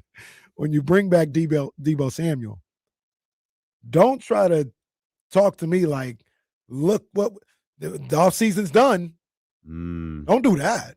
He can be part of bringing in, a big time guy and doing that. But don't be like, hey, look what we did this offseason. We brought Deebo, and that's where the sentence ends. No, that's not where Deebo's at anymore. Mm-hmm. Bring him back because I love to see number one, Samuel Sr. Back in that red and gold. But that's just part of the offseason. That ain't the offseason. You're out on a wide receiver room where Juwan's brought back, Deebo's here, and hey, Ricky Pearsall's going to be healthy. Oh, man. And that's before we talk about Deebo. Deebo low-key used to always be hurt too. After that 2021 season, Deebo was good to miss about 4 games. Not exactly getting fast too in a division where you need speed. Oh man, like I said, I want him back, but it's got to be the right situation. It's not only got to be the right price; it's got to be the right part of the pecking order in terms of what you did this free agency. 100%. 100%. But if it fits that way, I love it. I love Deebo. Those two did seem to very publicly be together a lot during Super Bowl week. Yeah, he was hanging out with Trent Williams too. Yeah, wasn't he with Kyle? He might have been. I think he was. I think it was him, Kittle. I swear it was Kyle Shanahan. I could believe it. Kyle loved Deebo. Kyle loved Deebo Samuel. That was one of his favorite players too. And I think they got to a situation where I think he was about to be cut. Mm-hmm. And they said, as opposed to, cutting you, I forgot how that went, if it was a trade or he did get cut and he signed with Washington. But they both knew what time it was. I think they cut him. Yeah, they both knew what time it was. No hard feelings. I feel like that's how they separated. What did you hear about that Rams 49ers Australia game? So the rumor has it, I'm not even sure if it's a rumor. I think it's definitively going to be week 1, like we had talked about when it first got announced. Like that's what makes sense. The rumor is a win on week 1. So like if you're doing not the first Sunday, but not the first Sunday of everybody else's week 1. What I think Florio talked about is playing the previous Sunday, which is Labor Day weekend. And usually that weekend is reserved for college football. But on Sunday, I think they got one game. It's Notre Dame, Wisconsin, I believe, at Lambeau Field. Mm-hmm. So what you could do is you could play that 49ers-Rams game Sunday afternoon, and that essentially kicks off the season. And that's, okay, you answer me. That's before the Seahawks will play. Mm-hmm. Mm-hmm. Because the thought process is if you put it on the real week 1, that's asking a lot for those guys week 2. Right.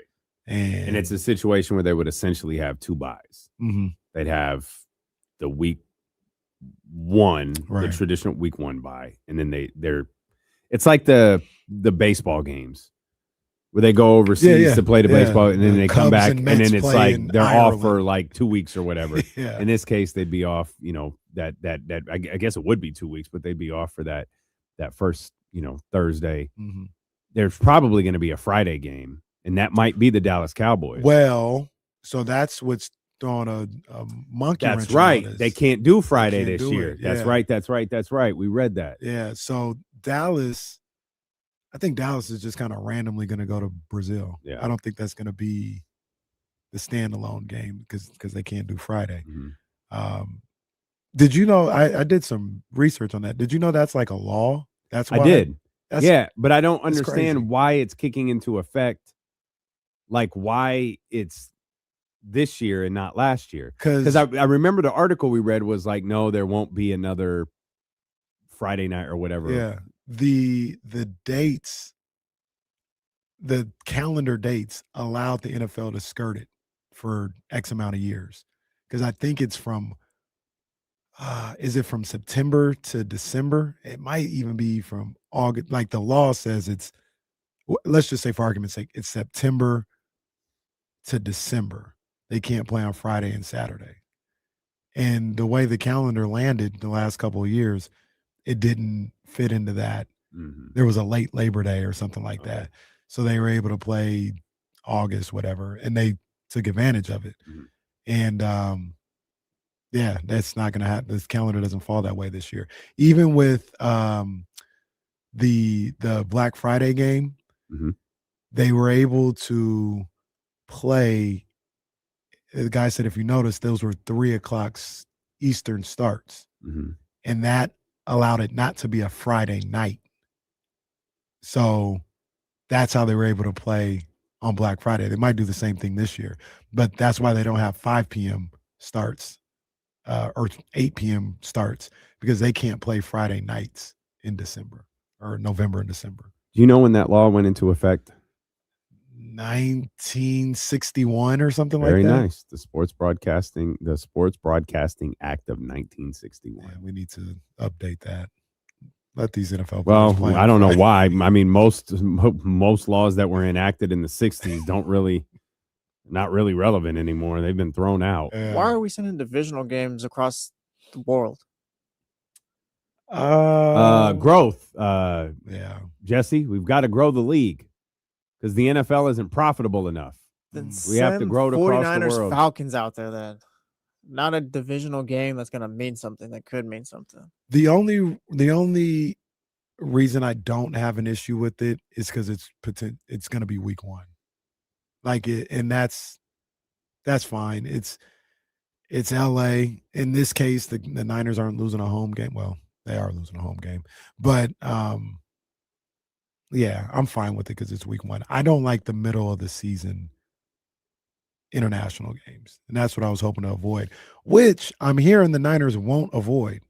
The report is they're still probably going to go to Mexico City, and they'll lose a home game with that one. Not this year. This year, yeah, that's the thought. They'll do Australia, and they'll probably go to Mexico City. I think they're saying maybe in around December. All right. Yeah. All right, man. I got a 10.5-hour nonstop flight from Dallas Fort Worth to Brazil, to Rio de Janeiro. So that's going to be some lengthy travel for the Dallas Cowboys if it's just thrown into the regular part of the season. Yeah. And I don't think we know their opponent because no one cared. It was just the Cowboys are going to Brazil. Yeah. That's also what made me think it. I know the Cowboys are the draw, but usually for an opening week, they'll have the team. Like even Chiefs Chargers. It was Chiefs Chargers are playing they played in Brazil too, right? Or where they play? Chiefs Chargers played. There were 2 games in Brazil. I think one was Chiefs Chargers. Oh, the first one was Eagles Packers. Eagles Packers. That was the other one. Yep. But you know the team usually, like even with how they're doing with the Niners right now. Like the Niners will be going to Mexico City. We don't know who they're playing, so that's why it's probably middle of the season. Something I thought about. Who do you think kicks off the season with the Seahawks? I was just about to ask you that same question. They have the Cowboys on the schedule. The 49ers would be out. Rams are out. The Rams would be out. I don't have their schedule in front of me, or not their schedule, but the teams that they're playing. Schefter tweeted out all their home games at the Super Bowl. Cardinals, Rams, 49ers, obviously the division ones. Then you got Cowboys, Giants, Chiefs, Chargers, Patriots, and Bears. I think it's the Cowboys, Bears. Chiefs, Bears. I think it's the Bears. That's my prediction. Bears, Seahawks to start the season. Gonna make Caleb be a guy. You think Mahomes isn't coming back by week 1, right? You think if the NFL gets a whiff of, I he might be think- ready? I don't think so, but like, don't do that. Don't do that. Don't RG3 him. That's what you did to RG3. Like, they built that whole Adidas campaign around him playing week 1, and that was a disaster. Don't do that. Don't make it the Chiefs. But it could definitely be the Cowboys. It could be the Bears. Yeah, it could definitely be the Bears. Maybe we get Cowboys Giants Sunday night. Seahawks. Well, let's not do that. Let's not do that. It's not like John Harbaugh is gonna be there. Oh, it's definitely gonna be Cowboys Giants week 1. Yeah, so it'll be week 1. Oh my Glad I solved that. I'm not watching Sunday Night Football. Yes, you are. We tapped in Jackson Dart, Malik Neighbors. Maybe Cam Scattered was healed up by then. He should be. Yeah. If Fred Warner was about to come back, Cam should be good by week 1. Yeah, so it might be the Bears. Seahawks versus Bears opening night. That get your attention? Yeah, that's a good game. That's a good game. I'm okay with that. I mean, Bears are one of those teams. The Bears are honestly the draw in that game. Yeah, that's yes. That's tough. Yes. That's tough. Did you see any of the parade? Cat still got the Band-Aid on. Well, he had 9 stitches. No, poor sweetie. Yeah, let's get him. I saw that was only 2 days ago. Oh, was it? No, it was it's a good question. I think it was last Wednesday. I hope it was Monday. No, was it really? Because Monday we the college game was on, Arizona, Kansas. So it wasn't this week. Oh. I think it was, and it was the ESPN game, so I think it was last Wednesday. Yeah. You ever had stitches before? Nope. Oh, yeah, it's about a week long. The stitches are probably still in. Do they just fall out or you take them out? Nowadays, I don't know, but they took mine out. Where'd you have stitches? Above my eye. 7. They'll just be sewing you up when you're awake too, huh? Yeah. Yeah, that wasn't bad at all. That was fine. It actually, it didn't hurt, but it was, I felt something when they were taking them out. That wasn't the best feeling. But the point was, I think it was about 10 days, week to 10 days. Okay. All right. Leave Cat alone. What? He's fine. He's fine. He was wearing goggles the other day. I saw that. Yeah. I saw that. Oh no. Well, no. What's Will Z's doing something here? Uh-oh. Y'all officially made me start the magic number tracker. Magic number for the top pick is 26 if my math is right. Kings lose and Pacers wins tonight. It drops to 24 for Indiana. But I don't know what that number means though, Will, because it's a lottery. Or maybe he's saying for the worst record in the league. Clinches you the worst record in the league. Clinches you the worst record in the league. All right. That's too damn big of a number. Will, hit me when we get to single digits. I'm not doing that. We might be there in a couple weeks. Well, yeah, we'll be there right after the All-Star game. Kings are the only team to have lost during the All-Star break. 13 straight losses, man. 12 wins on the season, 13 losses in a row. No wins, just vibes. No wins, just vibes. That's the season moniker right there. Oh man, and they play, coming up, and I don't think there's a win on the horizon for these guys. There's probably not a game the rest of the season where it's like, yeah, they're favored or like they should win this game. No. Yeah, I don't think you could be favored in any game when you have 12 losses. Like you, or just even like, oh, I feel good about them tonight. Yeah, you're comfortably the worst team in the league. Like you're not even tied for the worst record in the league. You got it by 2 games. You're cleared by 2 games right now for the worst record in the league. Could be 3 by the end of the night. It could be. Go team. Brooklyn up 18-11 halfway through the first right now. Pacers Who's Brooklyn playing? Oh, Brooklyn and Indiana. That's right. That's the ultimate tank watch right there. Pacers need to pick it up. The ultimate tank watch. Is there? Damn, they got 2 of those games on the NBA schedule tonight. What was the other? Oh, ours. Jesus Christ. What's the other one? Yeah, it's crazy. Ours, dummy. That's crazy. 2 of those games. Jeez. It's Steph. Oh man, it's Spurs and Golden State tonight, but Steph isn't there. No. I guess we'll watch Wemby for a little bit. Oklahoma City and Phoenix. That's a good one. Clippers and Houston. But nobody playing in that game. Oklahoma City and Phoenix. No. SGA's out and Booker and Jalen Green are out. Oh, J-Dub's playing. Yeah. Box office. I'll tune in for that. I watched him the other night against the Lakers when LeBron did play. Mm-hmm. Austin Reeves did play too. Mm-hmm. They didn't play last night. Is Houston kind of flying under the radar? A little bit. The Rockets? Yeah. Oh, I don't know if that's the case. How come? I don't know how much that team and Ime kind of get together. It feels like Ime's doing the thing he did in Boston. It's like, yeah, Sengun's playing terrible. His defense is horrible. Like he would do with Tatum or Brown, they'd answer it, but I'm not sure that's the right message for the Rockets. Yeah, it seems like whenever there is an issue, it's with Sengun. I think KD yelled at him the other day. Called a ref out her name. Well, he did, yeah. And then Jesse talked about the Ime situation. I still do think they're flying under the radar, though, because I think they know. What's with these European centers, man? Draymond Green asked the same question. Well, there's one swift way to ruin the day. Did he really? Yeah, he's always got an issue with the European players. He was on his podcast like 2 or 3 weeks ago. You guys think I'm dirty? Go watch the European players. I'm not dirty. Watch Pelle Larsson or something like that. He did say that. Yeah, because we've seen him punch people in the face before. Yeah, man. Yeah, I don't know, man. They get a little. Hey, they get a little fame, a little good basketball, and they start feeling some type of way. Your boy is the most ungraceful player in the entire league. Who? Your boy. You know who.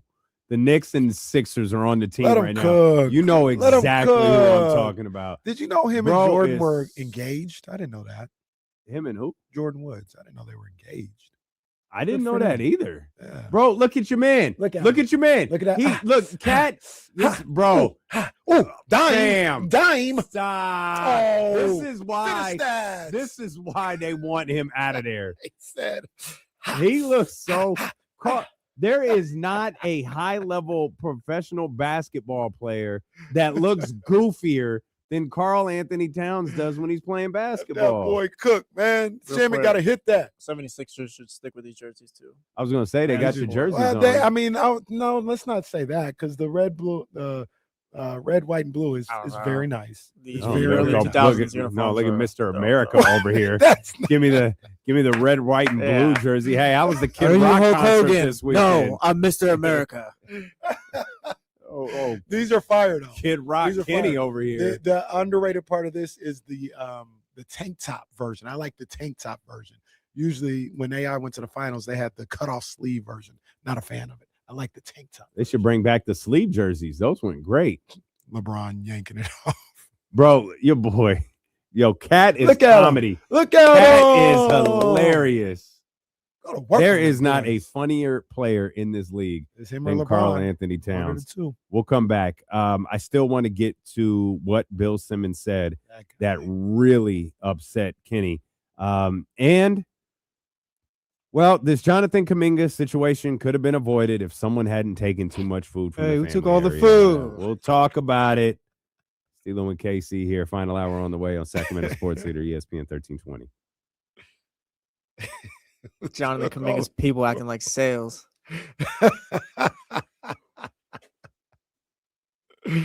Oh, boy. We got to go boxes, buddy. I haven't even got myself a first plate. Hey, they be boxing it all up, man. Did you guys get yourself some? No, I haven't. Can I get your leftovers? Oh, let me do it. Hold on. Where's Michigan? You know the vibes, man. It's 13th round with your boy Kenny Caraway. Shout out to the dope ones. Shout out to Jordan Brand. You already know what it is. And look, there was an announcement of a fight going down, I believe in May, between Errol Spence and Tim Tszyu. Errol Spence making his return to the ring since that debacle against Terrence Crawford for the first time going up against Tim Tszyu. That's fine. I'm not going to say, oh, don't make the fight. Like, make the fight or whatever. It ain't got me hyped, but make the fight. But what did get me hyped, and this is always something that you got to figure it out. You got to figure out if it's real who's phony, who's fake. But reports are coming out that they're close to finalizing Jaron Boots Ennis against Virgil Ortiz for, I believe they were saying April or May in Las Vegas. Now, Virgil Ortiz, he's got a legal dispute going on with Golden Boy, tried to get out of that situation, could get messy. And we hear these type of reports all the time. So I don't want to make it as if, oh, it's close to being done, because I honestly don't know. But if you could get Virgil versus Boots, that's one of the best fights in boxing. It's one of the best fights in boxing with two young, up-and-coming stars. And if you can get that done in 2026, and potentially if you get it done early enough, set up the rematch later in 2026, I'm all for it. So we got one official fight announcement and one maybe, like it's spades. And this is the 13th round.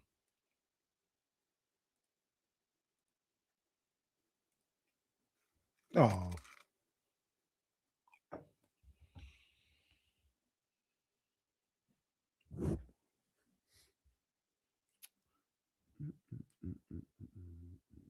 Shout out to the Miami Dolphins for signing Kevin Patullo.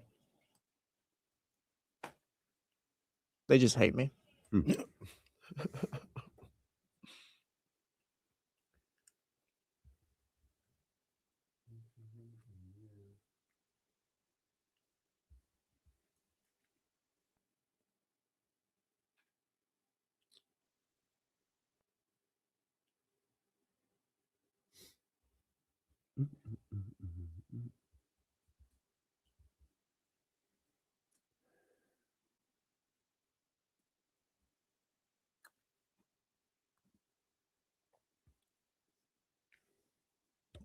Hey, man, I think we need to talk to Abe. What's going on? I was walking out, and 98 Rock was playing over the loudspeaker, and I heard Abe say, yeah, so I was talking about O.J. Simpson. Buddy, you better find your own lane. I'll tell you that much. I was like, Get off this corner, bro. Yeah, no. Like, I'm looking up like, hey. Won't go as far as to say I won't say he's with us, but find your own lane. Dame was like, oh, Jonathan actually put 1320 on the loudspeaker. Right. And it was Abe. Like, so everybody just running around here talking about O.J. Simpson. No, best part, can you imagine sales the next day in the little corner? Oh, yeah, it was hilarious talking about O.J. Simpson yesterday. It was funny. I mean, it was so innovative. Like, that is a good way to, like, have something different with your show. Like, really towing the line there, but no, shout out Abe. Maybe we should put this on the Odyssey homepage. This is great. Hey, D-Lo, Casey, you guys ever talked about O.J. Simpson? What time are you guys on? I guarantee you they could not answer that question. You want to have real fun? Go ask them when we're on KSFM.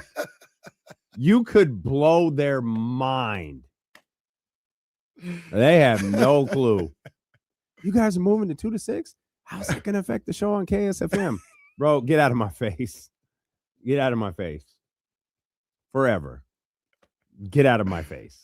You guys want to go to Summer League? Yeah, right. Dates were announced today. They were. Yeah. Hey, guys, I got great news for you. You can go to Summer League. Abe's going to go with you. We think what Abe is doing over there on 98 Rock and the whole O.J. Simpson thing, we think it's great. We're going to send you guys to Summer League with Abe. Just follow his lead. It'll be wonderful. Matter of fact, hey, you guys go to Summer League, but Abe and Kevin are going with you. Yeah, facts. Oh, my God. Being in Vegas with Kevin. That is content. That'd be an experience. That'd be an absolute experience. We got to get Kevin and Abe over to Baker Family Wines out there in West Sacramento once some of this bad weather get behind us. You can grab a bottle of Baker Family Wines. You could do it. The best spot to do it is the tasting room in West Sacramento. It's not in Napa. It's not in was it Amador County, Alameda? It's none of that. It's in Sacramento, West Sacramento, right there on Industrial Boulevard. You could go in. You can get those rosés. You can get those cabs. You can get that 755. That's often difficult to find in the stores. Nugget in Granite Bay has them. Nugget in Elk Grove has them. Roseville, select Rayleigh's and Bel Air locations. Just look for the wine bottle with the baseball stitch on it. You'll see Baker Family Wines right there. Grab your bottle, take it home. Perfect time, perfect weekend. Valentine's Day. That's right. Get that bottle. Hello, this is Dusty Baker. Welcome to the family. Shout out my boy Dusty. Dusty might think he's gone. They're already getting ready. They had clips of them practicing. So, yeah, he's gone. He's getting ready for the WBC. All right. Let's get it. Dusty. I'm tapped in. I hope it's as good as it 100%. was last time. It seems to always deliver though. WBC always good. Always good. So Even I know that. I expect nothing but the same. I don't remember where I saw it, but there was a commercial. It might have been Twitter, whatever. But they aired the first commercial for the WBC back in 2006. I think it was like Vlad Guerrero there and stuff like that. I was like, oh yeah, it's still pretty time. It's official. Bill Simmons and his This buddy guy. Nick Wright said something that infuriated Kenny Caraway. Now, to be clear, I didn't hear this because why would I? Oh, that's your boy. You listen to him every Sunday, Wednesday, and Friday. That was all news to me. All news to me. But old Bill said something that infuriated my partner a little bit. All right. So let's have a little bit of a call back to a couple days ago when I was saying, people kind of been going. Drake May is trash. Yeah, well, no, Oh. because people will believe you. Drake May is not trash. I He thought is a this was really my fault. good young quarterback. The people be jumping out the window. Drake May, like the May dynasty's about to be underway, and this guy I ain't never seen. And I heard it, I saw it. You're like, Casey, I think I ain't heard all that. You kind of tripping. Well, listening to Bill Simmons with Nick Wright, they had a question where they asked, name the 5 quarterbacks that you would take for the next 5 years. And they go through some of the normal ones, the Allens, Mahomes, Jackson, and they're like, and I mean, Drake May's on there, obviously, and Drake, to be honest with you, I think Drake probably would have been number 1 before the Super Bowl. Now, maybe I put him at number 2, but yeah, I mean, Drake May for sure. And maybe Joe Burrow, maybe they had Herbert in that conversation too. And they both were like, nah, ain't no Herbert, but it's Burrow and all this other stuff. I'm like, hey, man, he a good football player. He a good quarterback. Drake May is not in those conversations. He is not that caliber quarterback. He's the next era of good quarterbacks. He's with the Bo Knicks, just kind of the guys who are starting to maybe see some success, and maybe they'll be that next generation. But yeah, I don't. He can eventually get to elite, but I wouldn't throw him on that list yet with those guys. Like he's not Caleb Williams or anything like that either. Why is he routinely looked at? And this has nothing to do, because I got to the point where I don't care. Like, the only thing I want to do is see the 49ers win a Super Bowl. I don't care who it's with and how it gets done. Mm-hmm. But why is he routinely looked at is just, oh yeah, he's way better than Brock Purdy. Drake May. Is it that he's routinely looked at that like that, or is he just coming off an incredibly hot season where he's the new hotness, right? He's the attention grabber. I don't think Brock was looked like this after 2023. Did Brock he have a didn't. season as good as Drake May's? It was as And good. you're gonna get this. You're gonna be at a disadvantage when you're Kyle Shanahan's quarterback. Fair enough. That also Brock, fair if not, but like Brock was throwing to Brandon Ayuk, Deebo Samuel, McCaffrey's there, Kittle. Like this year, May's throwing to Demario Douglas, Stephon Diggs coming off a torn ACL, Keyshawn Brody Against the Trevion worst teams Henderson. in football. But point being, he made that offense look a lot like he did something with like not a lot of playmakers on that offense. And we've seen teams like go through bad schedules and stuff. Like I said, the Carolina Panthers did that one Super Bowl year. I don't put too much stock into it. You got to just play what's in front of you. Bad teams play bad against bad teams too. I think and they're not a bad team, but I do think the schedule matters. Like if you're playing the worst teams in football, yeah, you're expected to But they win. did it in January though. But he didn't really do it in January. Like Drake May didn't play well. He didn't play playoffs. well in the playoffs at all. Can we point out though, over the next 5 years or whatever, there's no quarterback that's going to be in that conversation. Like that is the rarest of rarefied air when you're talking when you're talking Mahomes and Lamar. No new quarterback. Yeah. Yeah. That's the list. Like that's in the NBA we called it the penthouse. That's the penthouse. Mhm. It's Lamar, it's Josh Allen, it's Patrick Mahomes. Y'all are insistent on throwing Joe Burrow in there. That's fine. Joe Burrow can be in there too. But that's it. Like Bo Nix can be really, really good. Drake May can be really, really good. Brock Purdy can be really, really good. To get to that level, I feel like we'd already see it. Justin Herbert is not that. Drake May is not that right now. Can they be? Now, if you go out, they say over the next 5 years, I don't think he's going to do this next year or the year. But if you get 5 years out, we're 7 years into his career, the list is going to start to evolve and change. I just don't know that there's a rarefied air quarterback in the league right now. You don't need that from your quarterbacks anymore. There's one. I need to see a lot more before I even consider it. I need to see more. But if you told me, hey, 2-3 years, Caleb gonna be there, He's another name they mentioned too. I'd hear you. I'd be like, okay, I'm willing to. Yeah, he's got the talent, but also I think we're moving to an era in the league where it's like, I don't need you to be this superhero. Just run my system and hit the guys. Like, you don't really need to do too much anymore. Not saying that these guys are bad, but just more so like I can win with the Sam Darnolds, the Drake Mays. You just need a guy who's good enough now. That's fair. That's fair. Question might be better: who's the next Sam Darnold rather than who's the next Josh Allen, Lamar Jackson, Patrick Mahomes? Maybe. Yeah, maybe. That's a shoot. First maybe. pick of the draft, like Fernando Mendoza, like he's not Allen or those guys. He's probably, if anything, going to be Sam Darnold. Which is why Kubiak's system is going to be so important to what the Raiders are doing. Yeah. Did you? I heard Nick Wright said this. I believe him. Did you know that Lamar Jackson and Joe Burrow have missed the same amount of games over like the last 4 years? I would have never thought that. No. Yeah. Lamar Jackson and Joe Burrow have missed the same amount of games? Mm-hmm. Like over the last, I can't remember the time frame, but it was either like 3 or 4 seasons. And he was saying it like, I would have never thought that. Like, you always think Joe Burrow's this guy that's always I mean, hurt. Lamar missed a lot of games this year. Mm-hmm. Let's see. Huntley Joe played in a playoff game one time, remember? And he was hurt that year too. I don't know how far back it went. The problem with Joe is that he misses games during the season and he also misses the playoffs because they don't make it. Mm. We don't really see Joe too much, and it's always like, oh, if he wasn't hurt, maybe they win a couple extra games and they get in.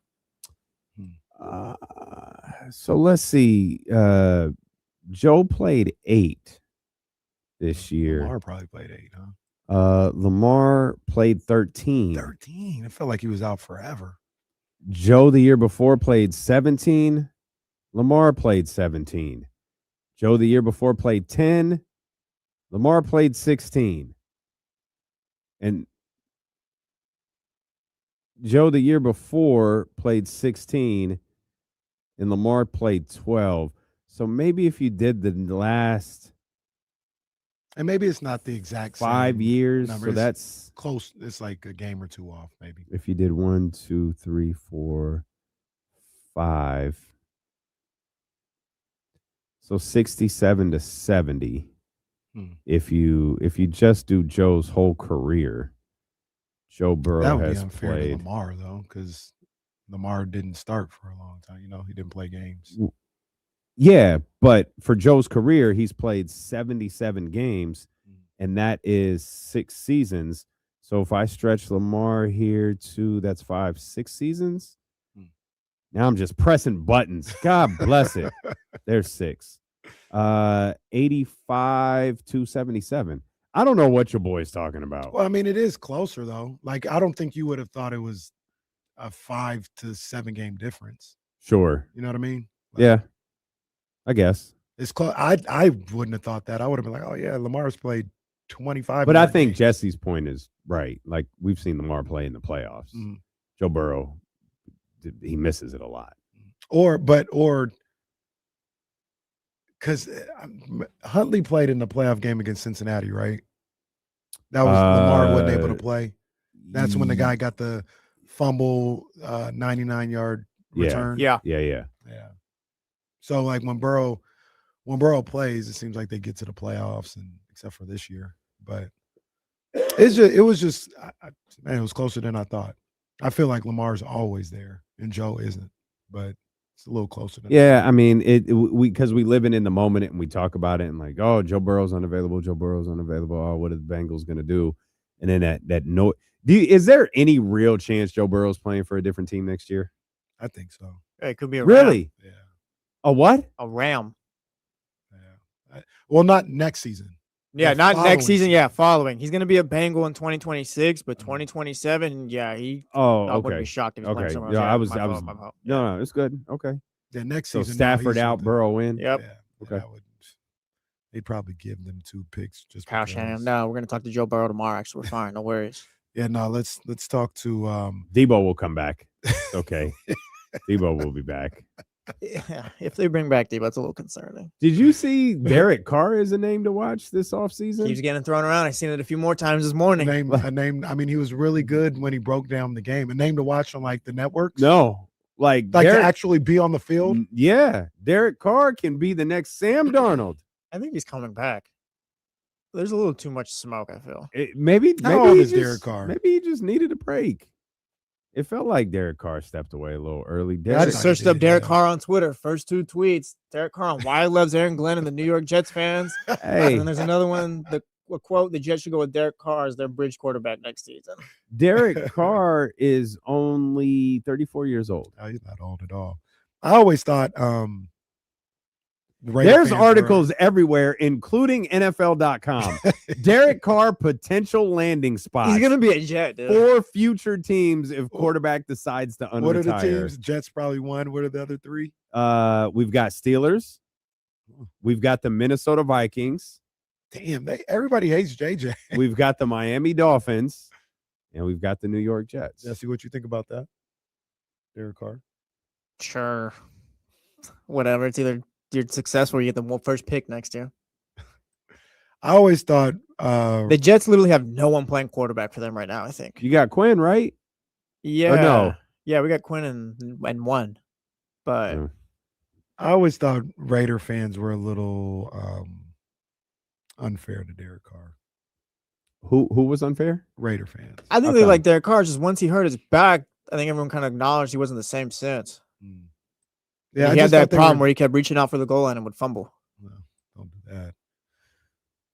But I thought that, they always kind of pinned a lot of their issues on Derek Carr's play. And I thought he's a good quarterback. Mm-hmm. He's a good quarterback. They had other issues. They didn't really surround him with the supporting cast on both sides of the ball to be able to get the most out of him, I thought.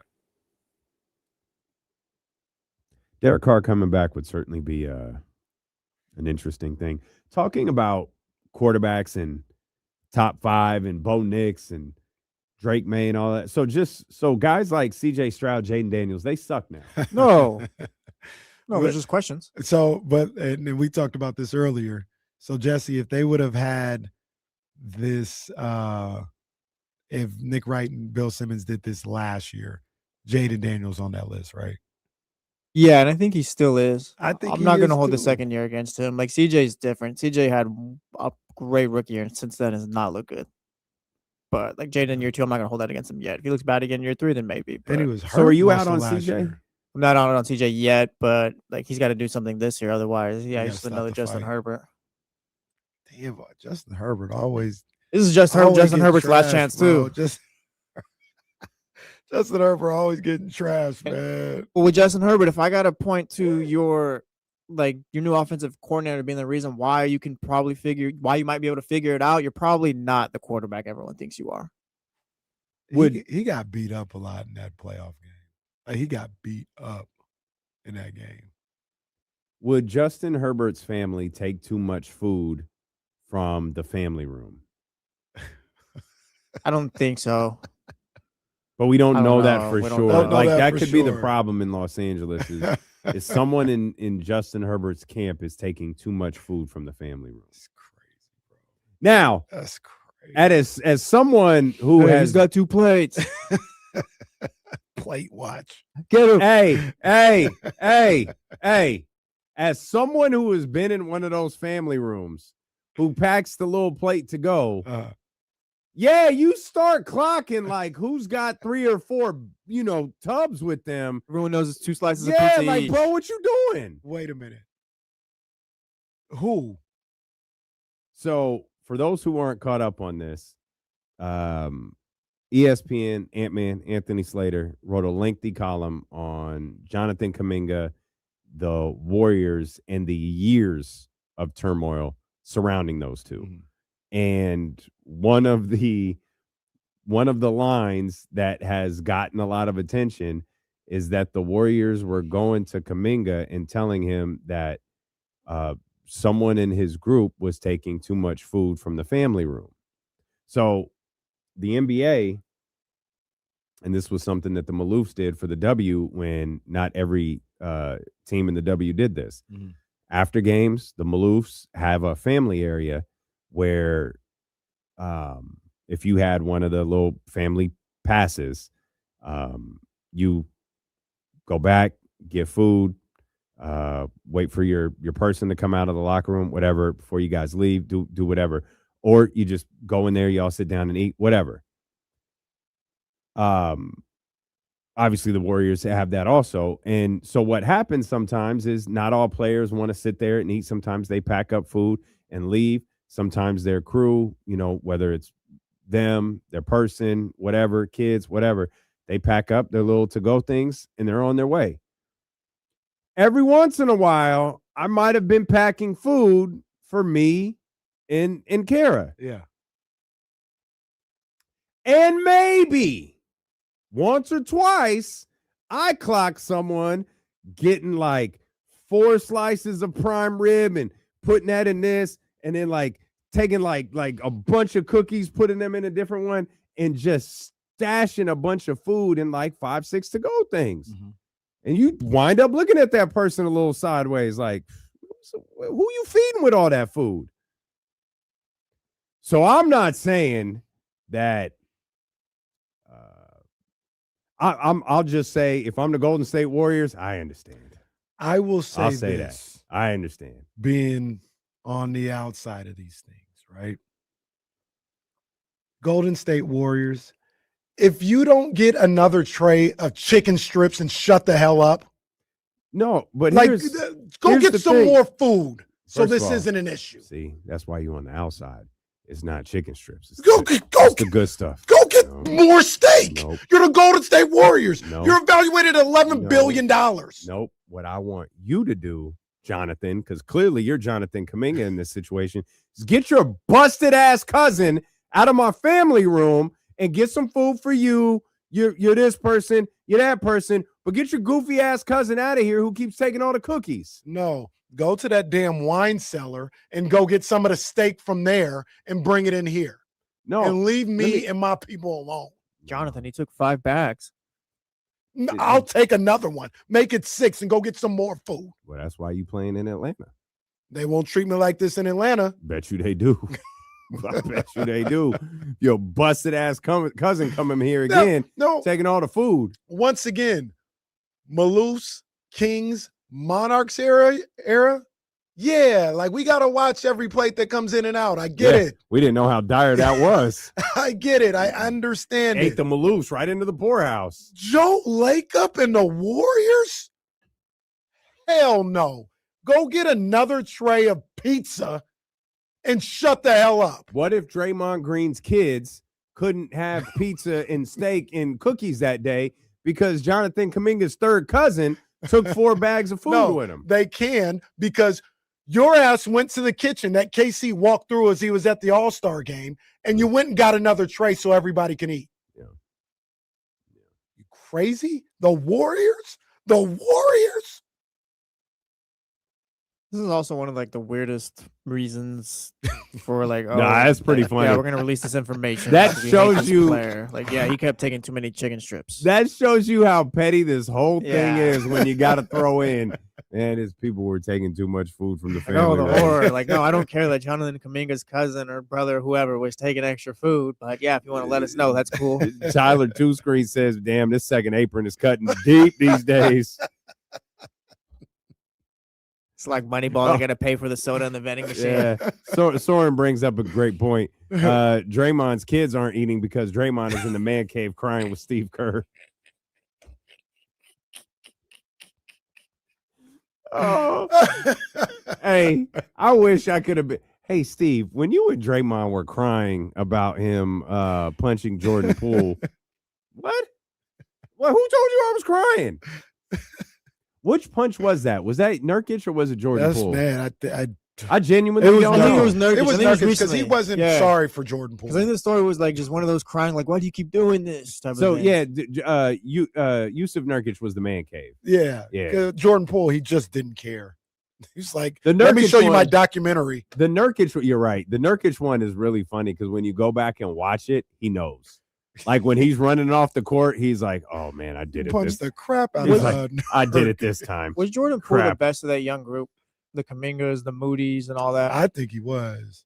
I know Kyle, we've had this conversation with Kyle Madsen, and he was like, I was kind of smoke and mirrors. It was big in the finals. I think what happened affected Jordan Poole more than like what happened with Draymond and stuff, and the Warriors affected him more than he was just some flash in the pan. I think he was really he was the one that they were looking for out of that young That's group. why If you that's why I asked, because I think he's got like 8 straight DNPs or something like that, and his career is just kind of taking a turn for the That- worst. And he got punched in the face on the Warriors, and like before then, maybe that's the perfect situation for him. But then you get punched in the face. It's clear this team can't coexist moving forward. They choose Draymond and kind of just ship you out. he got punched very publicly too. No, yeah, it was a story. It's still a story. There was a kid like a month it's ago. what he's known for. There was a kid a month ago or whatever. Like they brought kids in with the Pelicans, and the kid asked him like, "Oh, why did you That's get right. punched in the face?" Yeah, And it's like, yeah, that's never going away.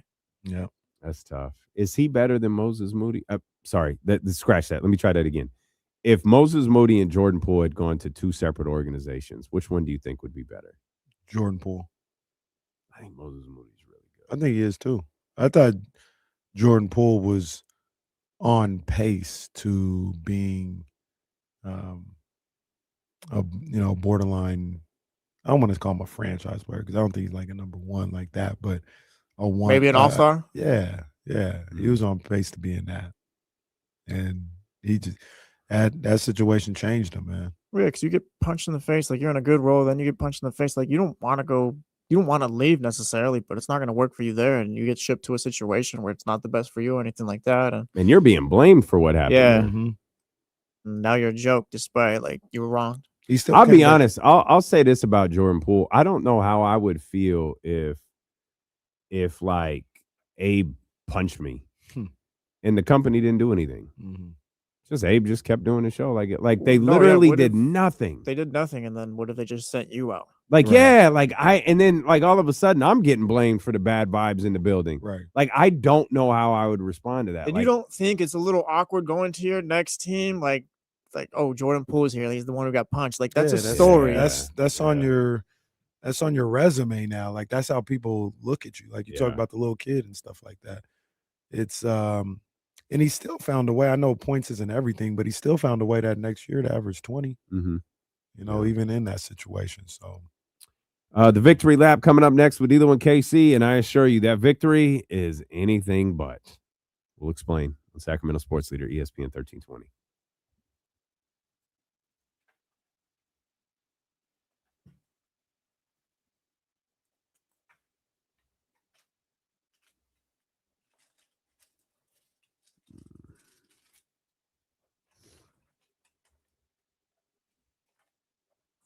Yeah, Sydney, you're right. They were more worried about how that video got out than they were worried about what actually happened. Yeah, that's 100% accurate. Mm-hmm. It was fine. No, it's fine. Dallas is good with that stuff. It was really quick. Sacramento, Ash, no, we didn't. We're gonna do that when we get back. We're gonna do that like literally in just next. D'Lo, what was your favorite food in the family room? Real talk, swear to God, it was the cookies. They made cookies in a way that I've never, ever, ever been able to replicate. And don't get me wrong, prime rib, regularly served, fire. Chicken, all that stuff, terrific, terrific, terrific. But those cookies, I have never, ever, ever, ever been able to replicate those cookies that my man Chef G made at Arco Arena. You still do the cookies every night thing? Not as much because I get home later and then I'm with the girls and Wasn't say yeah. You have to like have the kids. Like, are they part of that too? they're not big dessert eaters. Like Audrey, she made a big batch of cookies the other day, so her and I will eat those together. But they're not super big like dessert. They just want like, oh, maybe a cookie here or like like Morgan wants a marshmallow. But I still try to have them because I still find them relaxing. I just don't always get to them. Hector, no, I don't think Russ gets bought out. There's no reason for it. It's a league minimum contract. I don't think people are clamoring to sign Russell Westbrook, and I think Russ is perfectly fine playing here. I think he's perfectly fine playing here. Bro, like when I say not way better, and I was on the subway train for a long time. Way, way better. When I tell you it's unlike a cookie I've ever had, it's the truth. Truth. Sickness, what up, baby? What up?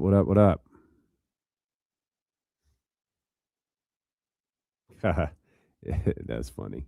That's the 6 o'clock start tonight, right? I think I can get right out of here at 6, so that's fine.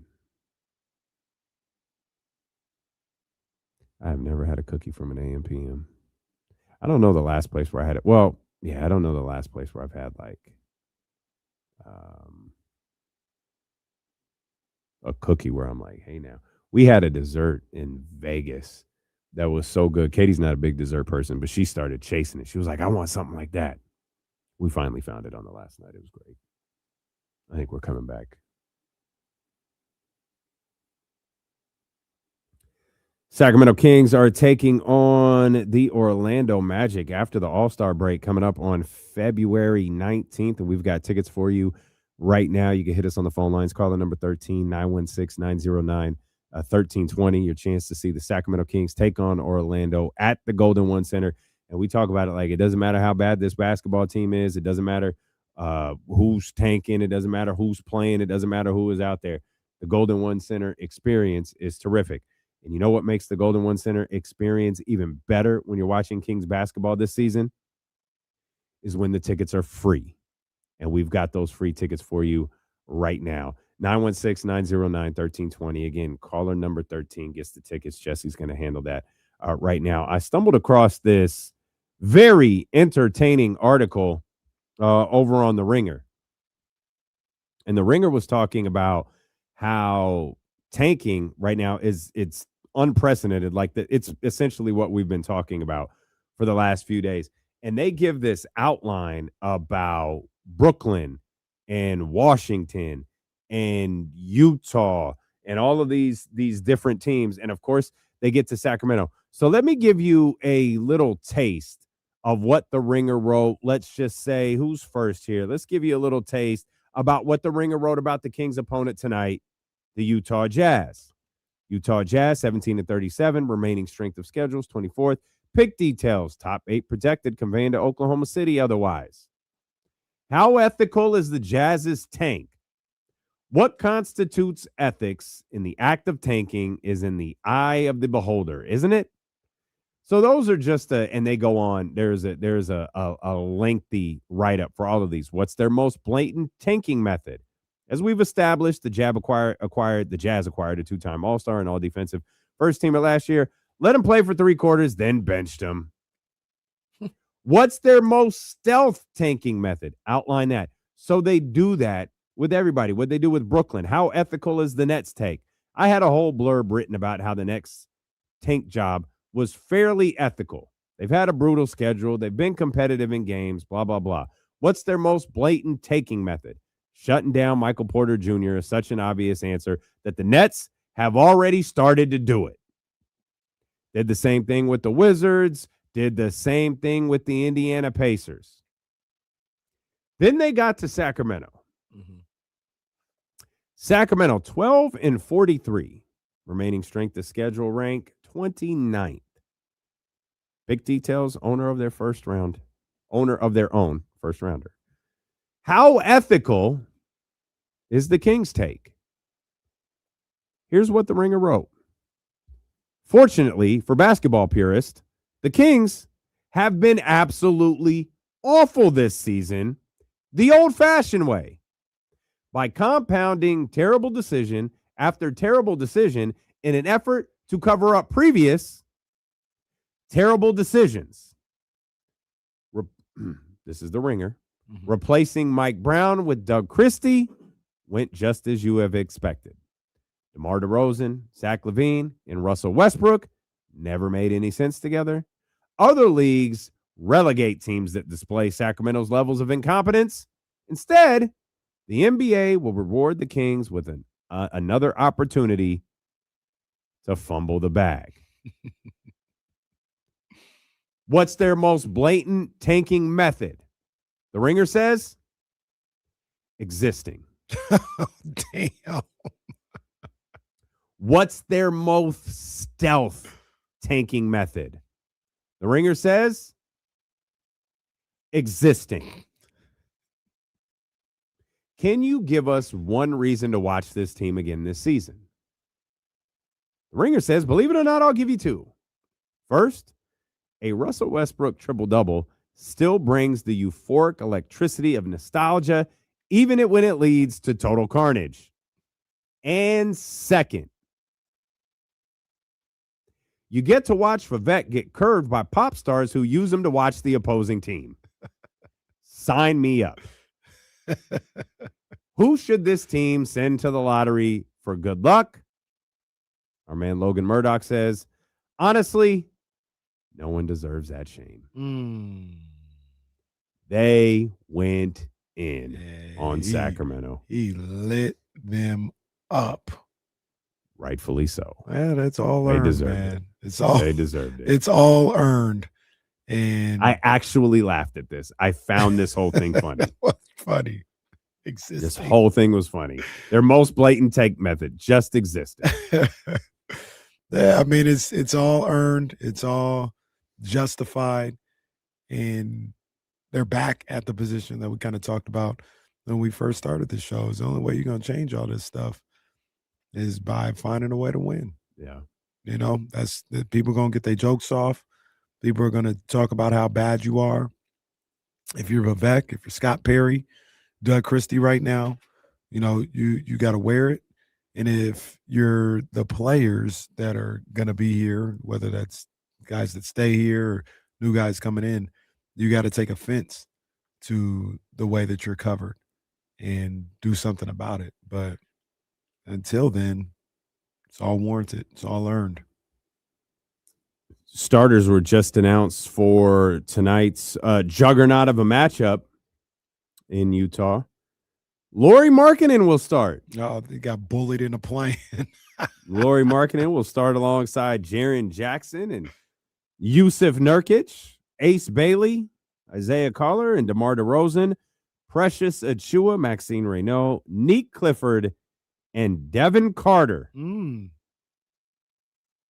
will start tonight's game. There we go. Remember, Russell Westbrook is out. Yeah. I want the Jazz to release a starting lineup for their fourth quarter. That's when their real game starts. Is this Devin's first career start? I would think it has to be. Yeah, I think like, what other game would he have started? Trying to think maybe a game late last year when he started playing. Well, there, right there from James Ham. He's listening, except he tweeted this first. I just didn't see it. Devin Carter gets his first career start. See what he can do. That Jazz team that they're putting out is so much better than the Kings team. Oh, that absolutely. Starting lineup. Absolutely. Even if you took Markkanen out, it'd be like the spread is. Jaren Jackson's a good basketball player. I think the spread is 5.5. Oh, yeah. Hey, 5.5 for the Jazz. We don't. Hey, don't leave easy money out there. 5.5. Yeah. Oh no, don't leave easy money out there. Domas, shout out to JA. Domas looked like he went through a full workout before the game today. All right. Left knee injury management, though. Yeah, I don't know. Just got to manage the whole situation, but he's there. He's there. Yeah, I mean, there. I will say this. I do want to see what the young guards look like. Okay. Maybe it's because I've seen Neek and Dylan, for a lot of the season already. Or excuse me, Dylan and Maxime Reynaud. I've seen a lot of them for a lot of the season already. But it's just keep doing what you're doing. That's fine. There's not a lot of intrigue there for me.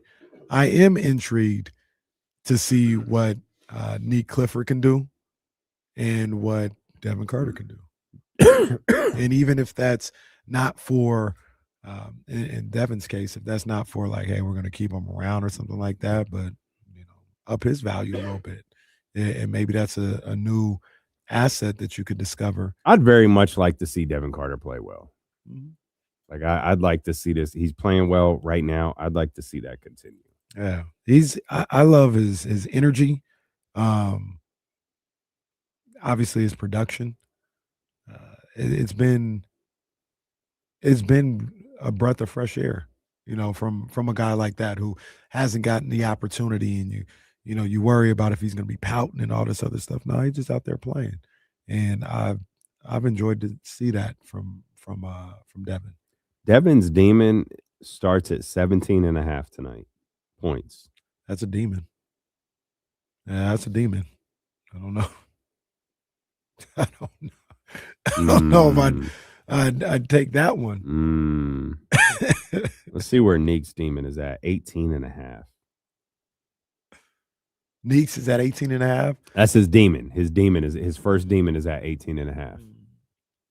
I would not take that one. I think Devin might have a night. Okay. He's getting in the starting lineup. 17.5. I think I said that was the first demon, right? Yep. 17.5. I'll take it. I need to find someone else. Well, somebody got to score the points. There's no Russ there. There's no Zach LaVine. DeMar is there, but I mean, somebody got to get some other points. Precious is at 8.5. With all due respect to my brother, I'm gonna go less. What's Max at? Max points wise, Max is at 15.5. That might be a good one to go more on. First demon's at 16.5. Although there's going to be no Russell Westbrook to get him the ball. Mm-hmm. I haven't made Prize Picks money in a while. I haven't either, but I think I'm going to make some tonight. I actually did. I take that back. I won my money back on the Super Bowl. I just took less on everything. Oh, that was a good call. And it worked. That was a good call. Yeah. Yeah, I think I know. I got too many kings. I need to get I think I know what direction I'm going. Need to get Bailey or Markkanen in here. Jaren's at 17.5. I'll go less. All right, now we're making some money. Here we go. 20 gets me 300. I'll do it. I took a Precious less too. Sorry, Precious. Oh, Precious with the less. What did he do to you? He didn't do anything, but he's at 8.5. I'm gonna take the less. All right.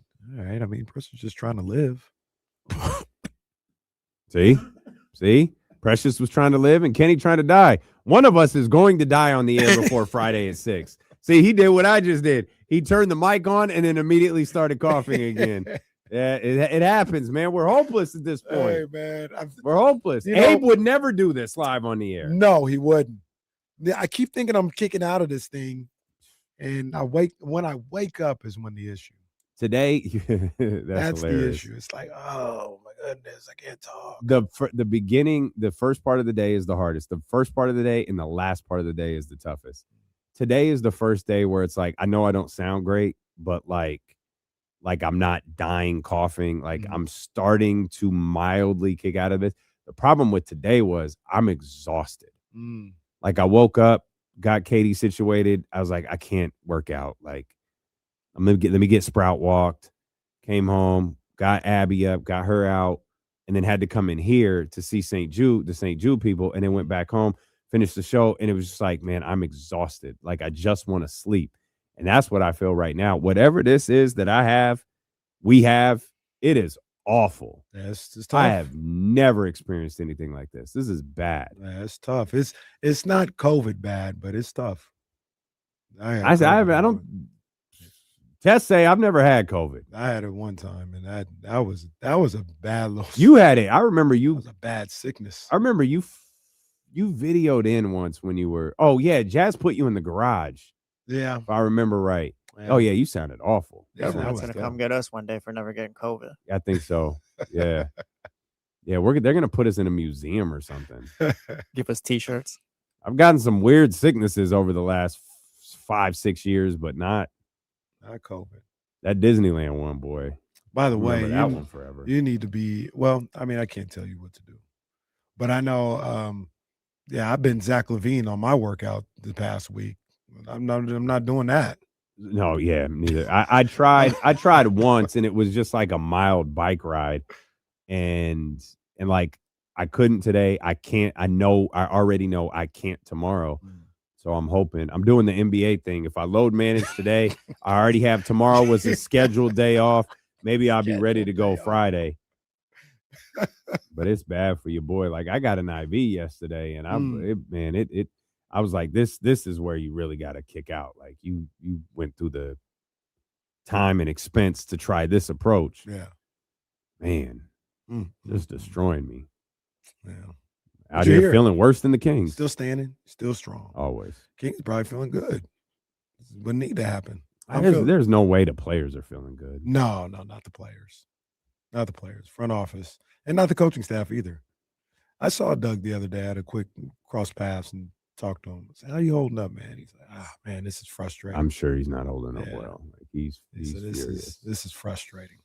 So, Doug, the whole coaching staff, the players, they don't want this to be like this. As much as KC's like, hey, just finish the job and all this other stuff. They don't want. They out there trying to win. Job's not done. They trying to go out there and win some basketball games. So I always feel bad for those guys. And then you see reactions like DeMar DeRozan the other night. Yeah, a vet who is out there playing and is really only playing to win a basketball game. Like the team's not going nowhere, nothing like that. He's just competitive and wants to win a basketball game. And 13 straight losses is just brutal. It is. That is there was a lot of talk in the post game, and I don't remember if it was after New Orleans or if it was after Cleveland, but it was like getting a win before the All-Star break. In the end, this game ends tonight.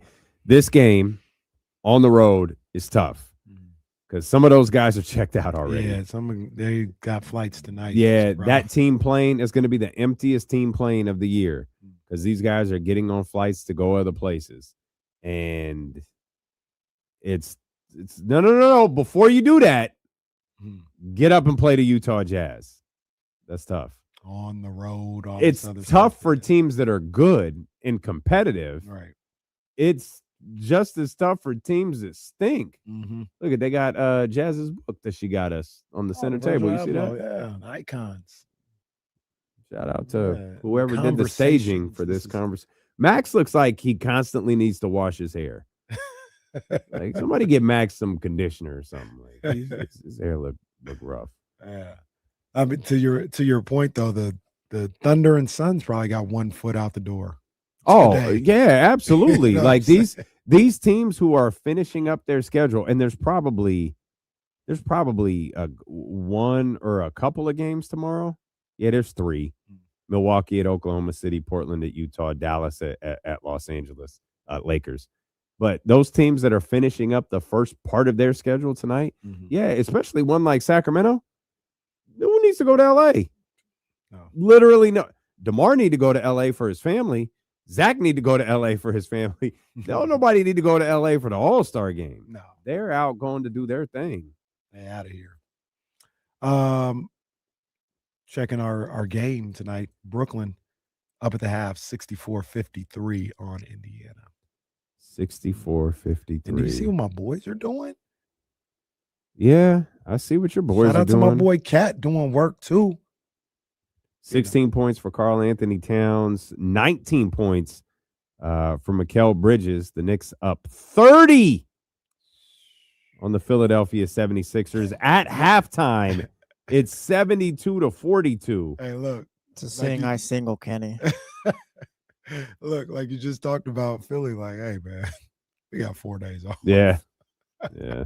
Let's get this started early. Yeah. We got a lot more than 4 days off. Let's get out of here. Yeah, shut this what party down. they off for Got like about a 8 week. days. Yeah, you got about a week. Hmm. Got about a week. Washington's losing. Got to keep an eye on that one. Yeah, they actually have fought back a little bit. They were down big early, and they're trying to make it look a certain way, but they done win it. Has anybody here followed what Sam Merrill does? No. Sam Merrill can cook for Oh, Cleveland. I don't know. As a Yeah, basketball player. yeah. Oh, yeah. Yeah, he's he's a got big part of what they do. 26. Damn, I didn't know he was doing that. He's got 26 for them, and he's super important to what they do. Yeah.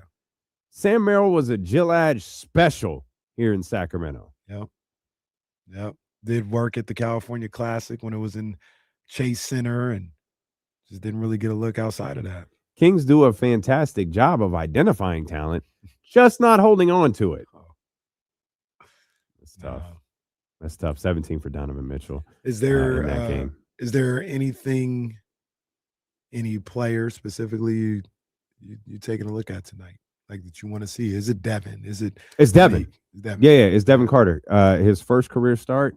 He's played really, really well the last handful of games. Yeah, it's Devin Carter. I want him to continue to play well. Mhm. I want to be wrong about Devin Carter. I want him to be a solid player who was taken in the lottery.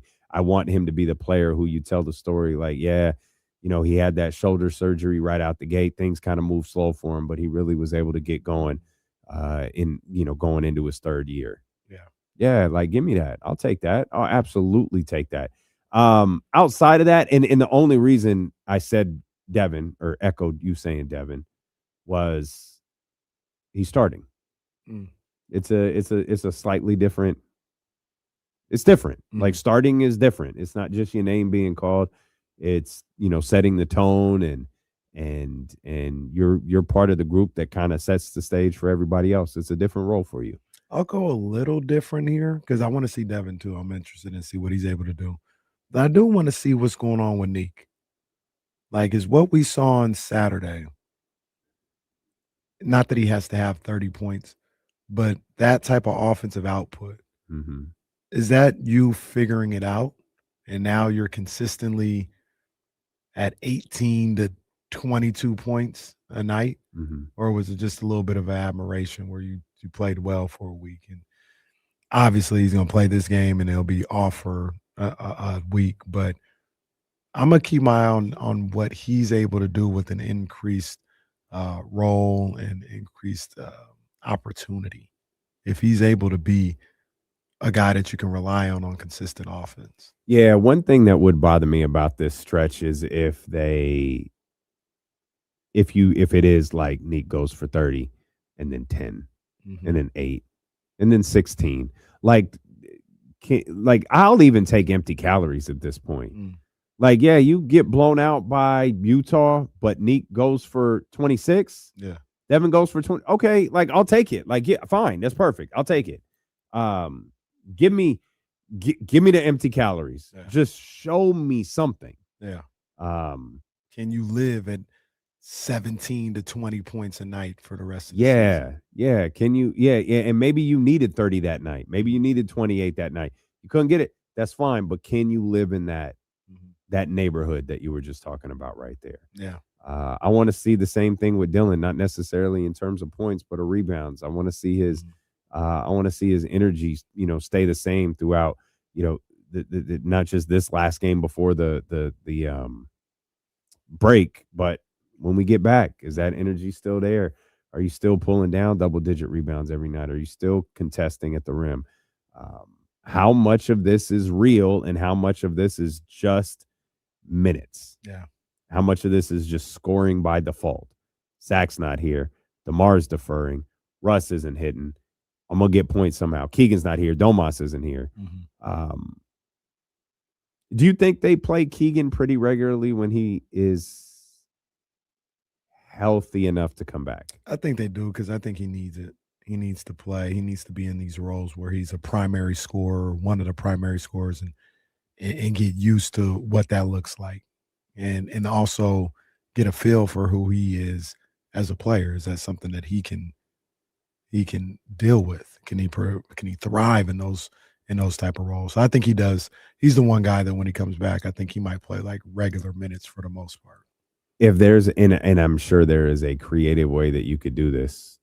When Keegan comes back, like I would really love to find a way for him to play these games with these guys that don't involve Zach LaVine, that don't involve Domantas Sabonis. I don't mind if they involve DeMar DeRozan as much, but if they don't involve those other two, I think that would give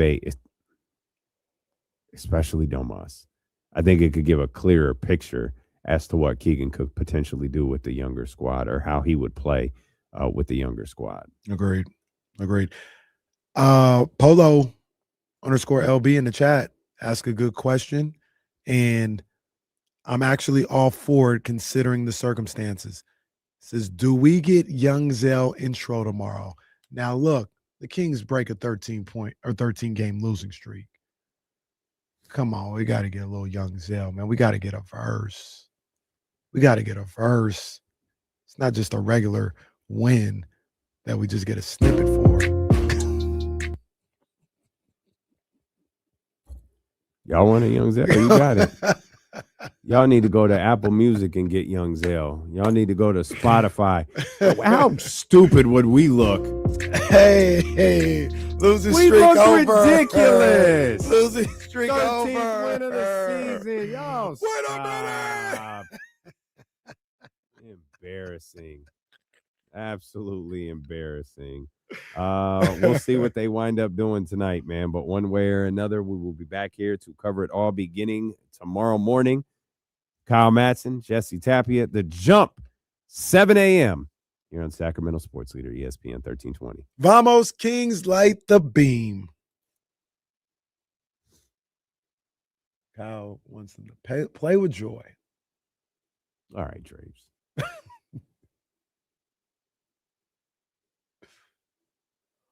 I'm surprised Mark took that trip to Utah before the All-Star break. Might help with the connecting flight. Go on, little buddy. You got this one. Shit, I ain't going. I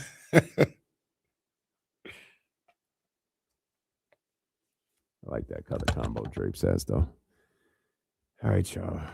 Go watch Kings basketball, man. 1, 2, 3, lose. Hey. We'll see you guys tomorrow morning.